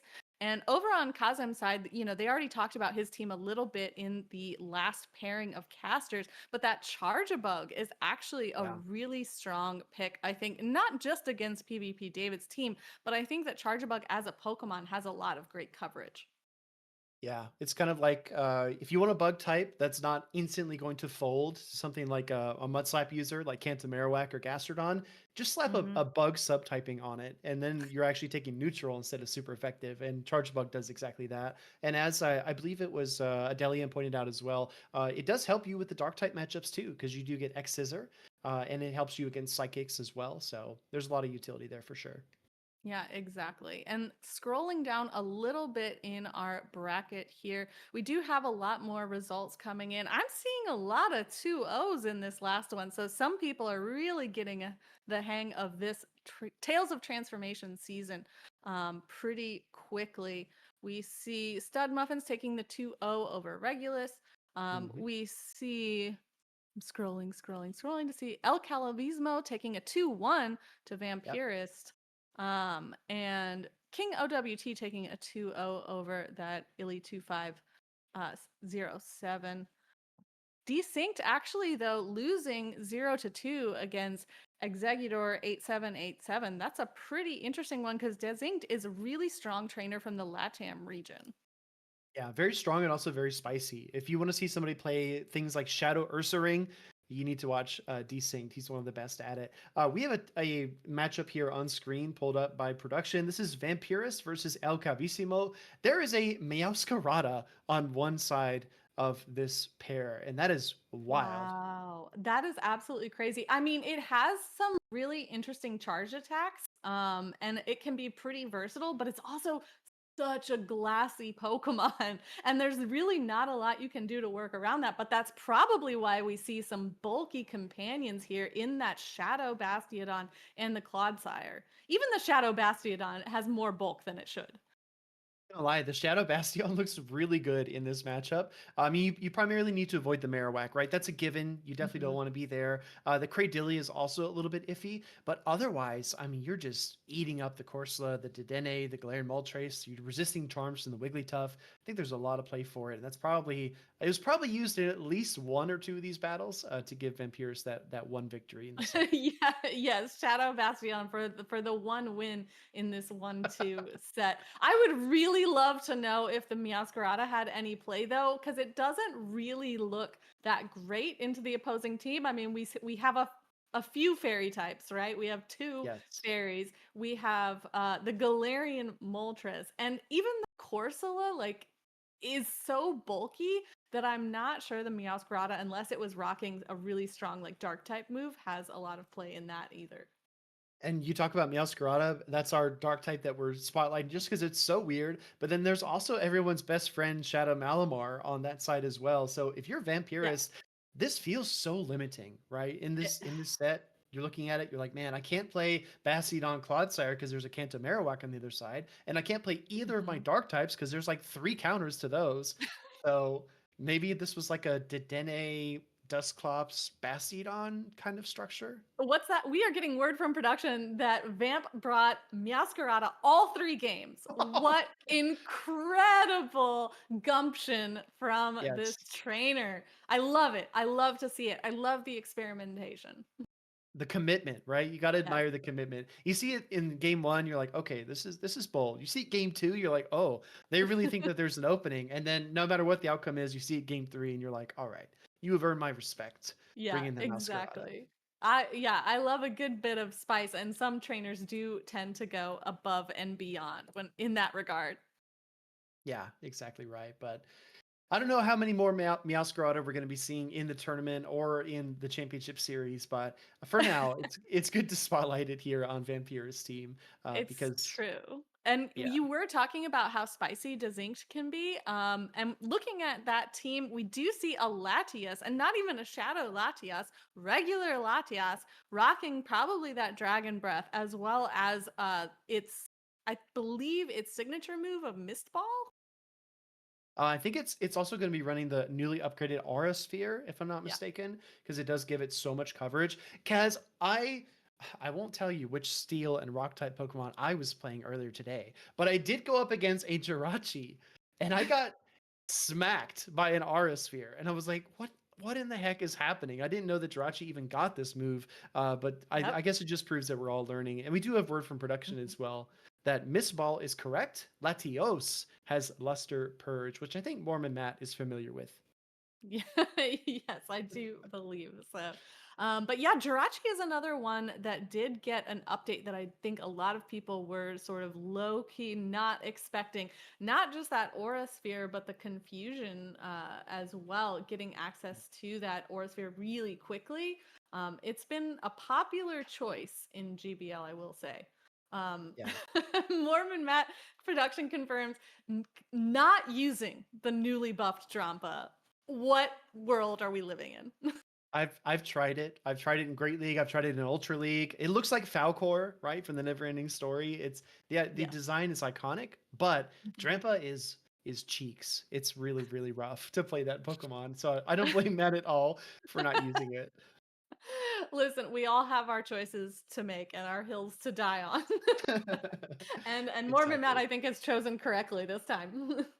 I think that Trevenant, just one last point I want to make about this comp here. I think that Trevenant is also a sleeper pick in the current meta. Yes, there are a couple of normal types. You Mhm. have to avoid your Furrets, your Diggersby, your occasional Dunsparce. But outside of that, the occurrence of dark types, particularly Shadow Drapion or Mandibuzz, has dropped Mhm. off a lot. And if you're looking for something that shreds through a Dusclops, can beat water types, and has Shadow Ball that hits just for neutral against a lot of things, Trevenant isn't bad, and I think it could come back into the fold. Yeah, Seed Bomb is another move that got just a little bit of a shift, and I think that that has helped out Trevenant a lot. The Some of its biggest counters, I would say, have been moved out of the meta, but we do have some new ones coming in. I mean, all those flyers that we've been talking Sure. about are definitely not good. But Trevenant, while glassy, is a Pokemon that has been known to have good flexibility and ability to fight back against some of its counters. In the meta. And there are some other really interesting grass types that I've like seen around the GBL circuit. I will say I have seen way too many Shadow Torterras for my liking.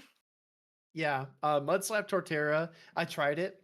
It's just that grass and ground is such a awful. I mean, downright putrid defensive typing. You're weak to so many things, and Mhm. additionally, being a shadow means that things can get really rough really fast. When a Hydro Cannon from Shadow Swampert does like 80% damage to your Shadow Torterra, that's bad news. All right, that's just not a good place to be. Shame on you, Shame. shame on Yeah. your What family. what kind of grass type are you supposed to be, right? But I've seen Exactly. I've seen some folks running Mud Slap with Frenzy Plant and Stone Mhm. Edge. I think that's a recommended move set on PvPoke. I've also seen Sand Tomb just because dropping the user's defense and then Mud Slapping through is just super, super oppressive. But Mhm. I think Torterra is definitely like the side grade of Mud Slappers right now. You probably got like Shadow Kanto Marowak way up at the top, S Oh tier. yeah. Then you've got Gastrodon, which is still very sturdy, and I have seen some Water Pulse techs with that as well. And then somewhere lagging behind those two, you've got the turtle. And Shadow of Terra, awesome design. One of my favorite designs. It looks like Yes. the world turtle, I believe it's what it's Yes. called. It's so Mhm. sick, but I just wish it was a little better. Yeah, I know. That's one of my favorite designs from Generation 4, the Sinnoh region as well. you hit the nose right on the head. The world turtle, like the idea that you can have this whole ecosystem on its back, I was like, this is the coolest Pokemon. So But sick. also Empoleon is very cool. So it's For me, I know that you. Okay, I'm putting two and two together. It kind of is like a penguin, so I can see Mhm. why your affinity for bird Pokemon is shining through here. Honestly, Kaz, hot take from me. You didn't ask for it, but you're gonna get it anyway. I Oh, think here it goes. Empoleon's a fraud. No! Yep. Oh, how could you? I'm Yep. wounded. Too many weaknesses, right? You're weak to fighting, you're weak to ground, you're weak to electric. You don't hold up well against grass either. I was frenzy planting Empoleons in my sets last night. I mean, it doesn't hang, right? Metal Sound is good, the pacing is really solid, but I feel like there's Mhm. just too many obstacles to that Pokemon succeeding. So that's going to be something that's real hot right now, but then in a month or two, it's going to be like back of the pack. I am really interested to see if and how it performs in the Play Pokemon series of this new season. Because again, Show 6 is a very different format from GBL. And not only that, but we see a lot of people experimenting right now in GBL, here in this Yeah. tournament, trying to suss out what the key players are. And Empoleon is a really strong pick for a lot of people. I myself have used it and I've seen it a ton in GBL. And I do think that the coverage is really good because you have Drill Peck for those fighters. Hydro Cannon hits electric types really well. So even if you get stuck in those bad matchups, you do have coverage. So I'm going to push back on you a little bit. I think Empoleon is a really strong pick, and I think it's going to be here to stay for a little while. Yeah. I mean, fair points, right? I do think that the community day charge attacks are just way overpowered. They're super, super strong. For me, Empoleon is tough to team build around. I almost feel like you Mhm. have to put it with a dragon type. I've seen like Empoleon Gudra. I've seen Empoleon Dragonite with Thunder Punch. I don't know how you team build around it, but I feel like having the weaknesses to electric, to ground, to fighting, you have to have something that beats all three of those pretty soundly, you know? It's true. You do need to make sure that you can fend off those electric types.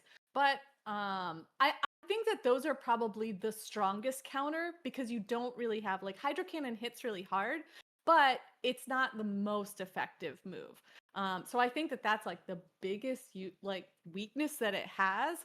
Fighters, it actually I think does a little bit better now against because of the quick access to Drill Peck from that metal sound. And we are getting word from production. Empoleon was the 8th Pokemon in usage today, but it's But not actually appearing on some of our top winning teams. So that could give you an indication that Empoleon might show up, but will it actually perform? We'll have to actually wait and see.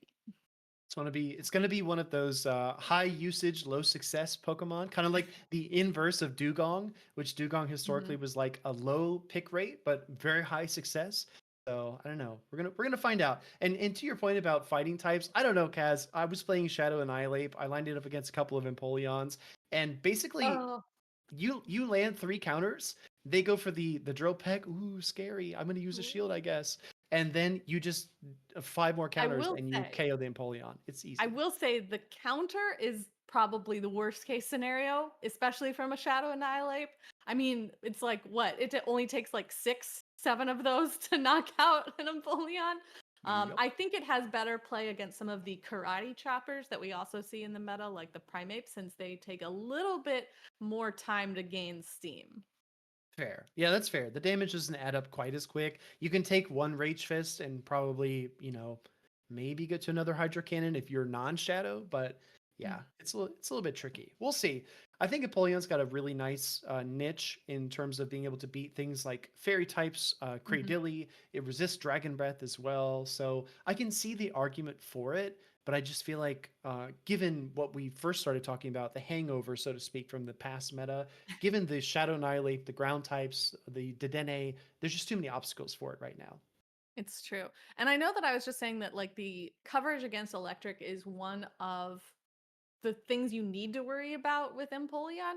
But actually, a pairing that I've really liked is Empoleon with the newly buffed Togekiss.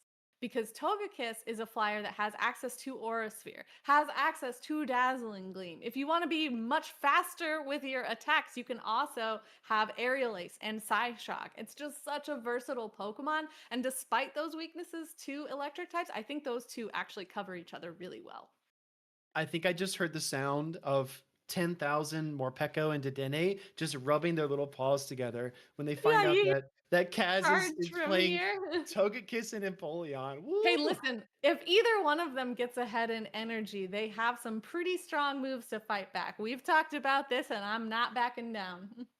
Fair, fair. Well, we have a couple of new teams on screen as well. This is something I kind of gassed up before Worlds and Anaheim, but I think now I probably it would make a lot more sense to talk about it. Is the Shadow Kanto Ninetales because Ember Mm. we've seen it buffed on Charizard. That's what everyone's talking about right now. That's like all the rage. Ember Shadow Zard is ludicrous, but I think that Kanto Ninetales is also pretty interesting.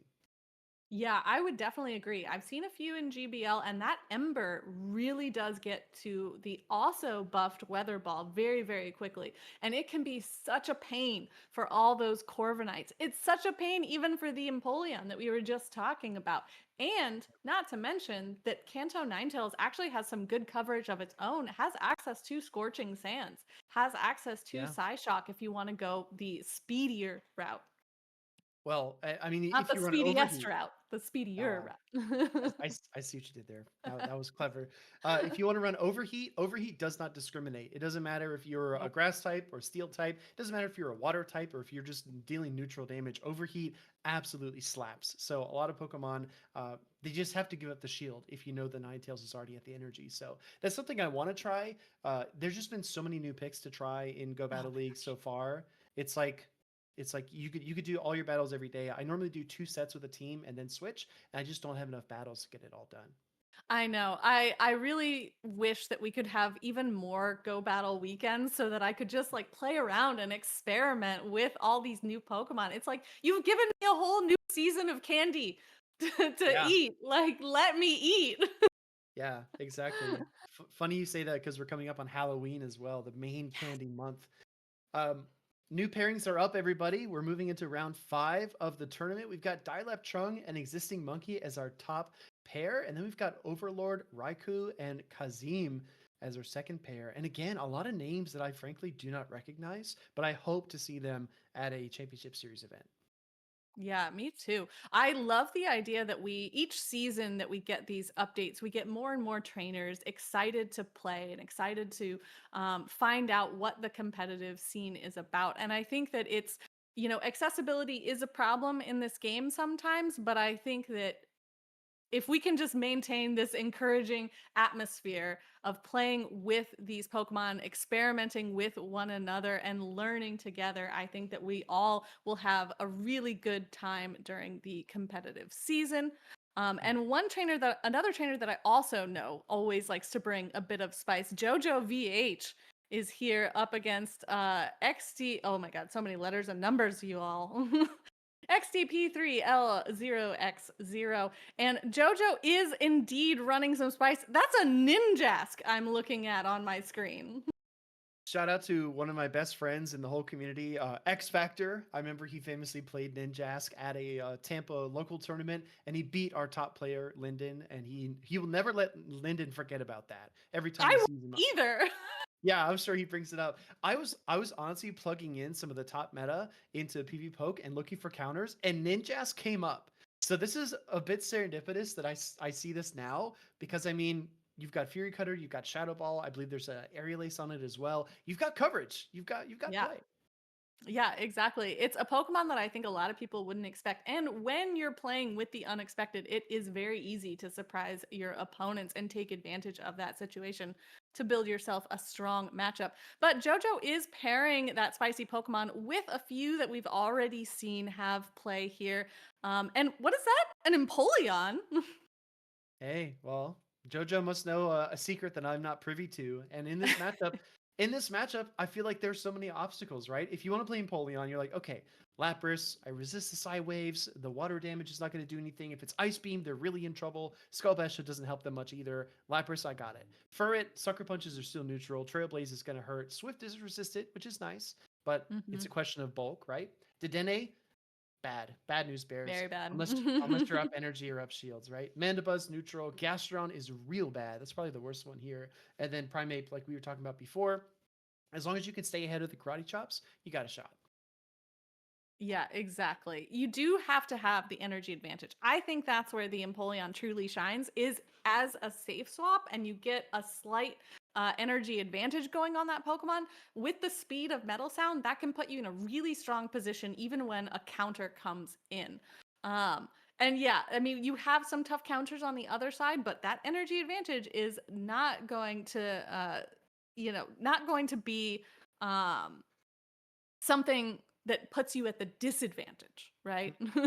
Yeah, no, I think you nailed it. And so many people will try a Pokemon, or they will steal a team and they'll try to see if they can make it work, and things just don't go their way. It's because there are these nuances, right? Getting one or two Mhm. Metal Sounds ahead could make all the difference. For example, I was playing, like we talked about before, I was playing some Fearow, and I noticed that even if they switched in something like a Stunfisk or another ground type or another electric type, if I could get 2 or 3 pecks before the swap, the drill pecks commanded shields back in return. So Mhm. knowing those little nuances and not just leading your Empoleon every time and expecting it to win one-on-one, mono e mono equal energy, or leaving it in the back where it might be exposed to a counter, I think that those nuances are super important. Yeah. The team over there on behalf of XD does look a little bit more like what we saw last season. We don't see a lot of like updated Pokemon here. Lapras had quite a few tournament wins under its belt. Dedenne definitely shining out there, as well as Furret and the Primeape we saw quite a bit of, although we don't see any shadows actually over there on the side of XD. Non-shadow Primeape is something that I think is a little bit more rare. Yeah, and when you see that, the first instinct is always going to be, oh, if it's non-shadow, it's close combat. But I've seen actually in some tournaments recently this week, some players are running the non-shadow with Ice Punch. Maybe there's some matchups where you need to survive just a little bit longer to get to a second Ice Punch, or to bait the Rage Fist and then land that decisive Ice Punch. Hard to say. These trainers are looking at the Sims probably all day and all night. But I think the matchup we are going to feature on stream next is going to be Beardy versus SS Thorn. I've heard a lot of hype about SS Thorn. It's true. I have as well a pretty strong trainer, I believe, from Canada, Yes, not that's mistaken. correct. And SS Thorn is rocking that shadow. Malamar, our friend, Yeah, Malabar, our and best friend. Azumarill, Gastrodon, Galarian Moltres, Credilli, and a Shadow Steelix this time versus Beardy with the Shadow Kanto Marowak, the Corviknight, Shadow Annihilate, Credilli, Dedenne, and Furret. I know some people might be thinking, oh, Kaz and Speedy are having like a psychosis-induced vamp session here That about is what is Malamar happening. being our best friend. But honestly, if you look at all the promotional material that Pokemon's been putting out on socials, there's a lot of rumors. There's a lot of rumors, chat, that Malamar might be the next Mega that gets announced. So that would be awesome. I really hope that's the case. But for now, he's just our best pal, Malamar. Yes, mon ami, Malamar. And I have been pretty excited to see all these new megas. I am one who plays those main series games and really enjoys kind of seeing these new designs for Pokemon that we're familiar with. But unfortunately, we don't get to make use of those megas in this game, Pokemon Go. Maybe True. one day. Maybe Well, one day. well, unless Mega Master League actually goes through this season, because that would be Fingers that'd be crossed. pretty sweet. Fingers Yeah. crossed. Fingers crossed. Fingers crossed, because I was one of those people who was very excited for that and a little let down that I didn't actually get to play any of these megas that I've been building up my levels with. I Yeah. have my alarm set. I've been diligent. Reward me, Pokemon Yeah, Go. me too. Me too. I do it every week on Wednesday. No matter if it's the level 2 or the level 1. I figure 7 days is fine. I'll get there no matter what. So I do it, once a week. All my Mega Evolutions. Everyone should do it as well. It's really good for farming, especially if you need the candies for PvP. Question for you though, Kaz. Yeah. This might throw you off. I'm not sure if you're ready for this one. Oh no. Okay. I'm comfy. I'm good. I'm ready. Would you say that you are personally biased towards Malamar because it has a beak, like birds? No. Listen, No, I have whoa, had that this was a quick discussion. answer. It just because it has a beak, a bird does not make. It's bird adjacent. And it's being pointed out by production that Malamar does, in fact, learn that newly buffed Peck, but unfortunately, it still lacks a few key characteristics of my favorite avian companions. Mm, okay, fair. Yeah, I to be candid, I haven't seen a bird with tentacles ever. That would be like a Lovecraftian Cthulhu abomination, but Don't listen to us, Pokemon. Please don't make that a thing. whatever. It's not something I really want to see day to day. Yeah, whatever notes you're writing, just erase them. Just start Yeah, over. just take that all back. I'm happy with the way Malamar is. I'm happy with my friend Malamar, and I'm happy with my Flyers, and the two need not mix.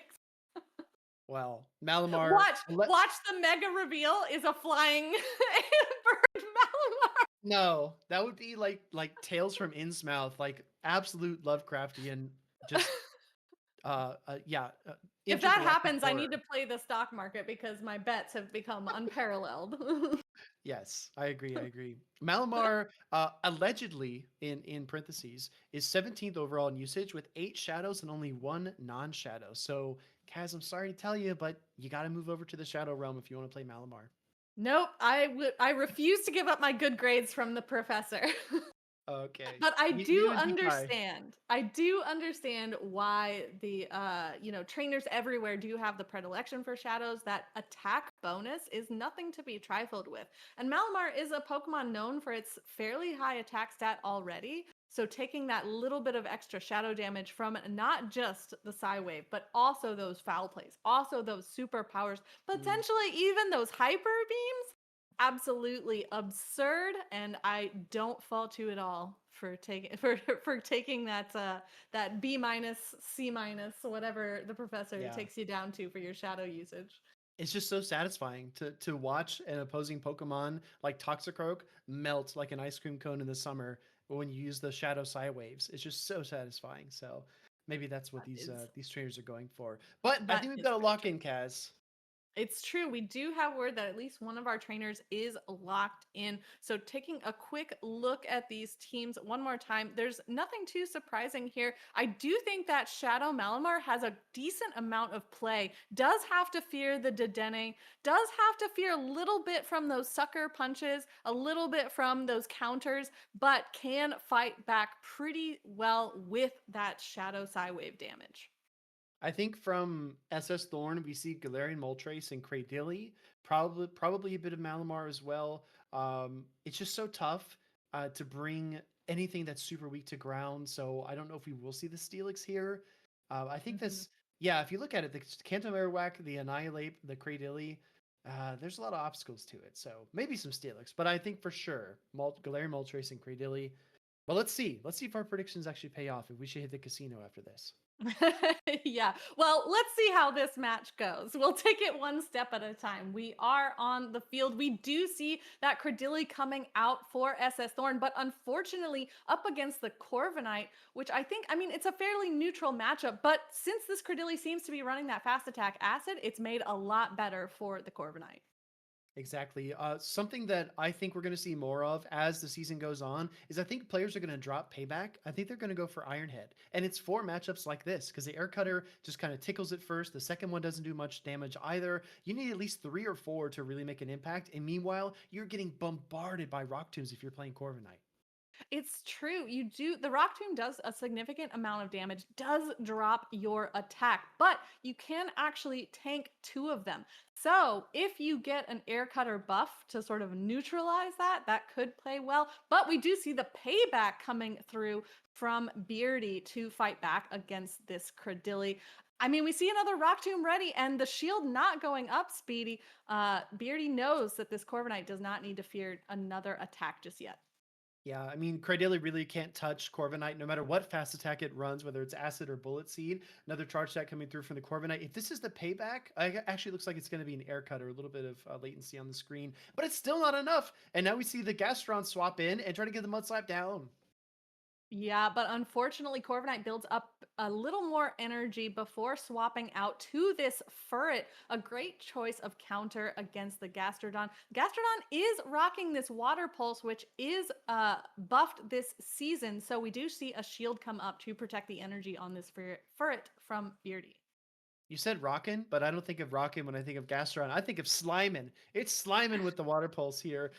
This is an insane bait as well to throw the Swift, get the shield on the charge attack priority. Do we get a call on the other side as well? Beardy popping off here with the bait and then the bait call back to back.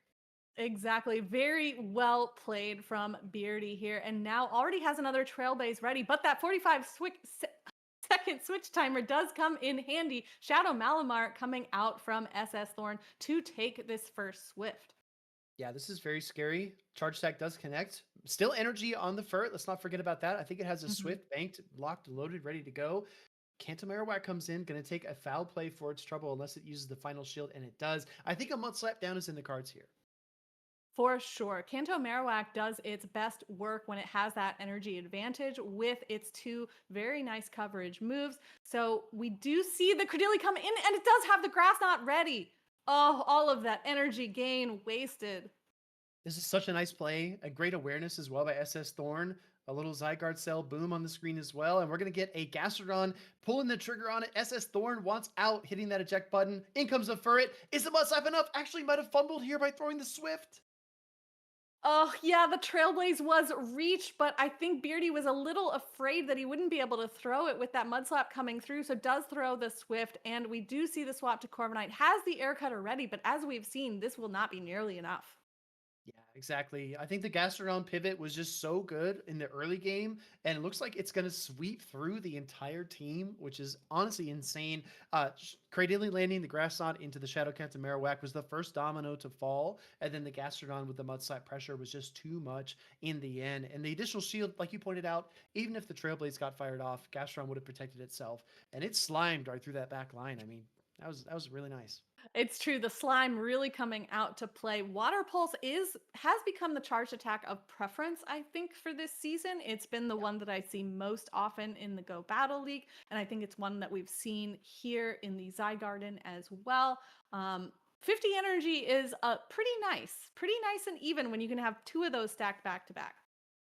Yeah, when you look at the count cards, I always visit Yanko Jean's page on X, formerly known as Twitter, and you look at the count cards and you see that Water Pulse is 5 Mud Slaps every time, 15 turns, no matter what. And then you look at Earth Power being 6/5. You're like, oh, maybe that one Mud Slap will make a big difference when you're working with margins that are just this small. But going into game number 2, I've really felt like SS Thorn's ability to be patient in that Cradilli versus Corviknight lead, chip it down, throw the Rock Tombs, and then get that slight energy lead on the Gastrodon was the key. Is there anything that Beardy can do to kind of prevent something similar from happening in game number 2? I mean, we saw Beardy bring out the Furret, thinking that that was the more versatile counter, having access to Trailblaze for the potential Gastrodon, but having great coverage for the rest of the team as well. So it makes me wonder if we might see the opposing Cradilli from Beardy come out this time as well. I think Cradilli is a really good call. I think on either side, it's got an enormous amount of play. The Annihilate on Beardy's side, that is going to be the hardest answer, of course. But I mean, there are still obstacles to that. You're going to be dealing with the Psywaves and the Malamar, the potential Azumarill. The Gastrodon versus Annihilate matchup is also really competitive. And then if you have any kind of shield deficit, you're going to get annihilated by Galarian Moltres. So there's a lot of reasons not to do it. I think if we can cross off one thing for sure, and I stand by this, I said this before game number 1, I don't think we're going to see Shadow Steelix from Thorn. This is basically, to me, like a 5v6. Yeah, exactly. There's just really nowhere for it to go. I think against the opposing team, there are too many counters. Even Dedenne might have play against it if it is running those dragon type moves instead. So it's kind of a weird position to be in when you can't even fight off the electric type with your ground type. Right? But I do think, like you were saying, the Shadow Annihilate is a really high risk, high reward Pokemon. If you get it in the right matchup, it could be really, really strong. But unfortunately, it can be tough to make sure it gets there. Yeah, exactly. I feel like a lot of the best trainers, they lean into the flexibility of their teams more often than not. And when you see those hard calls, I always think back to the World Championships in 2022 with Dancing Rob leading the Alola Ninetales into Altaria. Or you think back to 23 with Axon versus Rubik's and you saw that Alolan Sandslash into the Altaria. I'm noticing a trend here. Or if you look at I think it was game 7 in the Grand Finals reset this year, with Beelzebub leading that Shadow Annihilate into Cradilly, bringing it for the first time the entire series. I feel like those moments are very rare. And if you rely on those moments, you rely on those hard calls time and time again, eventually the wheels kind of come off, right? And things kind of fall Mm-hmm. apart. I don't know if you watched Steve's latest video about his World Championships run, but Yes. he was playing a dangerous game, and he knew It's true. He really gambled, you know. it. Yeah. He really went all in when he was definitely bluffing. It felt like with those Pokemon, you're counting on being able to navigate the situation. But I think that with some more nuanced team building, a lot of trainers will try to manipulate that situation into happening.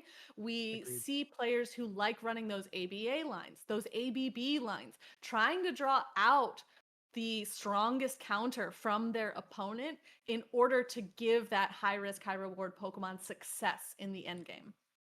Exactly. And knowing when to pivot and when to take the risk is also really, really important. If you do it in game number 1, or if you do it in game number 1 every single time, then you run the risk of becoming predictable. Or if you change it up at the wrong moment, things could fold. And I think Adelion and Claudia were talking about luck being a bit of a factor in some of these matchups. I do think there is a big element to that, because you do kind of run into this circular thinking where you say, okay, well, I'm going to run this, but they're probably going to run this in return. So I'm going to counter that. And then you take it one more step and you say, well, if they're countering what they think I'm going to do, then I'm just back to square one. So it's tricky. It's true. And that's why you do notice, like, if you watch a lot of the Play Pokemon series, if you do watch a lot of these grass tournaments, you start to see how these high level players manipulate their own lines, right? They are confident in themselves and their team building in order to kind of stay out of that circular logic that you were just talking about, because it's really Yeah. easy. I do that to myself a ton when doing these show 6, because you start to think like, well, if I think they're going to do this, then maybe I should do this, but then what if they don't, and then I'll be stuck with this, and it's Yeah. really Yeah. easy to start digging the hole deeper and deeper and deeper. Yeah, some of the best, most consistent trainers, especially in North America. I will say this: in North America, trainers like Elam or Out of Pocket, Dunebug, Rise, all 4 of those guys, they always play. It's so neutral that it's almost like nauseating how neutral they are, and it's because they minimize risk, and Hmm. they're just going to bring the same Pokemon over and over, whether it's Elam's Shadow Drappy and Azumarill duo that he patented and made so popular, or whatever it might be. They're going to bring those Pokemon over and over and over, and they're just going to play them better than you can. And that's really the skill expression, and where Yeah. things kind of come full stop. Because it doesn't matter if you try to hard counter them, they're just going to find those small bits of energy and those extra turns that they can, and eventually Hmm. they build a win condition.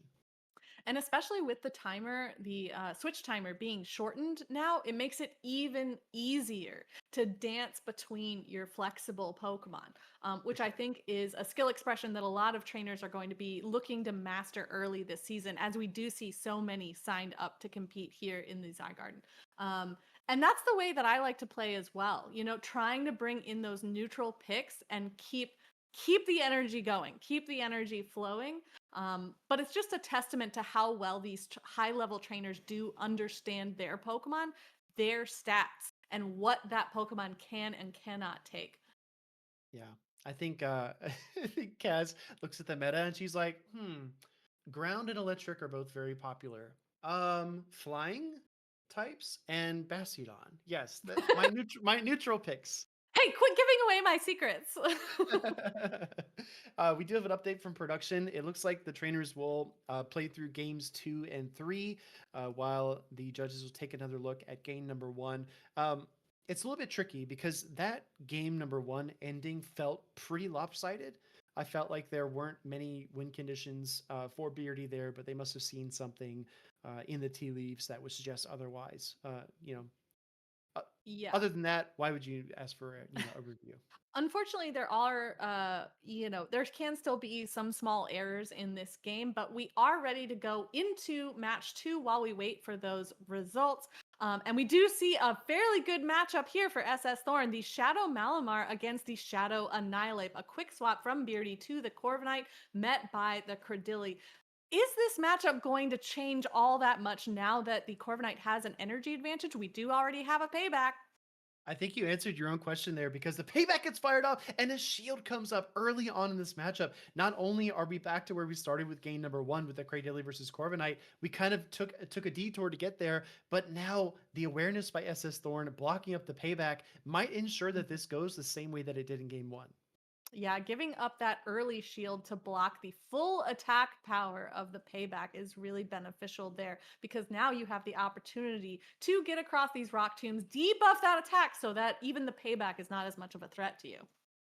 Swapping now into the Cradilly, met by the Gastrodon. This is such a bizarre backwards place to be. I didn't think we'd ever see this, to be honest. This is a really dangerous game that SS Thorn is playing, especially with that shield disadvantage. And we do see the shield going up here to protect the Gastrodon from that grass knot, overloading quite a bit on energy before throwing this first water pulse.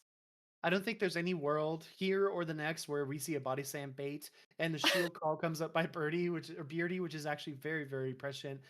More energy for the Cradilly. It's loaded up to the grass knot again, and we will see the body slam. Great counting by Beardy to know this is not the water pulse.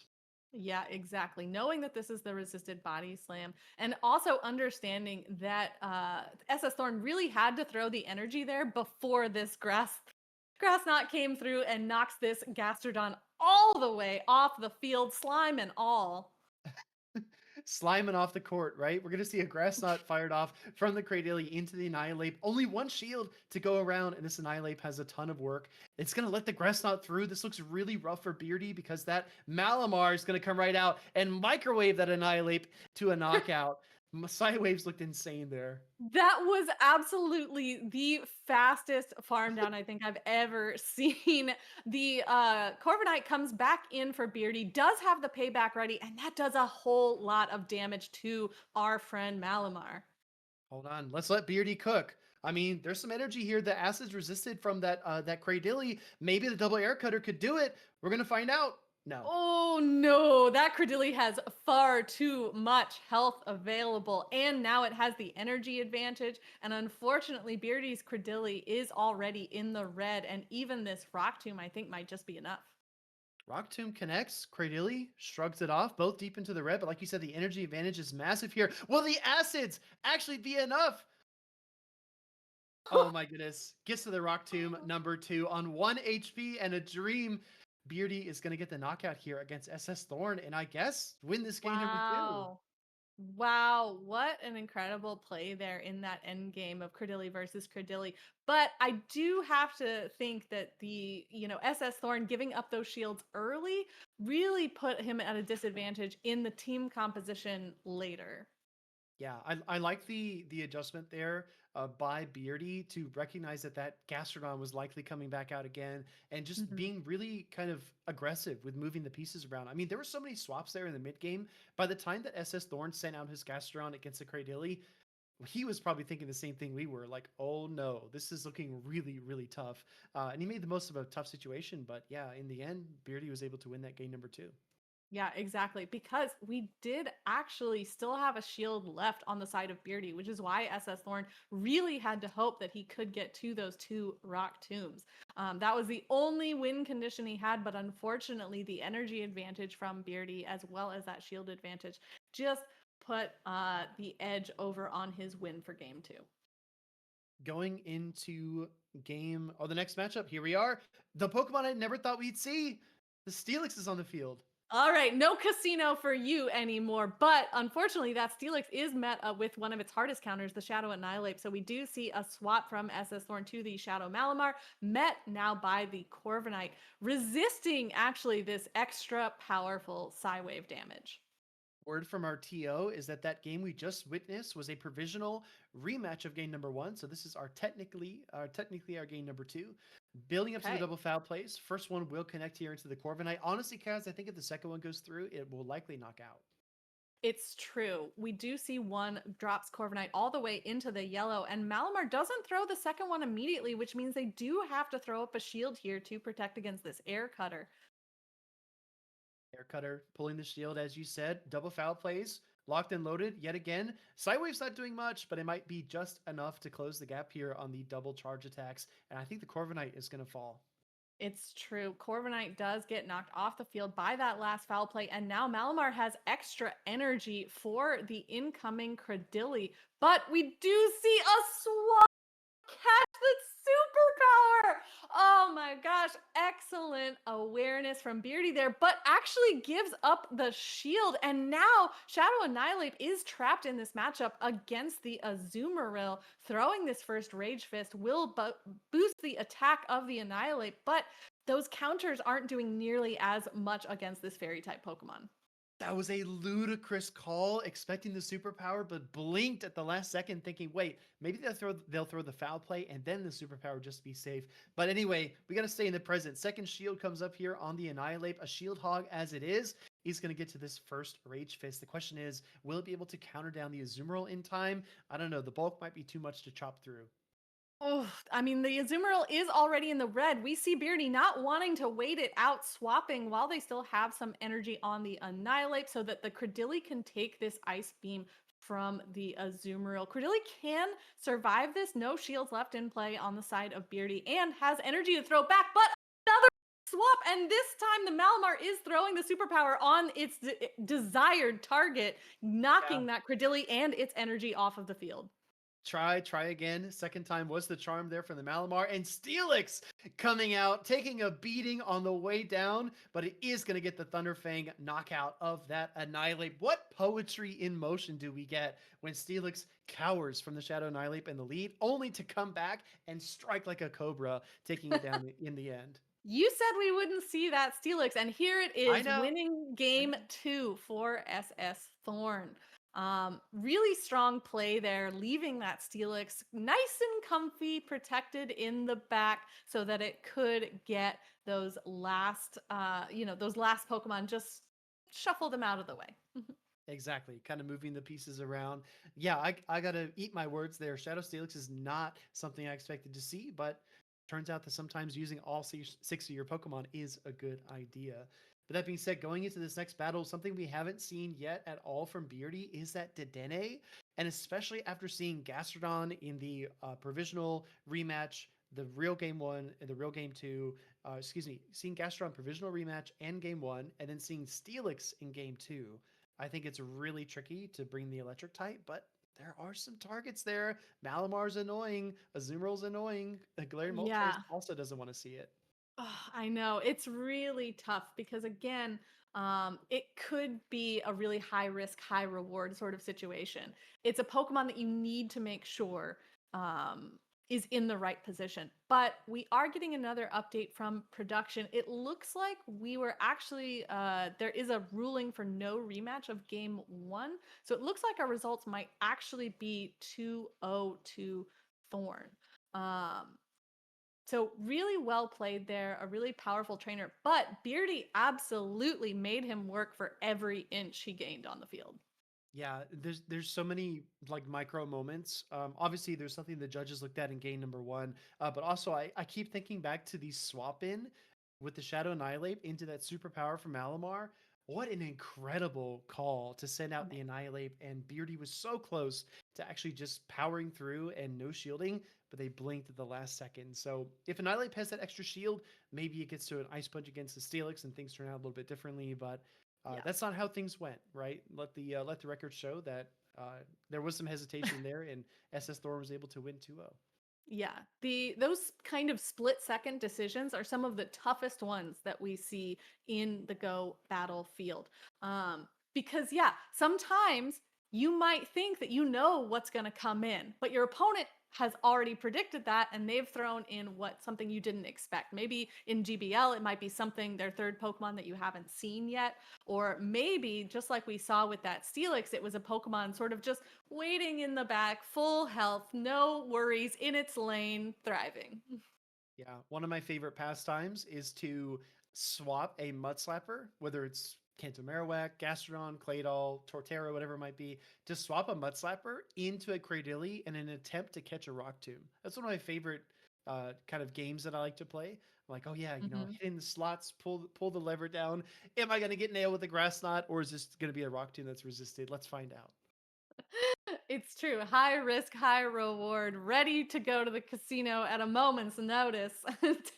And it's true. Catching moves that are double resisted from your opponent is one of the most satisfying things. You know, I have a penchant for the flyers, so catching ground type moves on a flying type Pokemon is just Oh yeah, delicious.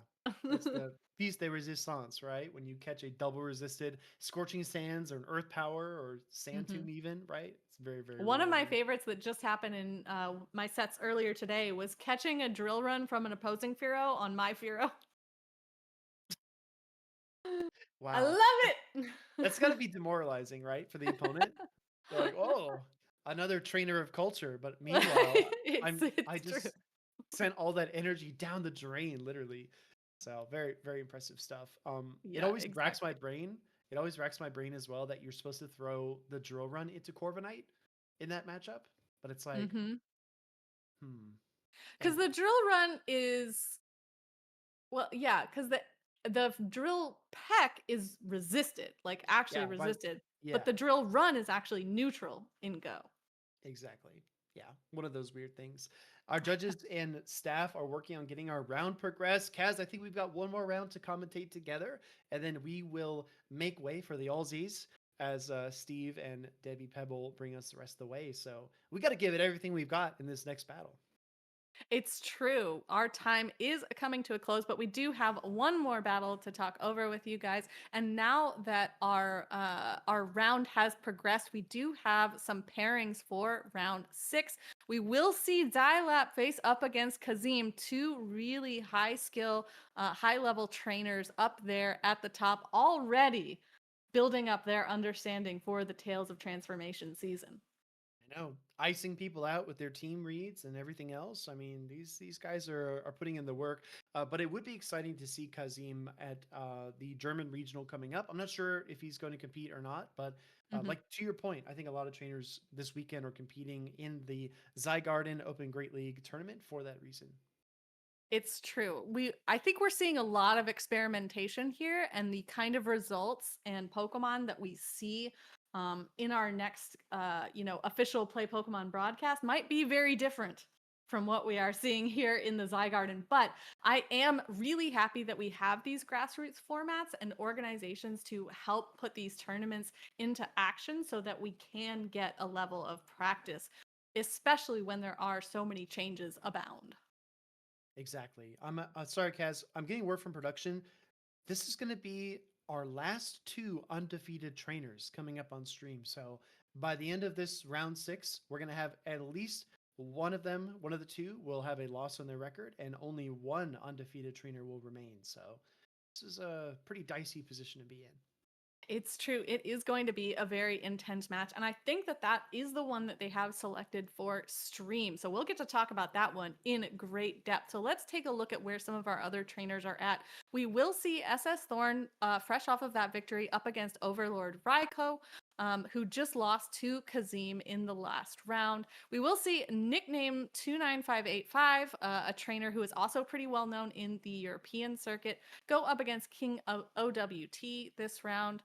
Uh, Existing Monkey now down against Stud Muffins for this round. Lots of great pairings to watch in this tournament still. That'll be good. I'm a huge Stud Muffins fan. I think that his composure on stage when he plays is just immaculate. Definitely very, very intimidating. And his Galarian Moltres play is really good. I would say it's not far behind trainers like Maxi and Beelzeboy. Very, very talented player. I wouldn't be surprised at all to see Galarian Moltres on his team. But that being said, I do think the website is still updating for round 6. We will have those pairings visible to us pretty soon. But some really exciting matches. I mean, nicknamed 29585. I'm a fan of his as well because he not only won a regional with Guzzlord, he also won one with Corviknight and basically beat all the fraud allegations for Corviknight single-handedly by winning that event. And no one has Yeah. been able to do it since. Oh, well, Corviknight is back with a vengeance in this Tales of Transformation season. I think we're going to see a lot more trainers trying to claim their fame with this bird. And we just saw it on screen, showing how powerful and how versatile it can be, even in, bad or neutral matchups. Yeah, I think Corviknight is a bulky Pokemon. It's very neutral. You can switch it in. You can let it tank charge moves. We've seen it eat Rock Tomb after Rock Tomb, no problem. Just chews up those rocks and spits them right out.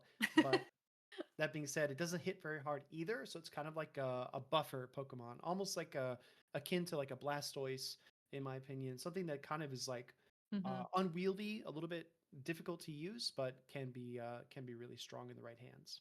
Yeah, it reminds me actually a lot of Azumarill, which we talked about earlier. Kind of a bulky, flexible pick that a lot of trainers will often throw in there to specifically to take damage, while dealing some back, but not necessarily always the super effective that you hope for. Yeah, you see something you don't want to see in the lead, you're like, you reach across the table, you're like, Corviknight, Quick, Corviknight, go, go, do or quick something. Azumarill. Yeah, Just yeah, quick. one Use other Ice one Beam. that yeah, one other one that I think a lot of people have been using to that same purpose this season is Galarian Corsola. Nice and Sure. bulky, pretty good, decent move set to give it nice coverage. It does get walled in a few situations, which is unfortunate, but there's really nothing in this game that doesn't run into those situations every now and again. Exactly. The big three that are kind of taking over the meta. We've seen this with all the Candle Cult practice tournaments, and I think we've seen them here in the Zygarden as well. The Shadow Kenta, Marowak, Galarian Corsola, and Cradily are the big three that are still very, very prominent and prevalent. We do have teams on screen here for Eddie taking on Kazim, and this is the top secret team that Eddie gatekept from me yesterday. So, Eddie, who's winning now? What do Apparently you for hear? good reason, because he's had great success with it. So, it probably wasn't just you. Literally everyone trying to chat to him about this tournament got iced out. I can almost Thanks. guarantee it. Thanks, Kaz. That means a lot. I'm sure you're right. I'm sure he didn't just ignore me. But anyways, he does have the Unova Stunfisk on his team, which I think is going to be really interesting, and a different electric Mhm. type on Kazim's side, which we have seen on the broadcast already with Charge-a-Bug. So, what do you think, Kaz? What's your read? That Stunvis can normally be a really good core breaker. I'm not entirely sure it has as much flexibility as you want it to against Kazim's team. It can be really strong against that Moltres, but it has a lot to worry about from the Charge-a-Bug, from the Cradily, from the Marowak. And even the Scissor and Corsola have some really nice neutral moves to throw at it. I mean, if Scissor can get all the way to that Trailblaze, it's lights out. That is rough for the pancake, right? So I agree with Hmm. you. I think Stunfisk is going to struggle a little bit here. So then you kind of look at the other pieces. You have the Shadow Primate, which, to be candid, I think looks really strong. Yes. It's a shield hog. It needs that protection, and if you can get a little bit ahead on karate chops, that's great. But you have to find windows to do that, and I think that some Hmm. of the best windows are going to be like Cradily, maybe Scizor if you're up on energy and it's pretty weak already. But Yeah. other than that, it's a little bit tricky. I think the Furret actually looks pretty strong for Dialab, pretty neutral.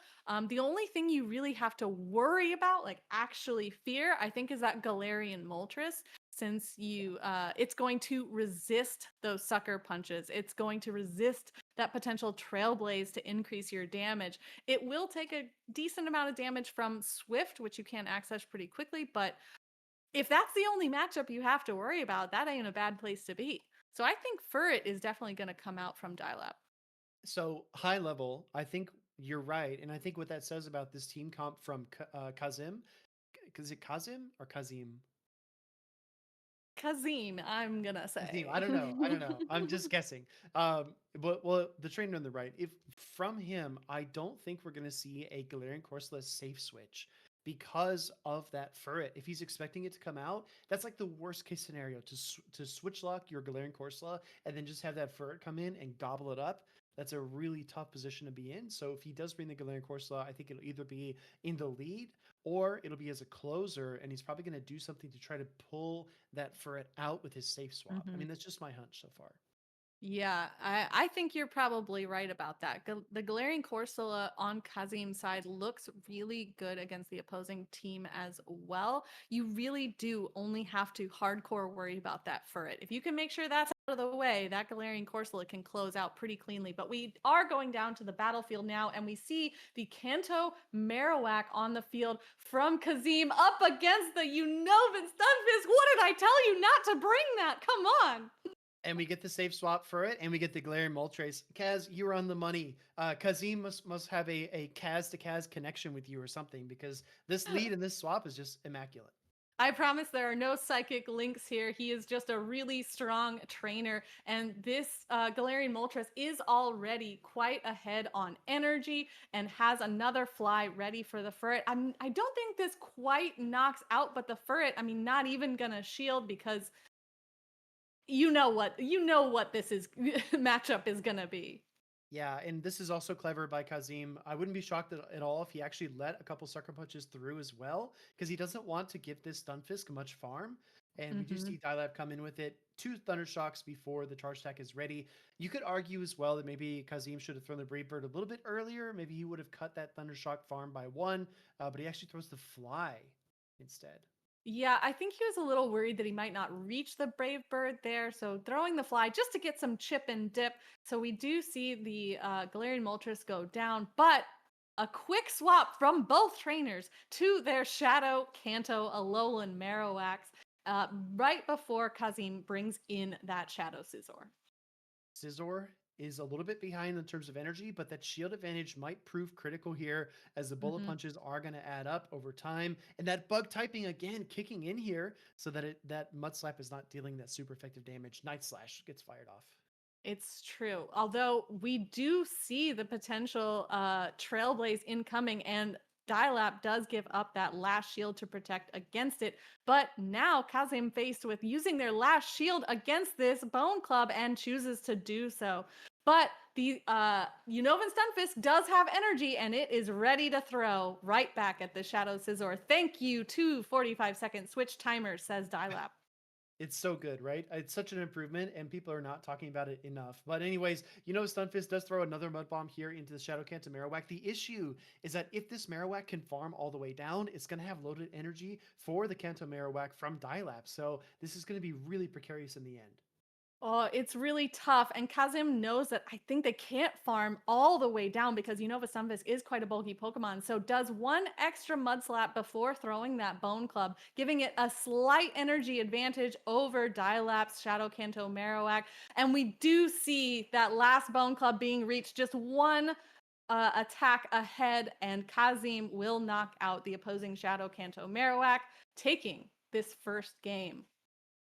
Just like Lincoln Park said, it starts with 1. And having that 1 extra Mud Slap was the key to winning that Shadow Kanto Marowak mirror matchup in the end. So perfect energy management there by Kazim. And honestly, Kaz, I mean, if you did have a psychic connection, you would deny it flat out anyway. So I don't know if chat really bought that. Going to game number 2, though. What do you expect to see? Because I think you're heating up here on these cards. I mean, Chasm made some really great predictions in that first game. So it kind of begs the question, how will Dialap adapt? I mean, and I think Kazim has shown that they're over the course of this tournament that they are pretty flexible trainer. So I think we might see that Galarian Corsola come in like you called. I think that if they can protect it from the Furret with that Moltres, potentially with that Shadow Scizor, then they might be in a good position for that Corsola to win.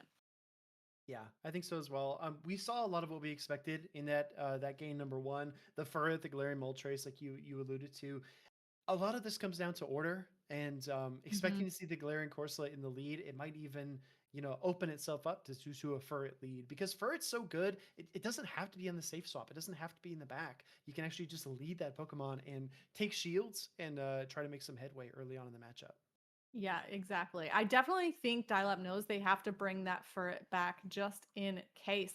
But what can they do to protect against the Galarian Moltres even better? We saw how Stunfisk was a little bit outplayed. We know they can't really bring their own Galarian Corsola. So I mean, do you rely on a shield-heavy Primeape to get you that damage against a not very bulky Pokemon? I think that's exactly what you do. And as I was looking at the list here, I was looking at Lapras. I was like, I don't really think so. I was looking at the Furret. We talked about the Galarian Corsola, but my eyes went straight to the Shadow Primeape, and I said, you know what? Maybe there is potential here. If you pair that Primeape, because it's such a charge attack oriented Pokemon, if you pair it with something with a lot of fast attack pressure, like the Kanto-Marowak, like the Furret, I do think you can find some openings. The big drawback in my mind is just that damage that something like a Scizor can do to a Pokemon like Primeape. So as long as Eddie can corner that Scizor, I think he's got a chance. Yeah, exactly. And we do see that Scizor coming onto the field against the Shadow Marowak. Dialab has brought the Shadow Marowak in the lead. Oh, it looks like we might have a little bit of a disconnect between our two trainers here. Quite a few attacks seem to have gone through there from Kazim before Dialab could respond. Yeah, I think Eddie missed a couple of mud slaps there. Let's see if it impacts the matchup, though. These trainers are going to play it out. Scizor is getting close to the knockout, but the Bone Club is ready to go. Shadow Cancer Marowak firing this off, taking that first shield from the Scizor. It's just actually going to set up that Primeape, though, Kaz. I mean, I'm looking at the HP. It might be too much. I mean, the Primeape now has the shield advantage, and you throw the Furret in here to take some of this damage from the Scizor and leaving shields for that Primeape, I think is the strategy you have to go with. I think you might have to let this Night Slash go. Yeah, I Mhm. think the Furt can barely hang on, and then fast swap to the Primeape, get one or two karate chops. Actually, simultaneously KOing. I'm very surprised by that.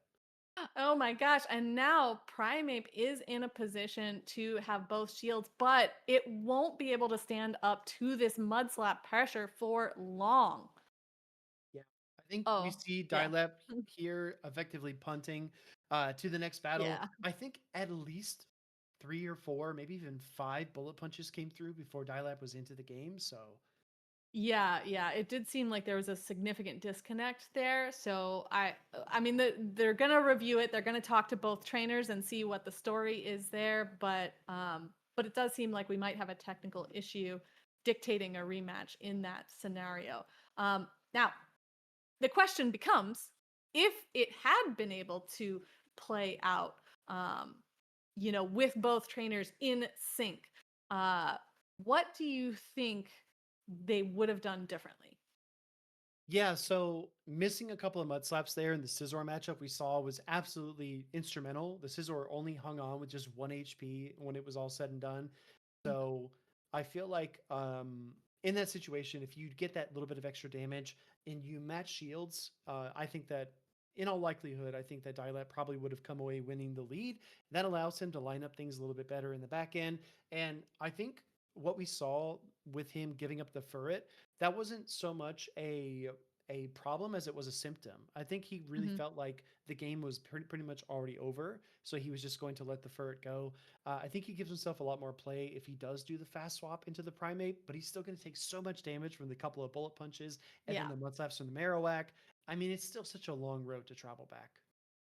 It's true. It's true. Especially when you have two shadows in the lead like that with significantly high attack, fast attacks.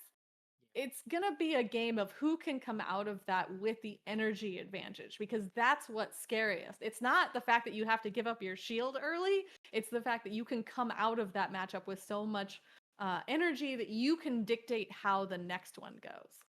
Exactly. Yeah, you can manage the pace and the flow of the battle, which I think is really an underrated kind of thing. And it's one of those nuances that you don't really pick up on unless you battle a lot, and you kind of get into this flow state. You say, "Oh, things are working.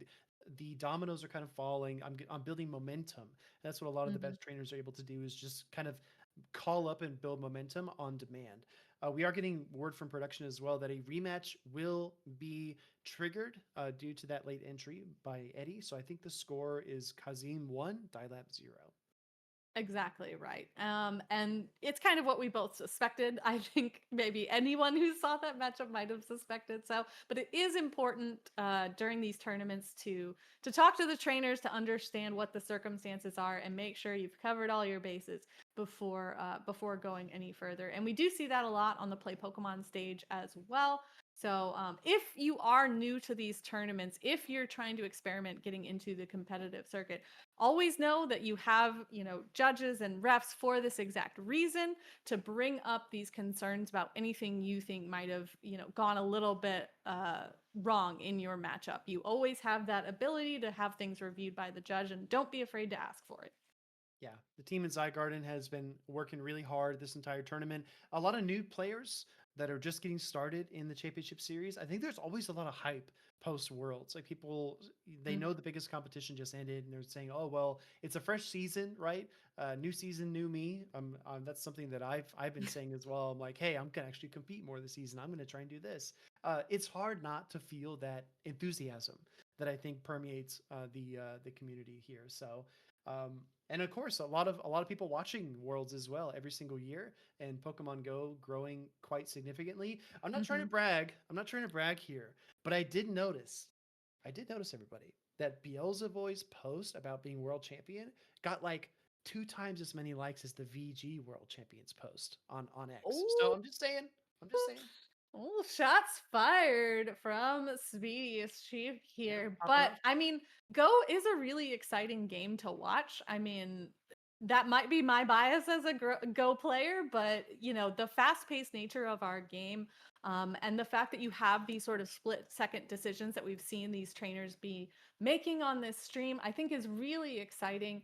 And Beelzebub was a really fun champion to watch, really showing his mastery of his team. I mean, we were talking earlier about how different players go about team building. And I think that Beelzebub is one of those high skill, high level trainers that really understood how each member of their team worked together. Exactly. And Beelzebub was in this tournament actually today. And if you followed along with his progress through the bracket, I think he had an early round 1 win, maybe round 2 win, but was actually beaten by a trainer that we don't actually see compete very often. So again, it just goes to show you, we always make these corny analogies like, oh, it could be you on the world stage next year. You really never know. Game number 2 getting fired up here. Kaz, we got a Stunfisk on the field. It's true. It's back and it's looking for that Galarian Moltres, but instead met by the Shadow Scizor there. So we do see some quick swaps from our trainers. The Shadow Primeape that we both called out coming out for Dilap Chung against the Shadow Kanto Marowak from Kazim. Bold call as well there, not really respecting the close combat potential from Dilap. Bone Club will draw the shield though, because a stiff breeze would knock out this Primeape at this point, and it looks like the second Rage Fist is locked and loaded, ready to go, and Kazi might be forced to give up a shield regardless here. It's true. Dial-Up has already given up the first one, so why not give one back? Protecting this energy, knowing that you might just be able to mud slap down, coming out with a Bone Club and just barely enough HP to throw it against whatever comes in. The decision to make, 2 ground types on the table, decides to go with the Shadow Kent Marowak here. It's going to take a Bone Club for his trouble, but that one Mud Slap energy lead might prove pivotal down the stretch. We know about the Scizor. We don't know the third Pokemon yet if we're playing as Dilap. So let's see what happens. Yeah, exactly. And I think that Kazim was counting on that, not showing their third Pokemon, hoping to draw out that Stunfisk once more so that the tanky Galarian Corsola can soak its damage. Instead, we have these 2 Shadow Pokemon playing it out on the field, a Bone Club being thrown and shielded by Kazim.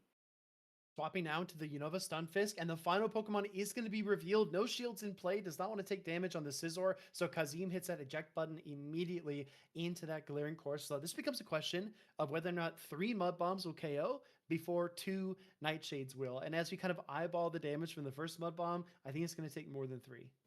Ooh, it is going to take quite a bit because unfortunately, I think Nightshade is just a little bit stronger of an attack. So we do see Kazim building up quite a bit of extra energy before throwing one. Man, that is just not enough damage there. No, you really wish you had more, right? Like a Mhm. slice of birthday cake at a party. You wish you had another one. We're gonna see a mud bomb get fired off here yet again by Dilap, but keep an eye on the switch timer because there might be an True. opportunity here for Dilap to catch. It's true. He does have another mud bomb loaded, and the Nightshade is caught by the Kanto Marowak from a Dialapchung. Amazing patience there as one extra Astonish was thrown, and we do have a mud bomb loaded. But unfortunately, we'll need two of those to knock out not just this Galarian Corsola, but also the Scizor that's waiting in the back. Dialab might be singing along with the Bee Gees because he's staying alive. Gets to the mud bomb here against that Shadow Scizor, and I believe this will be enough to pick up the knockout in spite of the bug typing. That steel typing betrays it here as Scizor faints, and Dialab wins by a hair in that game number 2. That Unova Stunfisk, sorry, is quite tanky and does take those bullet punches and able to throw that mud bomb just before the Shadow Scizor could fight back. Good patience there on the part of Dialap and good planning. Telling you, it's like you order a triple stack of pancakes at IHOP. It's like it looked good on the menu, but it's too much to get through when it's all said and done. And that's going to be a 1-1 tied up series here for Dialab and Kazim. Again, one of North America's best trainers, former regional champion, taking on Kazim, also one of Europe's best trainers.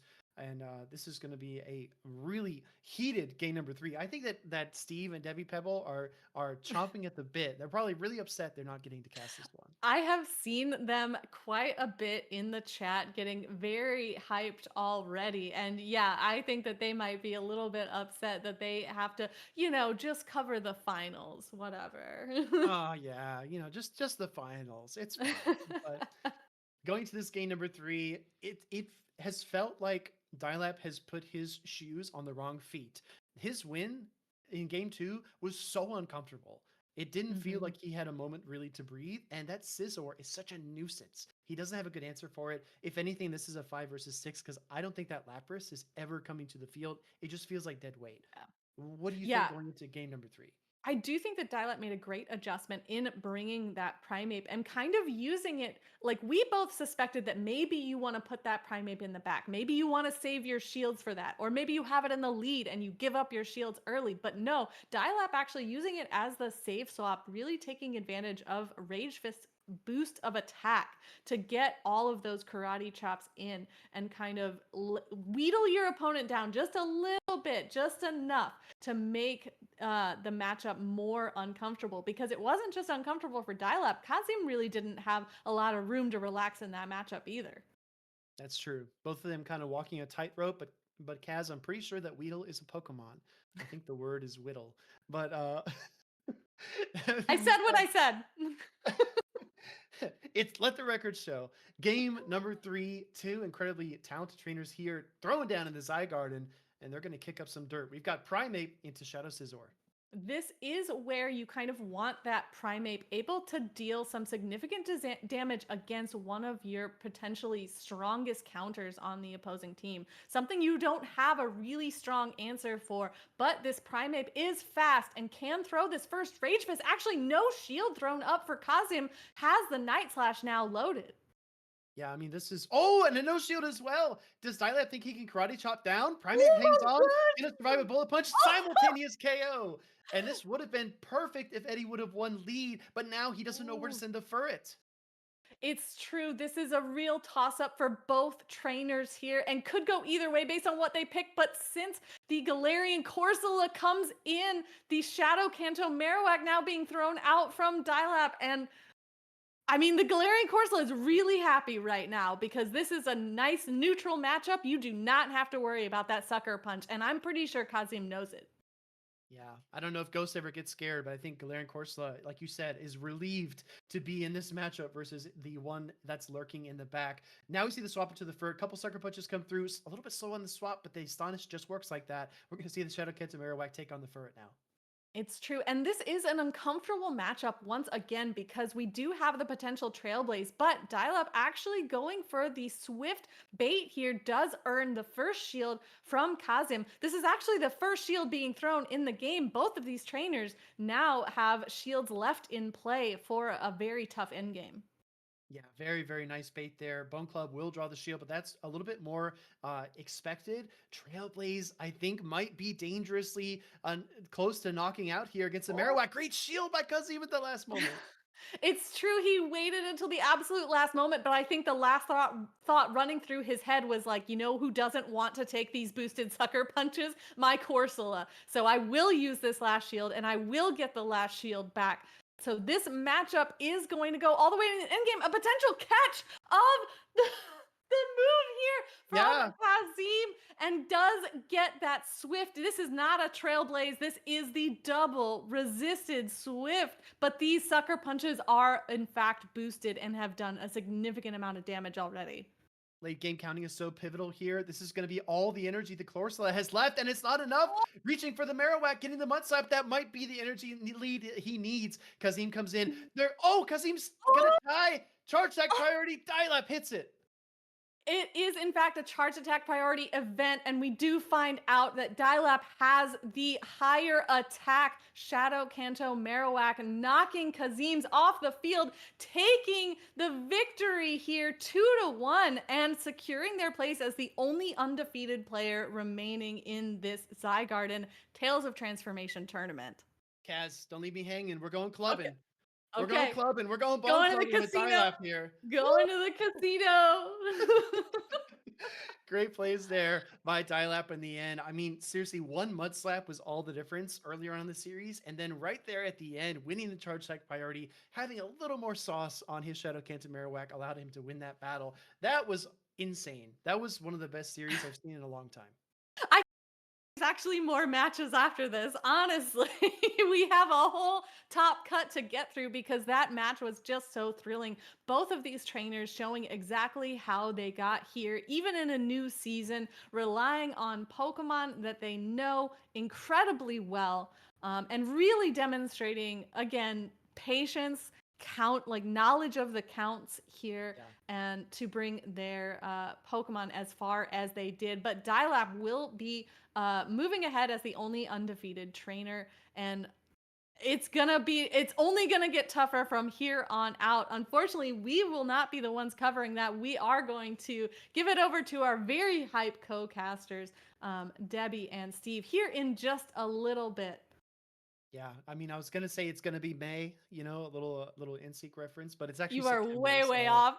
yeah, I'm a few months behind on that. I just really appreciate the nuance there of Dialap with his Furret against a Galarian Corsa. If I could just rewind mentally a few moments, the Corsa through the Nightshade, Furret hung on, and for a normal type Pokemon that's double resisting the Ghost type attacks, it might have been so tempting for him to stay in and throw the sucker punches, get the farm down, and then try to make do with what energy he had. But the awareness to swap in his Kanto Marowak, Mud Slap down the Corsola, that allowed him to charge type priority tie Kazim. If he doesn't make the swap, if he doesn't throw the Mud Slap, he's a Mud Slap behind and he probably loses that game. So it really came down to the wire. And I just wanted to emphasize again, the precision from Eddie there was remarkable. Well, it was a trick that we saw from Kazim too, getting that one extra Mud Slap and able to, maneuver to that charge attack just one move faster, really put Kazim in a good position in an earlier game. So Dialap, I think, took notes and said, you know what, whatever you can do, I can do better, and actually use that same move in the end game there. Like you said, incredible awareness, really great knowledge of their Pokemon there, and the timer as well. That 45-second switch timer is definitely showing its strengths here in the Zygarden. It's so clean. It's so fresh. I do think that the reduction in the one turn lag upon entry has been a real breath of fresh air, but also the 45-second switch timer. We talked about this earlier on. A lot of people might be sleeping on this. Maybe they don't think it's that big of a deal, but I feel it. I see it in all these matches. It's your switch is just there a little bit faster than it used to be. And I don't know. I've noticed it in my own gameplay. I'm able to switch out. I'm able to move the pieces around. All those times I wish I could have swapped and caught, now it's a reality. So I think it's a great change, and I hope that it stays that way for a long time. Yeah, and it's definitely getting a really nice highlight here in this grassroots tournament. We do have, I believe, one more round to go in this tournament before we get to our top cut. So we will have to see how Dialap adjusts to their next pairing and if they can maintain that streak that they have been going hot on. I feel like somebody turned the lights off on Kaz, but we might get a look here at the usage graphic so we can see which Pokemon are the most popular. This will help a lot of trainers that want to build their own teams, maybe compete in the Zygarden, create a profile. It's free, doesn't cost you anything, and it's super fast and super easy. But anyway, if you want to compete here or at the Championship Series, these are the tools of the trade, especially for this tournament. For all the Shadow Charizard hype, Kaz, I have not seen one since we've been casting at least. I haven't seen one in casting. I haven't seen one in Go Battle League. I don't know where it is or what kind of update they thought that they were giving it, but apparently it is not speaking to speaking to its competition as well as a lot of people might have thought. We do see that it had a fairly high usage in this tournament, 18% of trainers bringing that on their team, and of that 18% of Charizard, 81% of those are Shadow. Yeah, Shadows is like the overwhelming favorite here. But we might have to start printing Charizard's photo on milk cartons and passing them out because we don't know where it is. It's apparently in the usage chart, but it hasn't been on the stream. So we're waiting for a bold Shadow Charizard trainer to climb the ranks and show us what it's really made of. Empoleon, neck and neck with Corviknight usage. That's honestly surprising to me, but I still stand by my earlier statement. I think it's all hype. And when the dust settles, Empoleon is going to fall down. Well, it still warms my my little avian heart to see three birds in a row right there. The Galarian Moltres, the Corviknight, and the Empoleon all right next to one another. 'Tis the season of my bird friends. So even if Empoleon doesn't really stay there on the top, I know there are other birds ready to take on the mantle. Yeah, well, if it's got wings, then Kaz is a fan of it, I guess. So It's it true. looks like that the big three we talked about before. As we wrap up our discussion about the usage, the big three, the Cradilly, Shadow Kenta Marowak, and Galarian Corsola remain at the top. Azumarill is like a blanket. It's like a safety vest. You just wear it when you're not sure what to do next. And we do Nice see and coming in cozy. fourth. Very cozy, extremely cozy. But yeah, this is pretty much what I've come to expect. And just a little bit of nuance here. The Air Cutter Corviknight will not be eligible for Monterey and Frankfurt. So if True. you are building a team and you want to try some new Pokemon, you cannot bring that one for that tournament. But if you're in Pittsburgh, you can bring it. And I think it's going to be pretty strong. I would have to agree. And I can't wait to see how many trainers utilize it in this season with some of its updated attacks now that it has had that special community day. And if you did miss that community day, remember that we do have December where we will feature all the community day Pokemon that have been featured throughout the year. So even if you missed out, you still have more chances to catch up on that Corviknight before you go to potentially your first Play Pokemon tournament. So hang in there, I believe. That's a great shout. And speaking to events, I do think we've had kind of like a back-to-back shadow event. We had the shadow Mm-hmm. takeover during Worlds, and now we're getting another one this month. So for people like me, and this is a true story. I don't think I've told people this yet. For people like me who got a Giratina that goes to 1461, and I was so salty that it was so bad, I didn't even TM frustration off of it. This is like a second chance, right? And maybe it's useful even if its combat power is the ugliest thing I've ever seen. It's true. If you still have some lingering rocket radars, there is still that chance. Meanwhile, me being the gremlin that I am, I have already purified my Giratina, so Yeah. Well, I'm not gonna let you near my Hundo Shadow Mewtwo. I'll never let you near it because that one is staying Shadow forever. It's true. It's true. But with this usage, we do see quite a few new Pokemon from this Tales of Transformation season, but we do see a lot of old favorites as well. And I think it just goes to show like a lot of trainers really will go with what they feel most comfortable with. And when you've played in the competitive circuit as regularly as some of these trainers do, you know your Pokemon really well, and sticking with them proves to be a really solid key to success as well. Yeah, a lot of our damage calcs are mental, right? You kind of eyeball the damage and you kind of know what your Pokemon can take. And Mhm. even if you don't know these shield scenarios like explicitly, you have a good feel for them after you play those Pokemon quite a bit. So Kaz is exactly right.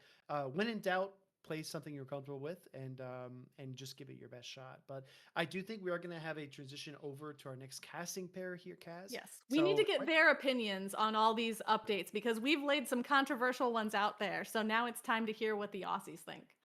yeah, I think it's either 8 or 9 a.m. for them actually in Australia. So this is going to be an early morning tournament for them. And I heard they're going to help chat wake up as well. So it's going to be exciting. Sounds like a great time. Let's kick it over to them. Thank you for joining us, everyone. We look forward to seeing more of you in the Zygarden in the future. Hey, my name is Jordan Pease, and my in-game trainer name is Jerpies, and I'm one of the co-founders and currently lead all things digital product, UX, and brand design for Zygarden. I'm a digital design leader and consultant for a handful of tech startups based out of the Bay Area. Hi, I'm Metaboo, and I'm one of the developers that has been working on Zygarden. I don't think any of this would have been possible if Stella hadn't reached out to me to ask if I would like to volunteer for the community. Those who know me personally know that I am pretty introverted and quiet and don't normally initiate these kinds of things, and so I really appreciated being asked and for the kind and thoughtful messages I had received. I'm Stella, also known as Stella Tesla in the Pokemon community. And then as Zygarden, I'm basically one of the developers. Because it's my day job, it's also programming as a hobby of mine. And it was very easy to just extend that and also use my abilities for Zygarden. My name is Shund. I'm a software engineer from Washington, D.C., and I'm one of the developers for Zygarden. I just really love building and making things. I love organizing projects. I've been working in competitive grassroots esports for going on 8 years now, both inside and outside of Pokemon. In Zygarden, I'm a system administrator and in my professional life as well. And I'm a gardener, and I love to grow bonsai trees. I brought one here to show you all. This is one of my favorites. It's a little one, and it's a Hinoki cypress. My name is Telegraph Train. To the tournaments, regionals, local tournaments, try and help organize those events on a local level as well. Hi everyone, I'm the Billy Bravebird. I was an early investor, but on top of that, I've been a consultant, giving my time, assistance, advice, anything I can do to help the project take off. I'm Ryan. You might know me as RCCola95, and I really brought my social community management and engagement to Zygarden. I really have a pulse for the community, and I feel like that's really where I was a huge asset, building bridges, making connections with other organizations to really bring us into the next step of what this website could be. So what is Zygarden? To me, Zygarden is an organization or a group of fellow trainers that have come together to build best-in-class technology solutions aimed at growing and supporting the Pokemon GO PvP community. The goal of Zygarden is to provide a platform where everyone can host a Pokemon tournament from beginning to end. The goal of Zygarden is to really help people connect and play this game together and do it efficiently, smoothly, and in a way that makes it as fun as possible. At some point we have had Sylph.gg, and Sylph was an amazing platform for Pokemon GO, providing a lot of tools, and one of those tools was they provided a format for grassroots tournaments on solo and team formats. Once Sylph decided to stop their activities, our idea was to recreate what Sylph did and then go beyond there. Sylph was sort of a keystone in the community, and the community for Pokemon GO hasn't been the same, so when Sylph.gg shut its doors, I thought it was an incredible opportunity to kind of carry their legacy on and bound together with a group of fellow trainers to start building that next generation of Pokemon Go competitive products and tools. We're working really closely with a lot of other grassroots organizations in the community. We're really aware that if we want to create something successful, just in terms of giving people a great experience, we're gonna need their input. I don't think I can say too much exactly about like what's coming in the near future. As everyone said, Sylph was really that place where we all connected online for the first time, and then taking those connections to be in person, you know, really building the community from the ground up. And I just hope that we can provide a space and a platform that can really give opportunities to individuals and organizations that can really take that torch again and have it burn bright for the future. Some of my best friends I've met playing Pokemon Go, and just continuing that tradition of having people play this game, meet each other on tournaments, make friends, that's something I want to share with everyone.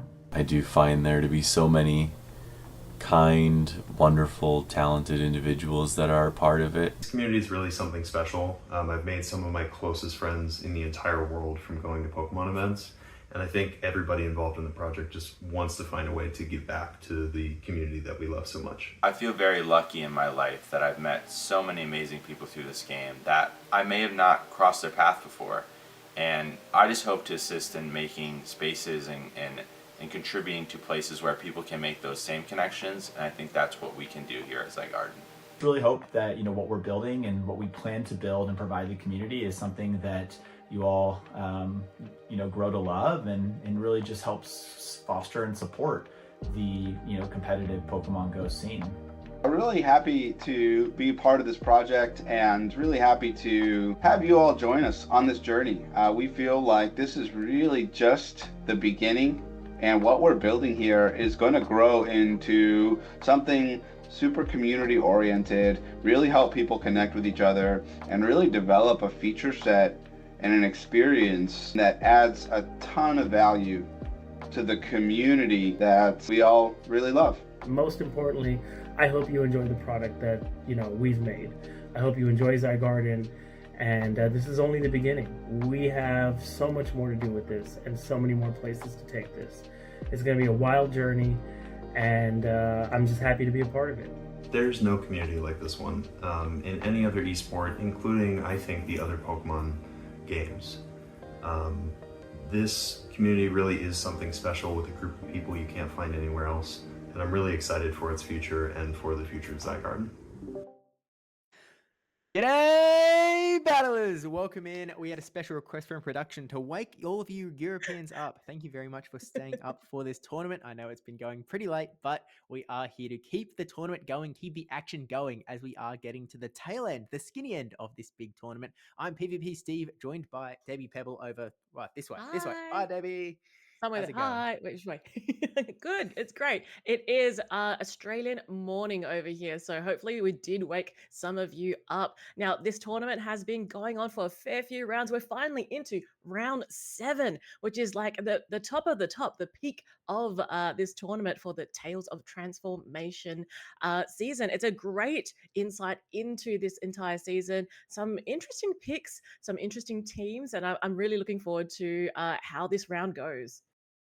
Yeah, we've definitely seen a lot of cool stuff in this tournament so far. For those that are just joining us, the format of this tournament is that it is that 7 rounds of Swiss, and then the top 4 will progress into a single elimination bracket. So Debbie and I are going to be bringing you through all the way to the end, this round 7, and then those 2 rounds of single elim as well. We just saw from the great casting of Speediest Chief 2 and Hurricane Kaz what could almost be a finals, in that it was the final 2 battlers that were undefeated in the tournament, both 5-0 going into round number 6. Dial-Up Chung versus Kazim 33, sort of a North American regional champ versus a European regional champion, and this time North America actually came out on top. It's a shame they couldn't do that at Worlds, but it does mean that going into round number 7, I'm just stating the facts. Look, it still trips me out that Canada is classified as North American, but I mean, well, I guess they have to take what they can get at the moment. Yeah, they're definitely looking for it. But it does look like we do have our pairings for round number 7. And so essentially, Dialab is going in as the only battler remaining without a loss on record and is going to be defending against the Masked Asian. Now, I believe that the way this is going to work, it is going to be sort of tiebreaker points after the fact. So even if Dialab loses this battle, I imagine he's probably in quite a good position that he will probably progress into the top 4. But I don't know, it's not guaranteed by any means at all. So we will have to wait and see how this matchup goes. The Masked Asian, though, is definitely going to be trying his best to win this battle to secure his place in that top 4 in that single elimination bracket. And so it looks like we do have the teams up on screen. What are you seeing straight away, Debbie? Oh, look, we'll recap the teams, especially with Dialap's team. We do have that Shadow, Kanto Marowak, the a Galarian Corsola, a Lapras, a Furret, a Shadow Primate, and a Unnovan Stunfisk. And on the Masked Asian side, we actually have a few interesting picks. We've got the Abomasnow, the Corviknight, a Best Buddy, Lickitung, a Shadow Marowak, a Galarian Corsola, and a Primate. What are you liking about these teams, Steve? Well, there's a lot of different picks on these two teams, a lot of different ways to look at the meta, but a lot of similarities at the same time. So both players are running that Primeape. We do have Dialap's Shadow versus the non-Shadow on the other side. We've seen Dialap running that Shadow Primeape with the close combat moveset, I believe, from a little bit earlier on. And so we will be waiting to see how those do play out as well. They're both running the Galarian Corsola. They're both running the Shadow Marowak. And those are 3 of the biggest Pokemon so far, I think, that are really running around in this current metagame, but that's when we start to diverge. So they both have a sort of ice type, I suppose you could call it. We've got an Abomasnow on the right, a Lapras on the left. Lapras is becoming less and less of an ice type. I mean, obviously you're running Psywave as a fast move these days. Gone are the days of those Frost Breath, Ice Shard, Icy Wind moveset. Icy Wind. I forgot that Lapras even had it. It's been so long since it was actually running Icy Wind. Sparkling Aria now. That's the spammy move of choice. But Abomasnow's around Mm. as well. Yeah, Abomasnow is an interesting choice to bring. I think it's definitely has got good coverage, being an ice and grass type. What's really caught my eye is Lickitung. Is Lickitung back, Steve? Like, I know that Body Slam had that buff, but I haven't tried it out. What's your opinion on it? Look, I'll be honest, I feel like Lickitung has to go straight onto the fraud watch list. I know that people are really Oh, hyping up Lickitung. We were both at Anaheim at the World Championships, watching the move update scroll down the big screen surrounded by world's qualified competitors, and there were murmurs of Lickitung. It's like, oh, maybe it could be back, Body Slam buff, but the truth is, it's a little bit clunky to use, I feel like. And so even though Body Slam will do a lot of work here, I just don't know where it's actually going. With that said, the Masked Asian has clearly got himself up to a really strong spot here. He is going into this sort of final matchup against Dialap in round number 7. So maybe I'll be surprised. Maybe he can convince me that Lickitung is actually going to be good, but it just feels like it's not quite there. And that other Pokemon, I know Furret is sort of another Pokemon that can bring in that relatively fast normal type damage as well, with the ability to boost its damage with Trailblaze as well. But we're going to take a little bit of a look at the bracket just to sort of see what else is sort of going on here. But there's a lot of matchups that and a lot of names that we recognize. Are there any names that really stand out to you on this very right hand side, Debbie? oh, look, I think everyone that is into the round 7 and sitting at the top is like those usernames are very familiar. You probably saw them at Worlds. You probably see them at the top of certain regionals. It's a very, very dense player base that has participated in this particular tournament. And given that this is online and available worldwide, it's cool to see a peak of everyone's take on this particular new meta as well. And we just did see SS Thorn earlier, Stud Muffins, nickname El Calvissimo. I'm wondering if El Cav has brought in, his like classic double incinerate lineup like last time. But yeah, we'll have a quick squiz. We have clicked on that one to load up the page. But yeah, some really interesting usernames there, Steve. And it's just such a heated round 7. Yeah, look, I know that there's not a lot of Australians in this tournament. Obviously, the time zone makes it a little bit tough sometimes for these global tournaments. But El Cavusimo is almost one of those representatives from Australia, that second place Melbourne finish, giving him some level of credit to try and rep us just that little bit. But we do see him here up against Nickname, one of the greatest players of Europe Mm. this season. I mean, 2 regional championships back to back. Hard to match that sort of output. But unfortunately, there is no Incinerate. But I'll be honest, Debbie, I had a peek at the teams before. And Mhm. Elcav is definitely going for your heart here because he is one of the few trainers in this tournament that has brought the Wigglytuff. Now, what are your thoughts on Wiggly going into this season? Look, look now that charm has been slightly nerfed up, but however, increasing that energy generation, it's kind of like it's played a little bit differently now. So I think it's less of a polarizing Pokemon than it was before, and you can get to possibly even two charge moves now. Whereas previously, if you get to two charge moves, you're doing something's gone wrong. It's usually just one and you're done. So, Or something's gone but really right. oh, look, with this game, sometimes, let's not make comment on that. But I can see the Wigglytuff. We are running I bought a Wigglytuff pin out because I was like, look, if someone brings a Wigglytuff out, I'm cheering them on. So Cab has my heart on this one, because I heard that Wigglytuff was a bit of a RPS Pokemon. I think a video came up recently on my YouTube recommendations. I don't know. Have you heard about it, Steve?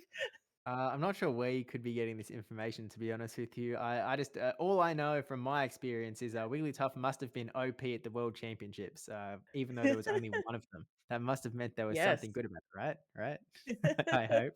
But hey, that was before Charm got reworked, and so it is going to be a little bit Mhm. different this time. But we're looking at another matchup here in this round number 7, the final round of Swiss. We have Existing Monkey, and actually look at these teams, Debbie. Is there maybe something that you're noticing on the right hand side that other than a little squished compressed Morpeko?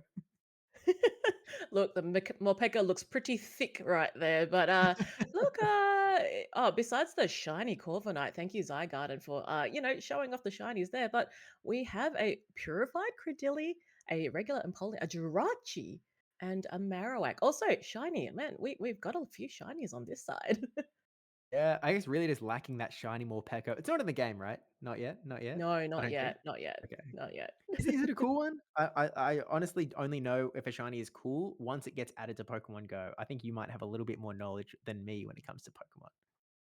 Oh, look, when it comes to shinies, I like to be surprised as well. So I have Okay. not looked up what a shiny Morpeko looks like just as of yet, but I'm sure it'll be added to Party Hat Pika's team when it does become available. What are your thoughts on Jirachi? It's not something that we have seen in previous seasons, but is making its way up in this Tales of Transformation season. Yeah, and look, it's sort of got two reasons for that. One, Confusion did get a bit of a rework this season, so it is going to be even faster to generate moves. And I think that was something that was really important for Confusion because, especially ever since the 2025 season, things have been getting faster and faster and faster, and faster energy generation can really help out.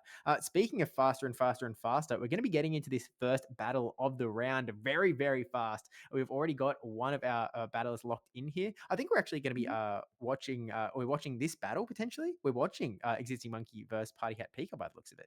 So Excellent. I guess we're going to see how this does go. I didn't realize we were going to be watching this battle. So I think Jirachi with Aura Sphere might be an interesting pick. Unfortunately, there are a lot of Mhm. Pokemon on Existing Monkey's side that is maybe not the way that not where you want that Pokemon to be. Marowak would be disastrous. Dusclops would not be too great for you. Annihilate isn't an awesome matchup, but you can fight your way through that with some shieldage. And I don't know, maybe there's a way that we can get through this matchup. Maybe we can see a Jirachi. That would be my hope. Look, I'd love to see it in action. I think it's just a battle of the mice here, though. We've got a Dedenne on the left, we've got a Morpeko on the right. Which one's the best electric mouse? Yeah, look, I know which one I would like to see succeed, and it's definitely going to be that Morpeko, just because it's a little bit interesting, right? It's a little bit different to what we see very often. Let's see if either of them have brought their electric mouse into a Marowak potential scenario here. We get the leads, and it's going to be the Shadow Annihilate into Marowak. It is going to be all about those two shields, or who wants to swap out quickly here, Debbie. Exactly. We're getting straight into the battles here. We do have a shiny Kanto Marowak. It is not Shadow, and it goes straight for the Bone Club first. Oh, sorry, apologies. It is going for the Rage Fist on the Annihilate side. Yeah, I didn't even realize that this isn't the Shadow Marowak. And so this is going to be able to take those counters a little bit better and is going to be a little bit more charge attack oriented and maybe can even more comfortably get to two Bone Clubs in this matchup. We see the first one here is going to get the Protect Shield from the Annihilate. Both trainers here really looking for the... Oh, never mind. We've got the swap, catching the Bone Club into the Dusclops, one of the greatest sponges of the current metagame. All of this Bone Club damage. Going to do a little bit of a tickle to that Dusclops. And now we're going to see that direct answer from Morpeko. And Debbie, this is not where I would want to be if I was a Dusclops. No, not at all. It is, like you said, a sponge. And it's also non-shadow type as well. But you know what? This Morpeko is going to hit so hard. It's also now debuffed with the Psychic Fangs. Yeah, the defense drop has come through on the Dusclops, meaning those Psychic Fangs alone are going to be adding up. You might think that, well, we've got a Dark type up against a Ghost type. Now that Morpeko is in its Dark type form, we can actually go for that Dark type Aura Wheel. And actually, we are going straight for it. We definitely win Charge Attack priority every day of the week. And Dusclops knows that this would have been a losing matchup. Even if they went for a Psychic Fangs and tried to sort of Thundershock down, which they could have, maybe you would have to eat a charge move. And so by keeping Morpeko that little bit healthier, you have the potential to be useful later on in the matchup. But Debbie, there is an Annihilate and a Marowak in the back that would have done a ton of super effective damage there. Either way, it was going to go down. That Morpeko was not staying around for long. No, not at all. But now this Annihilate has energy. So it's really Party Hat Pika's choice here. It brings out the Credilli, but this Rage Fist is now going to be launched. Does Party Hat Pika decide to shield it? Do decide to shield this Credilli? This has the potential to go very wrong very fast. This Credilli is so important for that Marowak matchup in the back. And look at its health going all the way down to half health. There are no shields on this Credilli side. There is one shield on the Marowak side. And so by getting all this energy on the Annihilate, they're able to force this shield out of existing Monkey's Marowak. And so now he's going to swap straight into the Marowak. And you just need to force this energy from the opposing Marowak and is actually able to do it. Existing Monkey was trying to go for the full farm down, so they would have energy ready to go into the Credilli in the back. But luckily, Party Hat Pika able to get the charge move off to bring it down to half health. But now, Debbie, it's going to be a question of if this Credilli can actually survive the Bone Club. And I think you can take one, but whether it can get to another move, or I'm not sure.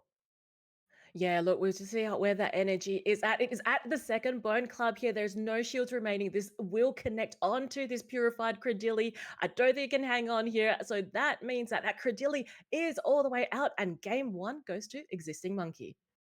Yeah, look, I'll admit, I lost the source at the tail end of that battle. I really just, I was trying to keep track of it all and I lost the plot a little bit. We're getting warmed up. It's early in the morning. But there was a Yes. really interesting scenario where that Credilli was just guaranteed to be so nice into the Marowak in the back, right? And so you had a sort of half health Marowak hanging out in your backside as well. And if you're Party Hat Pika, you're going like, okay, as long as I can land a charge move from my Credilli onto that Marowak, I will be able to win this game. That's sort of the position that you find yourself in. But if you're Existing Monkey, you're going like, okay, I have to get through this Credilli somehow. I want to have as much energy as possible that I can just unleash straight into that Credilli so that I can make sure that I survive, because that's really the only hope I have left. And when you know that there is that low health Marowak, you're like, okay, if I need all of this energy to fight this Credilli, then I need to get that energy on the Marowak. I can't afford to use my energy by taking down that normal Marowak, and so tried to mudslap down, but potentially because it is the regular Marowak, because it is not the Shadow Marowak, it was barely able to hang on, get an extra move in there just to weaken that Marowak down even more, and really to set that Credilli up for success in the back line. But really well played by both players. Yeah, really well played indeed. And I think the pacing and just the bulk of having non-Shadow Marowak is a bit of a outlier. I feel like there's a lot more Shadow Marowaks out there. It's because of that shadow pressure. It means that it hits very hard, and you don't really see it on the floor that long. But now we can see with the bulk, it holds through. But now we're straight into round two. We've got a Credilli against a Corviknight, Steve. Yeah, this is one of those matchups that Speediest Chief was talking about a little bit earlier. It can go for a very long time, and it's one of the reasons why Corviknight might be heading towards Ironhead instead of Payback, which I sort of agree with, because, Debbie, we're going to be sitting here for quite a long time. These Rock Tombs are just slowly chip down that Corviknight and chip down that Corviknight, making its attack stat lower and lower and lower. Well, it isn't going to be doing very much damage with these Air Cutters or Paybacks much at all. You can sort of fish for the debuff a little bit here, but I think this game is really going to come down to those backlines for sure. We do see the Jirachi in the backline for Pika alongside that Credilli, and this time the Marowak is here again, but so is the Annihilate. And so this is going to be a scenario where Credilli into Marowak would be awesome, Jirachi into Annihilate would be pretty good. You really don't want it the other way around. You do not want that Marowak into your Jirachi, and you do not want that Annihilate into your Credilli. And so this Corviknight wants to win Switch Advantage badly. Yeah, so it actually, although it's a very long matchup for this the start of the game, it is so important because, like you said, in the back lines, like you just don't want them to match up poorly. So another air cutter will go through on this onto the Credilli there. It's holding on just a little bit, but it does get to the Rock Tomb. Yeah, if you're the Corviknight here, you're going like, okay, I feel like I can probably take this Rock Tomb on the chin. I can hang on just a little bit, Sand Tomb down that Credilli, and barely winning switch advantage. And this is so important for the Corviknight. Again, we're even going to get an air cutter onto this Shadow Marowak. No shield at all, predicting that there is going to be a Credilli in the back, just like game number one, and it's Mhm. going, you know what? I can take that air cutter on the. That did nothing after all those Rock Tomb debuffs, actually. Exactly. I don't think it was worth a shield at that point. The Credilli now is matched up with the Marrow and going straight and swapping out into that Annihilate. Annihilate now into the Jirachi. Oh, this is nightmarish for that Jirachi. Yeah, that was a little bit of a slow swap, but hopefully it was still all good. This Rage Fist would do a chunk of damage to this Jirachi, and so Party Hat Pika needs to use that Protect Shield to make sure you sort of keep this RPS scenario going. One more confusion, all you need to take down the Annihilate, and now it is just that Marowak in the back. Mud Slaps are going to add up a lot of damage, and the question for this Jirachi will become, can I get to one more charge attack on this Marowak after this Doom Desire? It does a lot of damage though, Debbie, and even the confusions are going to add up here, and the Doom Desire to close out this battle as well. There's still two shields though. There's still two shields, but there is a Credilli that has to take this Marowak on, and I don't like Marowak's chances. No, not at all. I didn't realize how much damage those confusions would do. And now that this Marowak has a bit of energy ahead, there's no Protect Shields on the Credilli. This Bone Club will connect, but it's so little health on that Marowak.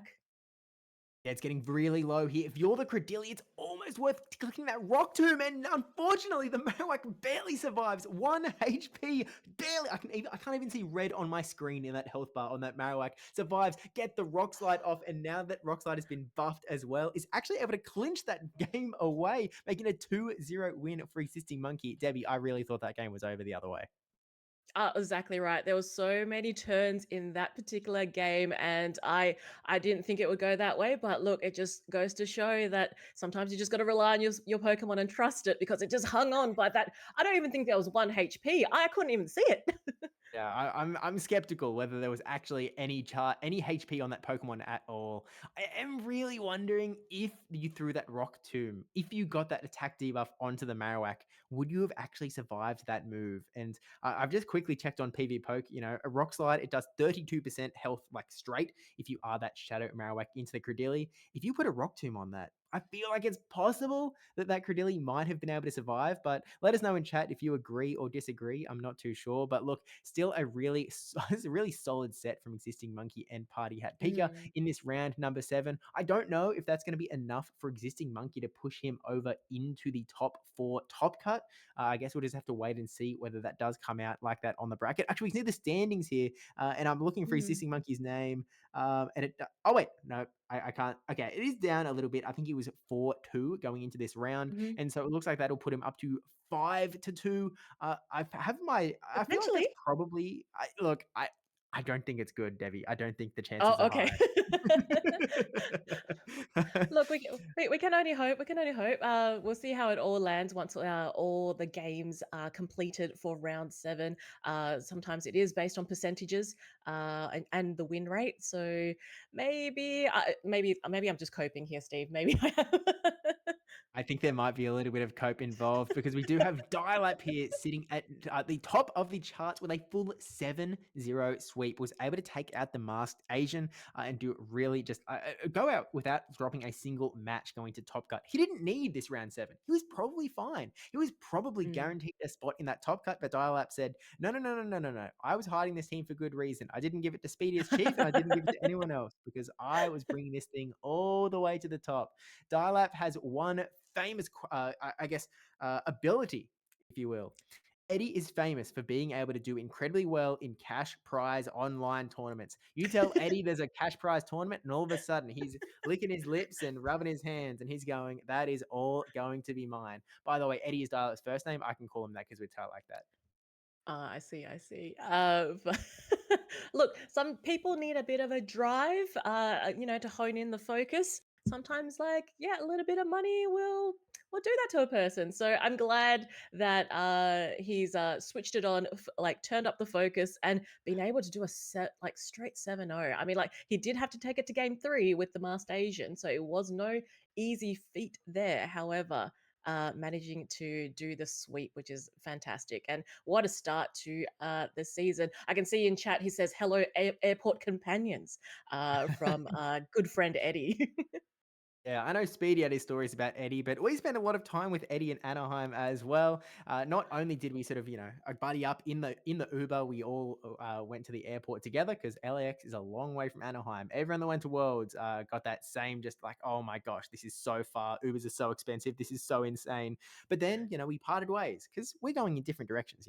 We're heading all the way south down to Australia. Eddie was heading all the way north up to Canada, and then we got into the airport and Eddie, we get this message. He was like, "Are you guys around? I'm lonely."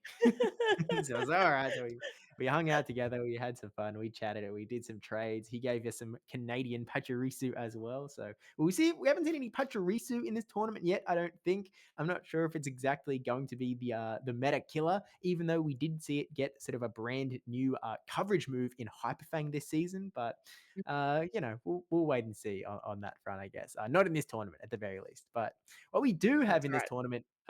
Go ahead. No, he's probably just keeping that secret like everything else. So we'll see that like Uh, maybe next tournament, maybe the Pachirisu comes out next regional. Yeah, I don't imagine that Eddie's going to be competing in Frankfurt or Monterrey next weekend, but I think the weekend after that, Eddie's coming to North America. So maybe we will see Eddie with that Patchery suit soon enough. I know he has the XL candy for it, but as the standings He are does. progressing, we can see the results start to roll on in. So not only did Dial-Up get the win with a 2-1, but SS Thorn also got the 2-1 victory against Stud Muffins, and that does sort of put SS Thorn in a very strong position with a very strong chance of going into that single elimination top cut bracket. And SS Thorn, very important to note here, running the Shadow Malamar that has got a lot of talk in this stream. My friend Malamar managing to make its way in, which I don't say that I expected coming into this meta.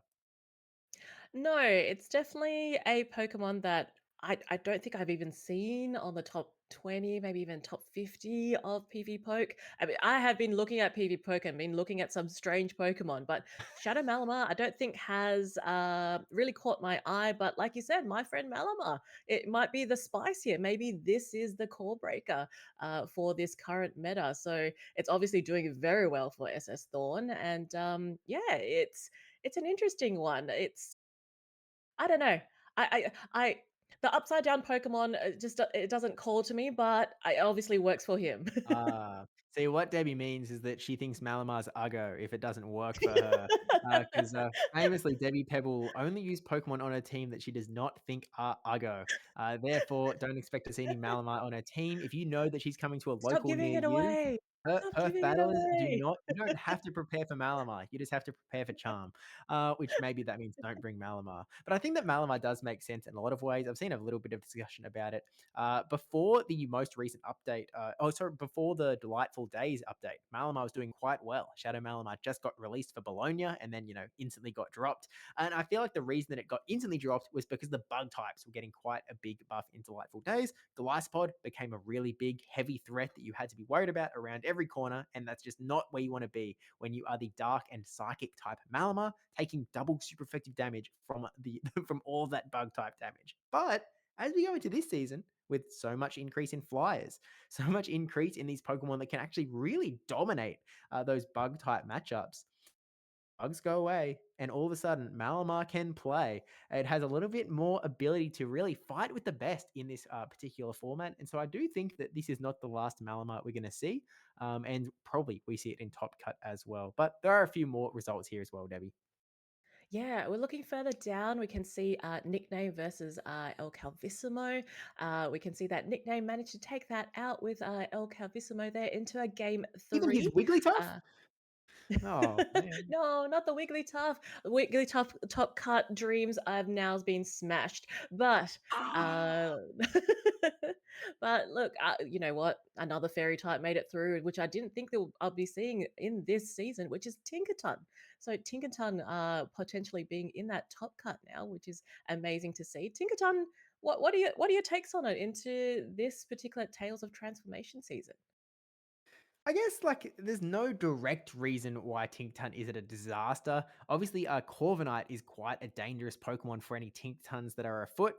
Even though we talked about this so often when the Might and Mastery season came around, like Tinkerton is supposed to hunt down Corviknight in the main series game, but Corviknight wins the other way. Corviknight's just going to keep on winning that the other way, so that's going to keep happening. But then the Mud Slappers are just as prevalent as ever, if not more prevalent now. Every single team has some sort of ground, at minimum ground, but mostly Mud Slap that is really going to hard dominate that Tinkerton matchup here. We can see both of these battlers are running the Shadow Kanto Marowak, which is the most popular. But, if you don't have that, you might have a Gastrodon.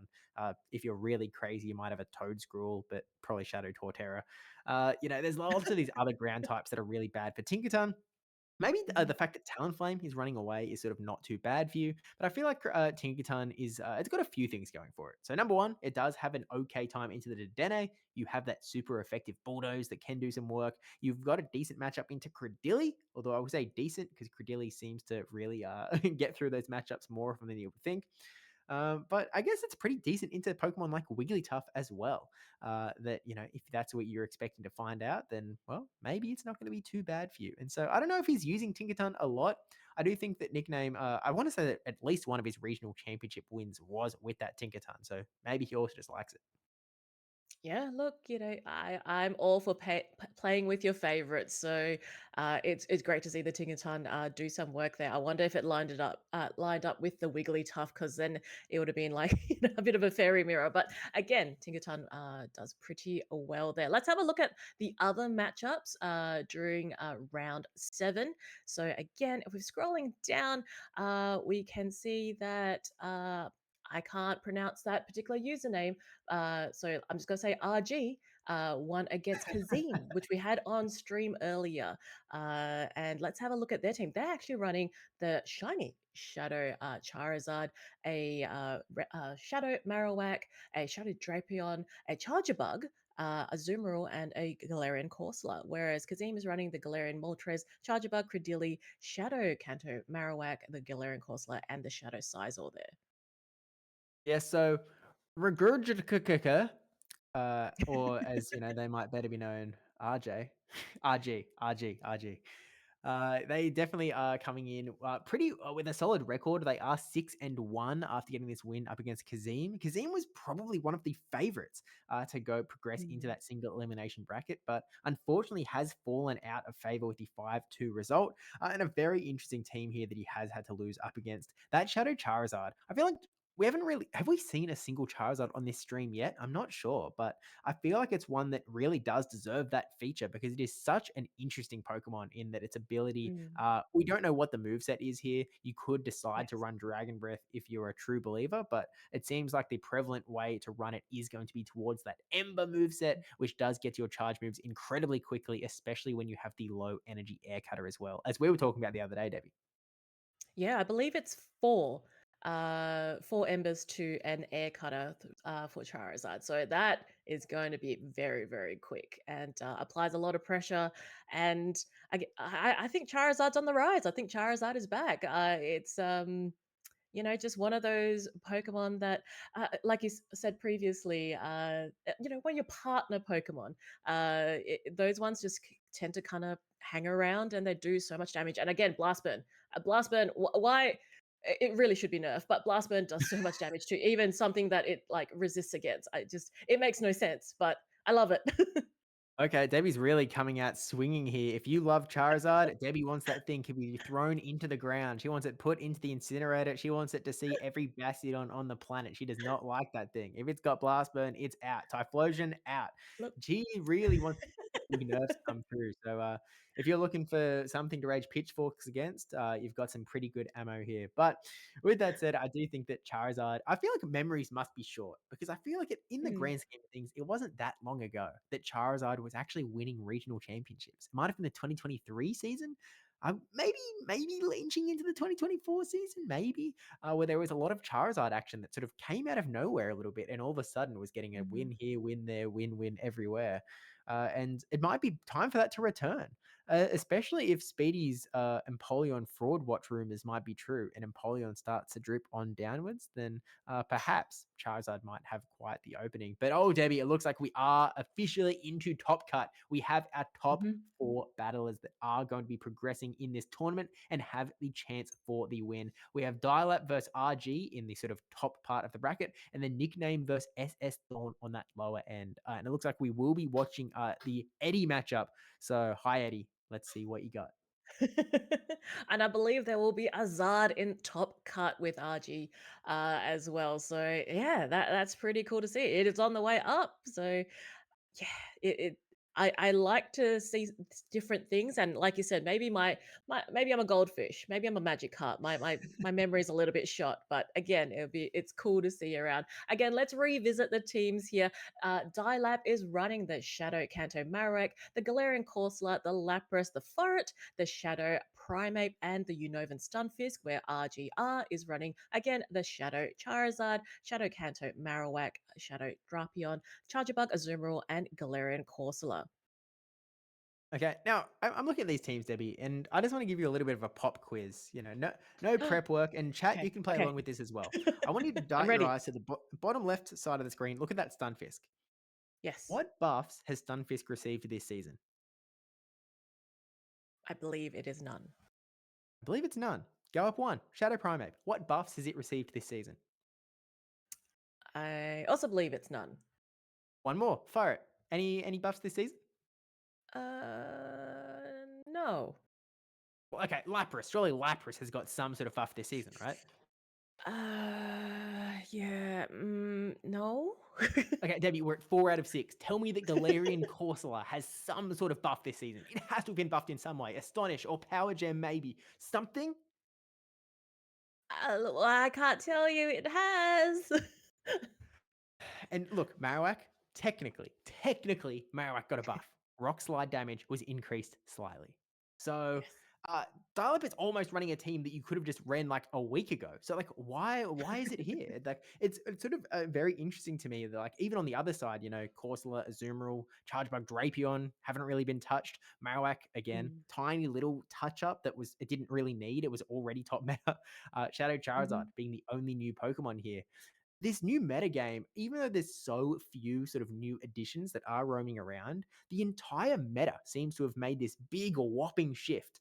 And I almost wonder if it's just going to start sort of just edging back to the meta that we saw before with so few new Pokemon actually running rampant. Yeah, look, you're totally right. In these particular matchup, we can see there's really only, besides the Marowak and the Charizard, everything else is pretty stock standard. So I'm wondering if it's a bit of like, I'm familiar with these Pokemon and I know what they can do, or it's I want to just try it a little bit and see how these new particular Pokemon go in this new season. I think some other particular teams probably went the complete opposite, where they've just tried a little bit of everything, dabbled. But again, like you said, maybe we're going full circle here. Maybe it's the point where people have tried things, are like, yeah, okay, I know what they do now, and going back to the tried and true. So again, I suppose a lot of it, as I think it is centered around the Dedenne and the fact that, like you said, been an uptake of the Mud Slappers to try and get that particular coverage of the Electric Mouse. But yeah, it means that every team has a Mud Slapper, and then just building around that. That's how I feel like the teams are being built at the moment. Yeah, there's almost just that little air of RPS roaming around every single corner where, with everyone running Mudslap, I mean, even Dialap, he has another ground type in that Unovan Stunfisk, but he also has the Mudslapper in Kanto Marowak. On RG side, we have a Shadow Drapion, for example, or there's the Dene that are running around. And it's almost like, well, these Pokemon look good into like the rest of the meta. But every single team has one of the hardest counters you could possibly have up against, this particular Pokemon. the only way to find success with that Pokemon is by just hoping that you don't land into that Mud Slap damage. And I do think it is one of the downsides of the Delightful Days update that is sort of hasn't really been removed going into this particular Tales of Transformation meta, but maybe as the meta evolves, we'll find more secrets, more secret tech. Maybe devolves is the right word. It might just all be a I was Wigglytuff gonna here really say. soon. I was gonna say, I'm like, maybe it has evolved and now we've devolved back to the original meta. But look, I'm waiting for the Smackdowns to come through. Where is the Basties, Steve? Yeah, I hate to say there were only 2 Bastodon in this tournament, and neither of them did too great, unfortunately. So they just need a brave pilot willing to run it because it looks really good, especially into a lot of the big meta picks. But let's focus in on the 12 Pokemon that are in front of us. Take a looking at the teams, this matchup that we're about to see. The question that I'm going to ask you, Debbie, is does Shadow Charizard have play in this matchup? And let's just assume that it is that sort of Ember, Air Cutter, Blast Burn sort of moveset. Look, I think it's a bit 50-50 here. I think obviously you don't want to match it up against something like Lapras, and you don't want to be against that, even Stunfisk. I think everything else has, depending on shields, has potential to be either a soft win or a soft loss. Look, I think Charizard applies a lot of pressure. I think it depends on what kind of game you want to play, whether you want to try and burn shields quickly, whether you want to play a bit of a luck game in regards to the air cutter as well. So depends. Maybe we're back in Vegas. Maybe maybe we're at the slot machine here. Maybe we're rolling the dice. I don't know. How lucky do you feel? Yeah, well, look, we'll never really know how this is all going to play out in the end. Obviously, there is a lot of luck involved. I do think that there are some very safe options that you could opt to use. For example, the Azumarill on RG side looks it looks like a relatively safe, bulky option that you can use in a pinch. It's got good play into the Marowak. You've got your okay into Corsola, Lapras, you're okay for it. You're okay. Primeape, you're okay. Stunfisk isn't the best, but you're still okay. So it feels like a bit of a crutch Pokemon that if you're going to use a Pokemon that is a little bit dangerous, a little bit shield hog intended, for example, the Shadow Charizard that really loves to just eat up those protect shields. It's like its favorite breakfast, lunch, and dinner. Just nom nom nom nom nom nom nom nom. You're going to have no shields left after you try and use that guy. It really is nice to have some other bulky options that can just sort of soak up some charge attacks, being like, yeah, we get it, Charizard. You get all the shields. I'll just eat another charge move, I guess. Fine. So Pokemon like Azumarill, like Corsola, like Chargebug, all 3 of these Pokemon are quite good at absorbing these charge attacks. And so I really do expect that if we're seeing a Charizard, just naturally, we are going to have one of the other 3. You are never going to see Charizard, Marowak, Drapion in this team. I hope. Oh, look, I hope not as well. But it is the mind games that you play. Maybe you have to be like, well, he's going to think I'm going to bring this, therefore I'm going to flip it and bring those 2 in the back. But I believe that the both players have set their battles, so we should have the matches up very shortly. And again, I'm still very surprised to see even Drapion into the top cut here, because Drapion was something that I didn't think would be playing a lot into this new season.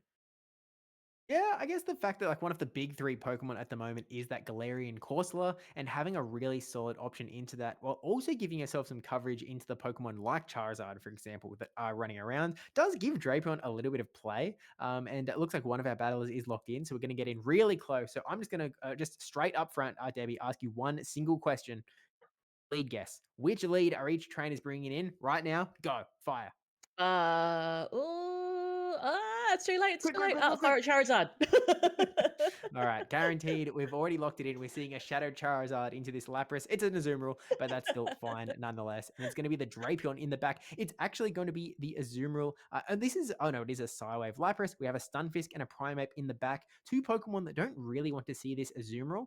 And so I sort of expect this Lapras to be the main guy that's just going to stay around, keep clicking Sparkling Aria as long as this Azumarill will let it, because there is also no Skull Bash on Eddie's Lapras. And so this is the best we've got. Yeah, look, these are 2 very bulky water types, so it's going to be a bit of a while during this matchup. This play rough will connect, but it won't do too much onto this Lapras, as we both said, or said earlier, that it is very, very bulky. So I think the key here is going to see if anyone wants to go for a swap. Otherwise, we're just going to whittle down as little as possible and just see at the end of the close to the end of the HPs to see what the players decide to do. The truth is, neither player, if you look at their backlines, has a very safe Pokemon to go into. We've got a Drapion and a Marowak, both have pretty solid counters on the other side. We have a Primeape and a Stunfisk, both have pretty solid counters on the other side. Neither of them really loves the idea of swapping a Pokemon into this matchup because they could be in some real trouble. And so Dial-Up going right down to the knife's edge before firing off this Sparkling Aria, getting that Azumarill down to low and just getting to this Sparkling Aria to secure the KO if this Azumarill doesn't shield. But Azumarill can decide to win switch here. It all comes down to this. No shield, which does mean that Dial-Up has one switch advantage with no shields in play, which means this Drapion is going to see, well, one of two matchups. Neither of them are going to be that great for it. And Dial-Up going to opt for the ground type Unova Stunfisk. Yeah, great patience and knowing his particular Pokemon with that Lapras to able to hold on here. Interesting swipes from RG's side in regards to the Aqua Tail there. And now Dial-Up can go for the ground type move, which is super effective against his Drapion. And the Mud Bomb connects and it's now into the yellow. Yeah, look, if you're RG here, you just have to decide, like, you know what? I feel like it's Marowak season. Marowak has no dominant destructive counter in the back. If you just keep both of your shields with that Marowak in the back, you are guaranteed to be in a very strong position here. So he's letting the Drapion go. He's going to bring this Marowak in. He knows that this Stunfisk is basically Gonski, and now this Primeape is going to come in to answer it. Primeape has the advantage of getting to those Rage Fists in only 4 Karate Chops, but he's only 5 Karate Chops in now, and look how much health he's already lost to the Mud Slaps here, and when there are 2 shields still remaining on this Marowak, it's Mudslap season. It is indeed Mud Slap season. Look, I like this gameplay. It's just slap on down. You've got that extra shield there. Look, as much as you can try and apply pressure to peel off these protect shields, it's still doing so much. I love a good fast move and I love a good fast move farm down.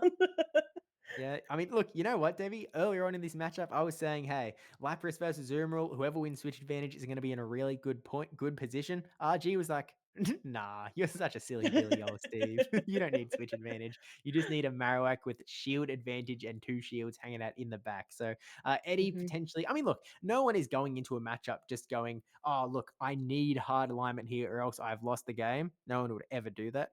And so in this scenario, going like, look, my opponent has made it all the way to top cut, right? Like he's going to be playing skillfully. He's probably got like, you know, there might be that maybe actually what was Eddie hoping would be in the back when he was saving his Primeape for? Because he'd seen the Azumarill, he'd seen the Drapion. They're like, I don't know where else you put your Primeape, to be honest. Those are like the 2 best spots because Primeape even beats Azumarill in the 2 shield, just straight Rage Fist. So it sort of feels like those are the best places to be. Maybe he was just worried for like a Charizard in the back, but then he was still keeping his Stunfisk in there. So I'm actually trying to figure out why. I'm not really sure why he kept his Stunfisk hanging around against that Drapion and never went into the Primeape, but you know, it happened, I guess. It did. I It guess did. actually, And to be now. fair, if he's predicting that it is going to be the Shadow Marowak in the back, which it was, I guess Primeape is better than Stunfisk. But at that point, unfortunately, you have already lost the game. It was going to be a bit of a disaster scenario for Dial-Up. Yeah, and look, I really enjoyed RG's gameplay there. Again, it's very much to my heart of just being like, all right, we've got the shields, we've got the mud slap. Let's just finish it off with fast moves. And I believe one of the players has locked in for game 2. So my question to you, Steve, if you were Dial-Up, how do you pivot? What do you bring into game 2? Look, to be honest with you, I feel like you need to leave that Stunfisk at home, especially if you're going to bring that Shadow Primeape again. You just become far too weak to that Kanto Marowak, the Shadow Marowak from RG's side, especially in that ABB format when you can kind of get caught out in a lead that you don't really like. So I'm kind of hoping that maybe a Galarian Corsola might join us on this one. We'll have to wait and see what the backlines look like. It is actually going to be the Marowak, which actually makes a lot of sense as well. We have the Lapras into the Shadow Drapion to start things off, and this is going to be one of those matchups that can go in a lot of different directions depending on how the battles want to play it. The crunches are going to do a fair chunk of damage, and Eddie is content in letting this first one come through. Yes, the crunch will connect onto the Lapras. The Lapras is in the yellow. It does not get the debuff there, and now is able to go for the Sparkling Aria. And on RG side, deciding not to shield on their Shadow Drapion. Yeah, look, both players really hold into their shields here. RG might be thinking that 2 shields might be important for the Marowak in the back, catching the move onto the Shadow Primate here. And this is interesting from Eddie, because most Primate players are just, they turn their brain off, they use 2 shields in their Primate, and everything is good to go. But by letting that charge attack come through, he puts himself in a bit of a weaker position. But this actually might work out for Eddie, because these bubbles are not the big damage makers onto this Primate. It is all going to be about the charge attacks. And with Primape's ability to 2-shield through the Azumarill matchup, this might not even be that bad. Oh, he's going for the close combat, though. He's Oh, going big yeah. damage here. Okay, Yeah, going for the okay. hard-hitting move of close combat. I mean, that Primate's on the red, but does so much damage to the Azumarill. Azumarill is now in the red. However, it does have quite a lot of energy. It's going straight for the play rough. The play rough is now being loaded. Does dial up decides not to shield on the Lapras. Debbie, you know where this matchup is headed. It is going to be a Marowak with 2 shields and a Marowak with 2 shields on both ends. And one of those Marowaks, Eddie's Marowak right here, does not have... it's going to be losing a little bit of health at the cost in trade for some energy advantage. So this could really go either way depending on how this matchup goes. The Marowak comes in and Eddie's Marowak is basically a full Bone Club ahead. And so it is really going to be a question. Can RG swap and catch a move into their Drapion? Or potentially, are we in a universe where maybe that little bit of health advantage is actually enough? Can RG just shield and go a mud slap all the way through? I'm not so sure, but it's going to be really close towards the end game here. Yeah, look, and Dial-Up still has that Lapras available. It's not quite at the switch clock yet to swap into, so he's trying to drag out a bit of time here, going for the next Bone Club. RG deciding not to shield on there, and that means that it means it's less health. It's trying to get to the next Bone Club. It's Oh going for my the switch, gosh! and now they both switch at the same time. We can see this Sparkling Aria going for the catch onto the Drapping, but now using their last shield on their side of RG's side here. My goodness, Steve. This is such a good play because you have a charge move on this Drapion. You can get to this Aqua Tail. No, you can't get to the Aqua Tail. You have the Bone Club, though. You have the Bone Club. You can throw it into the Marowak. You're still going to be able to win this matchup. This should be enough to KO Eddie's Marowak, and this should be a 2-0 victory for RG, taking out the Marowak. 2 shield versus 2 shield. 2 shield wins. Who knew? With a little bit more health, but such an amazing game 3 to close out this set. Game 2 to close out this set, I should say. Really, really Yeah. cool to watch. Oh, look, and be able to take down Dial-Up, like you said before, going straight 7-0 in the Swiss portion and able to take him down. And look, I think the MVP out of this particular round or this particular top cut is the Marowak. The Marowak did so much and goes to show why it is a hot favorite in this particular season. Yeah, I have a feeling that Marowak is kind of good. It seems like, although to be fair, I did just watch Marowak lose, so maybe it's not that good.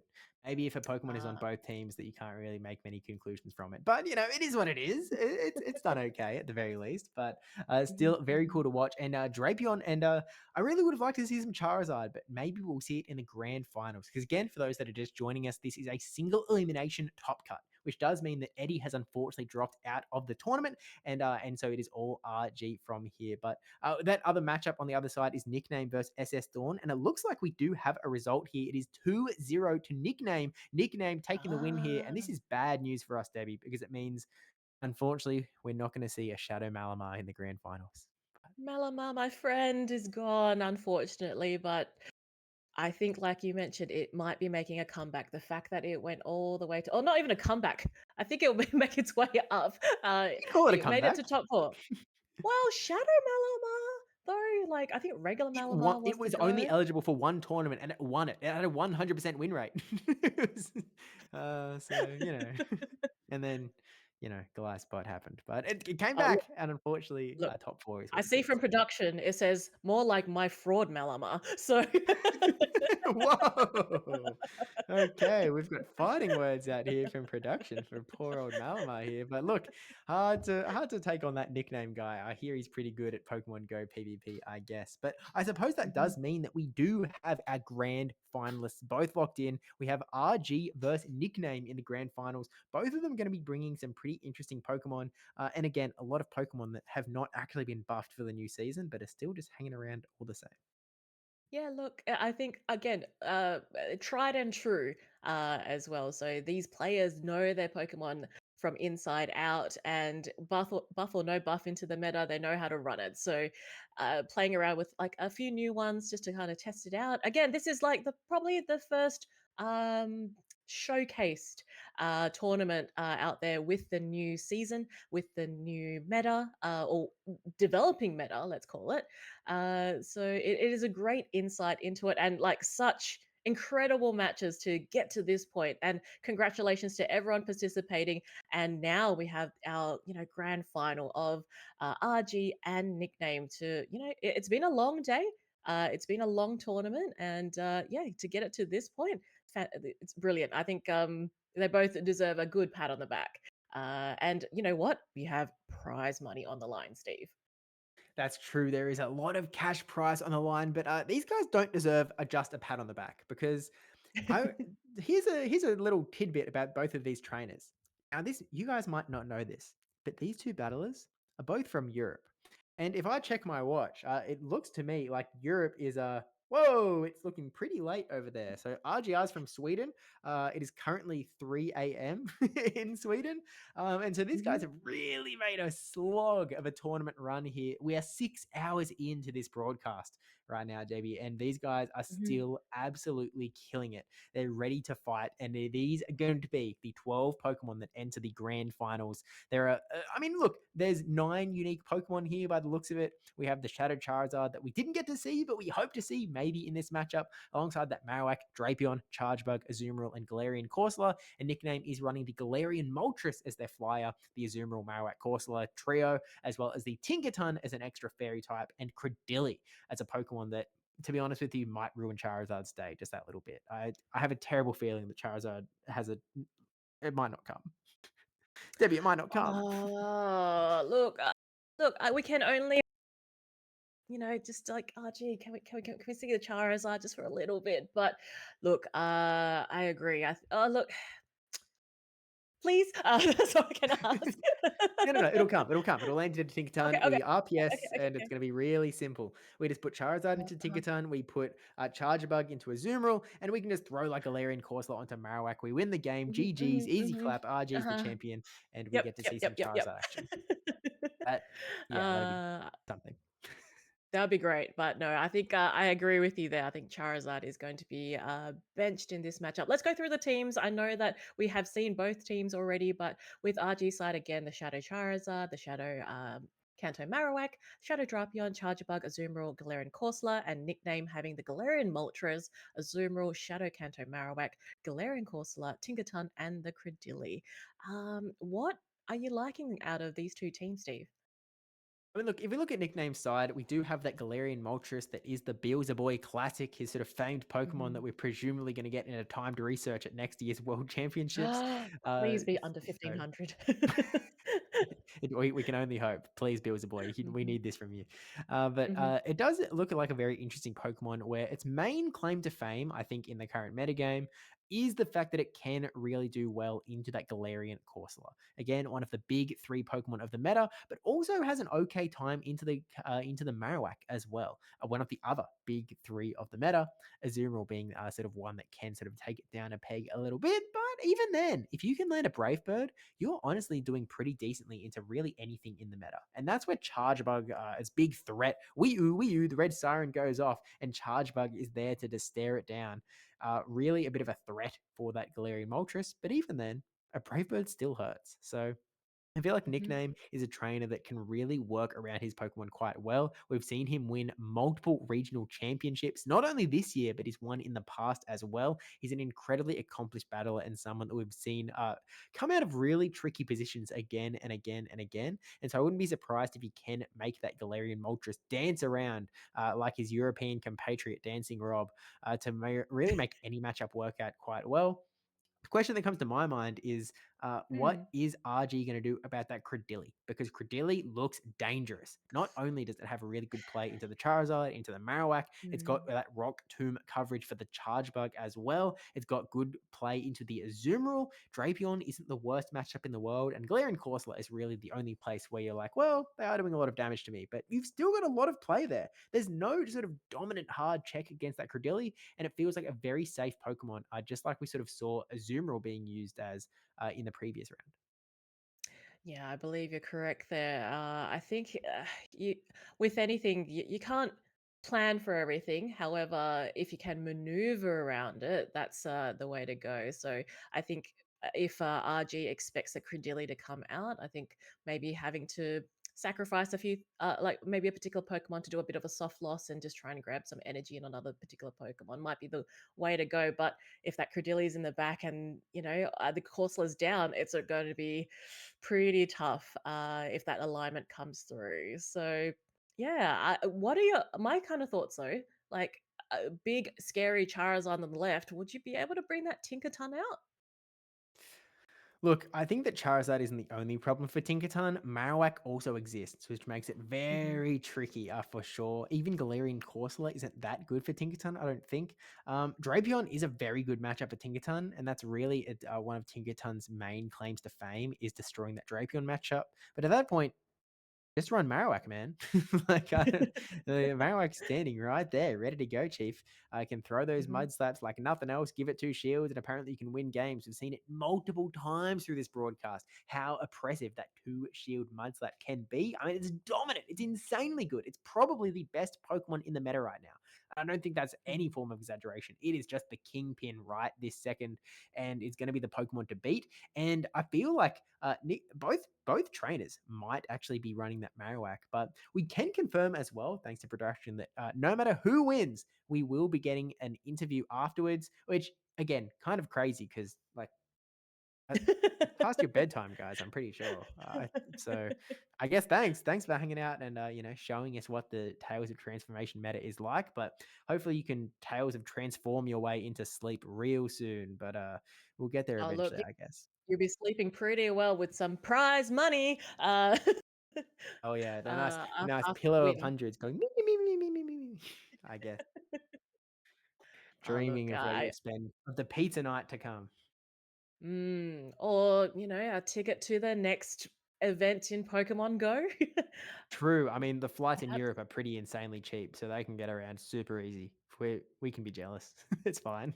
we are always jealous, being in Australia, but hopefully we have still kept the Europeans here.